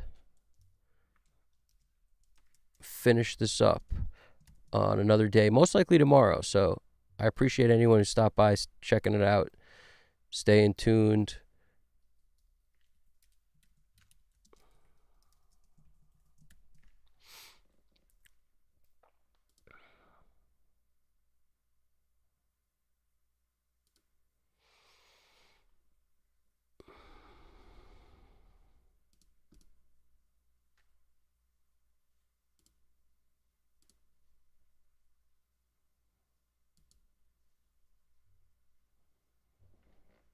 All right, we're going to keep this online.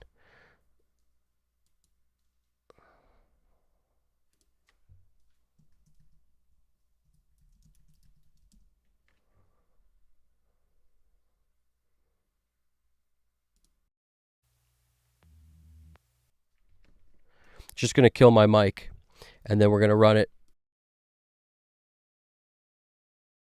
It's time for the listening party segment.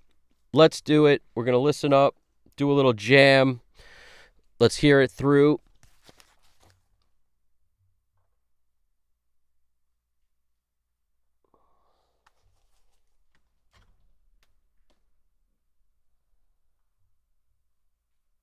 Taking off my headphones for this one. Let's hear where we're at.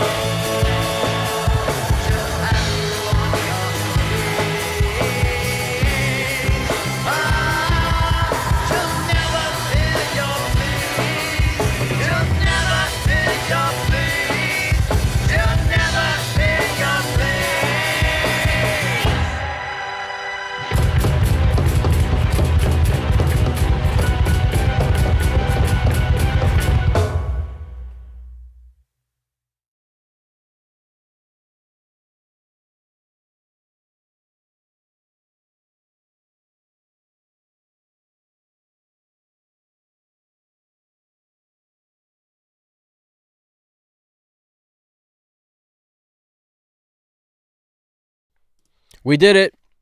We did it, guys. I got to tell you, where that thing started and where it ended is a world of difference. Woo! So I'm pretty stoked because that's what you got to always do. You can't compare whatever you're working on to something that was recorded in an ideal environment with the ideal mics, with, you know, a different budget. Like, I think that's where people get into problems. If I had to pick one spot that they get into problems, I would say they want, like, Tomo Fujita. You know Tomo Fujita? Guitarist, great teacher, fantastic teacher. I think he still teaches at Berkeley, I think, or he taught at Berkeley, he still teaches at Berkeley, but fantastic guitar teacher. Don't compare. Be kind to yourself because you're so special. Like, he says the same, he says he's got this mantra that makes so much sense. And it's don't worry, don't compare, be kind to yourself because you're so special. It's brilliant. I didn't come up with that. That's him. He's great. And the point is, you start comparing this thing to, you know, Nirvana Nevermind or something. You're comparing crazy things. You know what I'm saying? Andy Wallace wasn't sitting there with the Yamaha EAD 10 or whatever it is on drums. You know what I'm saying? Butch Vig recorded that thing. You know what I'm saying? So we have a lot of differences going on here. Doesn't mean that this isn't amazing. Of course it is. It's where, when you get into the problems, is the comparisons. I find that even with artists that have songs that blow up, if you listen to like the second song that artist had that blew up, the first one, a lot of times, is weak in the sonic department. And the second one sounds amazingly, hugely better, and it still has less plays, less listens, less buys, you know, depending on what era you're listening to of music and when the, you know, but this applies. That first hit that does really well is not always the sonically greatest sounding thing.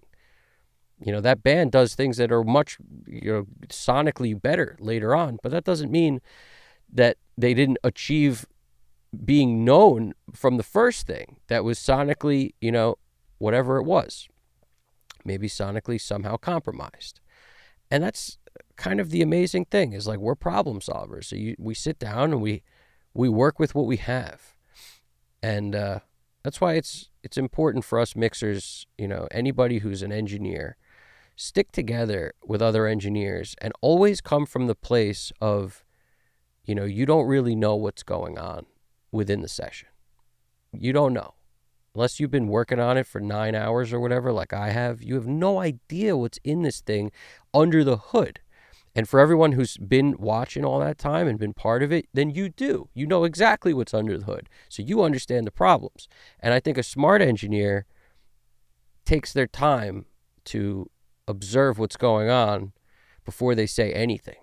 Because, you know, you could be really roughed up about something and you don't realize that that freaking thing was, you know, recorded with a mic on the moon, and, you know, it's just always going to be that way. It's not, we can't go back in time. As soon as we could go back in time and address the issues and correct them, everything will be fantastic. There's no reason for anything to suck, ever. But until then, it's just a game of compromise to some degree. It's a game of I wish it was and it's this instead of this, and I have to deal with that in this way. And then it just becomes, how many ways do you know to solve a problem? And the more things that you know about a band, the more things box you in. In other words, when it, like, sometimes the more like you talk to them, the worse it gets. Like, for example, you know, drummer not wanting to use samples or doesn't like samples.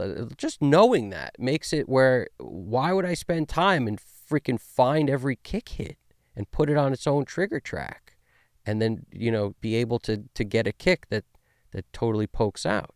Why would I do that knowing the drummer doesn't like samples? All that work goes to waste. So it's so funny how things like that work out, but, you know, everyone is, they are their own composer. They are, like, they're their own professor. They're their own everything. Whatever they want, like, your hired to make it great. You give your opinion, but at the same time, at the end of the day, when you know certain things, you have a hard time doing. If I didn't know that, I would have just done something like that already. I just probably would have done it. But and because I did know that, I'm forced to like make work what I have in other ways. So that's where the problem solving comes in. And these problems come up in all sorts of different ways on different projects. Not even like, I'm not even referring to really this one, because I kind of like the guitar sounds in this a lot. But a lot of guys, for example, who use like digital modeling, stuff to record, sometimes that stuff comes in sounding super brittle, like just very, very different than a mic'd up amp. And it could be okay, but it's not, but sometimes it's not. It really depends on what kind of, like what they used and if they're married to that or not. And then once you get something like that to work with, it's just, you have to have a lot of tools. You have to have a lot of tools and knowledge of the tools. That's why like Pro Q3 is really good for getting rid of harshness in specific areas and separating, like with the dynamic EQ, like the transient attack from the rest, because you could do a lot with just something like that.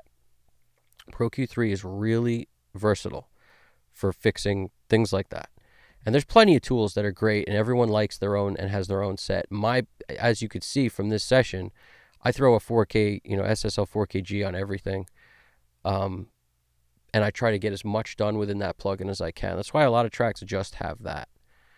There's plenty of tracks in this session that have nothing but a 4KG, because, I'm of the mind that you don't really need to put a million things on everything. I like to put as little as possible because I always think it sounds better. When I compare this to the Rough Mix had tons of plugins on it that they put on it and all sorts of stuff, and it sounds super dark and kind of, I don't know, it's just less life in it. And then before I just with hardly anything on it, just gain staging and putting like just a bus comp and barely hitting it, to me it had way more life and sounded like a better starting point. So, be careful of that. The more stuff you put on it, it can definitely come back to bite you. So your default should always be as little as you could possibly do, because it works out better. It's not because you're taking a shortcut. It's because it works out better in the end. Because the less you do, now it's just what it is. It's what it was, and make it. That's our job. That's our job. Make it. That's why I don't go through this and try to change it completely. I'm not gonna, take these drums and freaking make them a whole bunch of different drums. Like, this is his drum kit. This is him playing. This is how he sounds. If I could change one thing, it would be how the drum kit was mic'd. But, some people feel very strongly about stuff like that. And Keena's a fantastic drummer. This was Gaia'sSpawn, and the track's called Pink Maserati.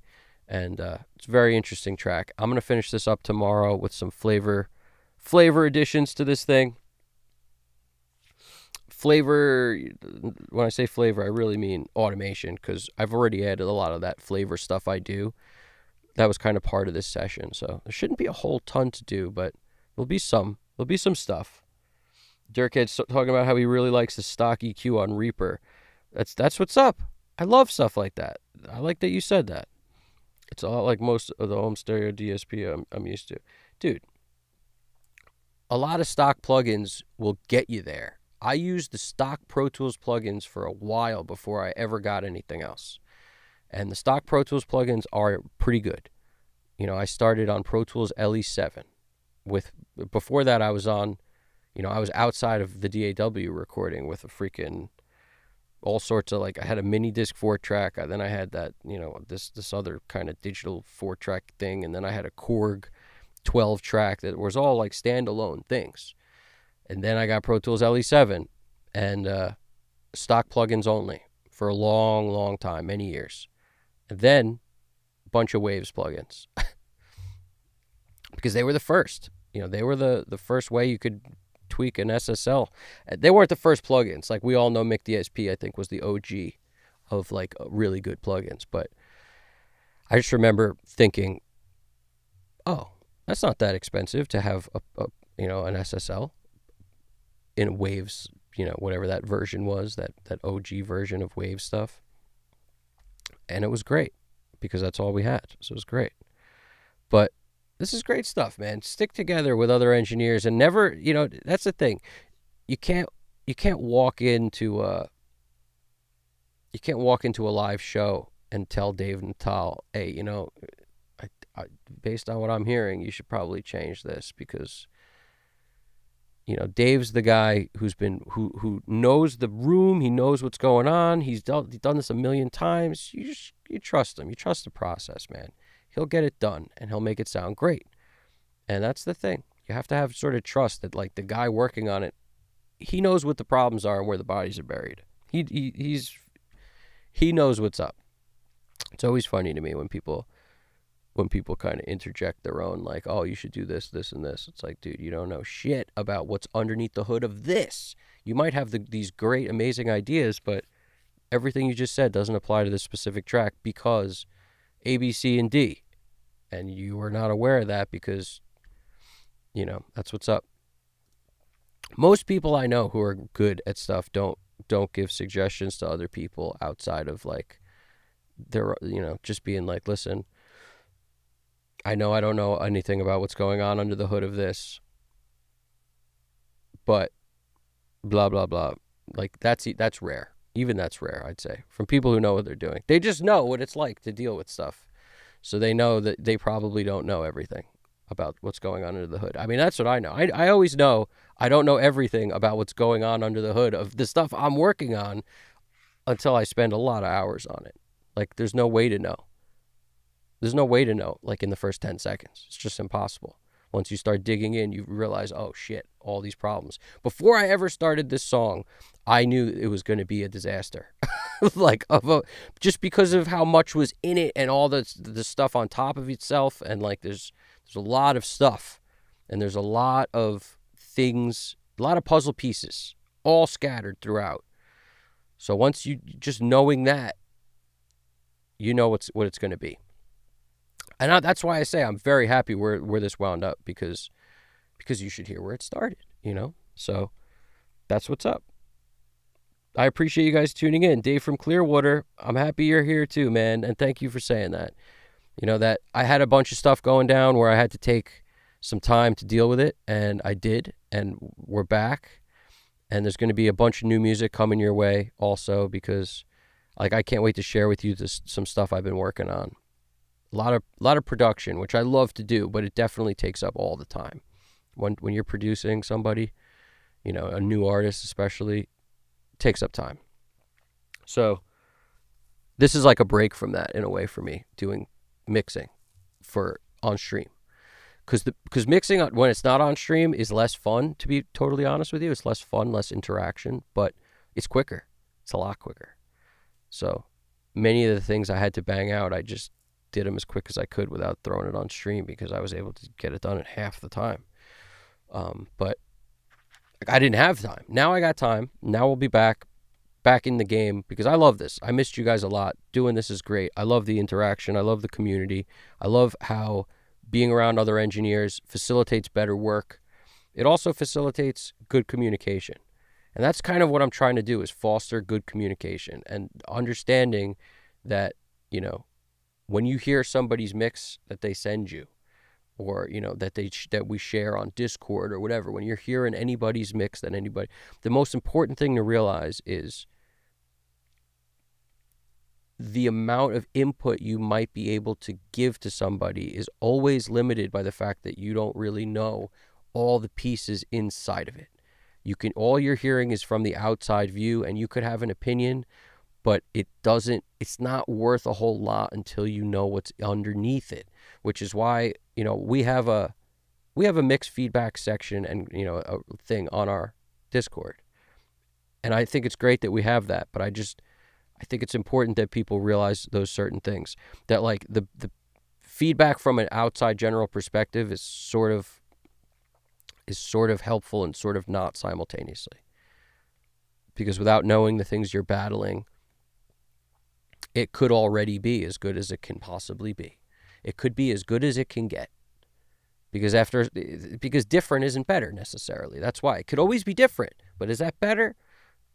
I would argue that the opinion of the person working on it is the most important opinion. That is the most important opinion. That and the client's opinion who has to love it. So as soon as you start adding a lot of other opinions, everyone's going to have a different one. Does it make it valid? I don't think so. Personally, I don't find it very, very valid. But is it helpful if you're stuck and you're just like, in desperate need of if you're one of those people who needs a push, it's helpful. But if you don't need a push and you're just looking for somebody to tell you your work sounds great, that's where I think you just got to stop asking and just trust yourself. Your work's great. You don't need everybody to tell you it's great. Trust yourself. That's a lot more helpful than needing people to tell you it's great, in my opinion. It's always nice to hear, but it shouldn't be necessary. You should be able to develop the confidence to not need that. I think that's healthier, personally, because you're in a field where there's no right and no wrong. So might as well start trusting yourself. You know what I mean? So I hope you guys dug it. It's been fun. It's been a great time.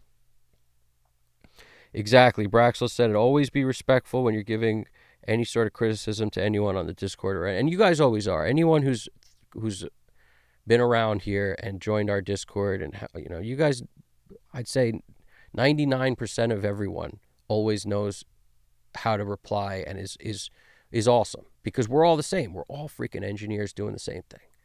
It's rare you get people who are crazy, and when we do, we deal with it in our own way. But I appreciate you being here. GDP, thank you for sending me this list, and thank you for hooking this up tonight. I really appreciate it. GDP coming through from Japan. We have the connection all the way from the U.S. in the Northeast to Japan, all the way across the globe, because a lot of the people who check out this channel are from all freaking over, man.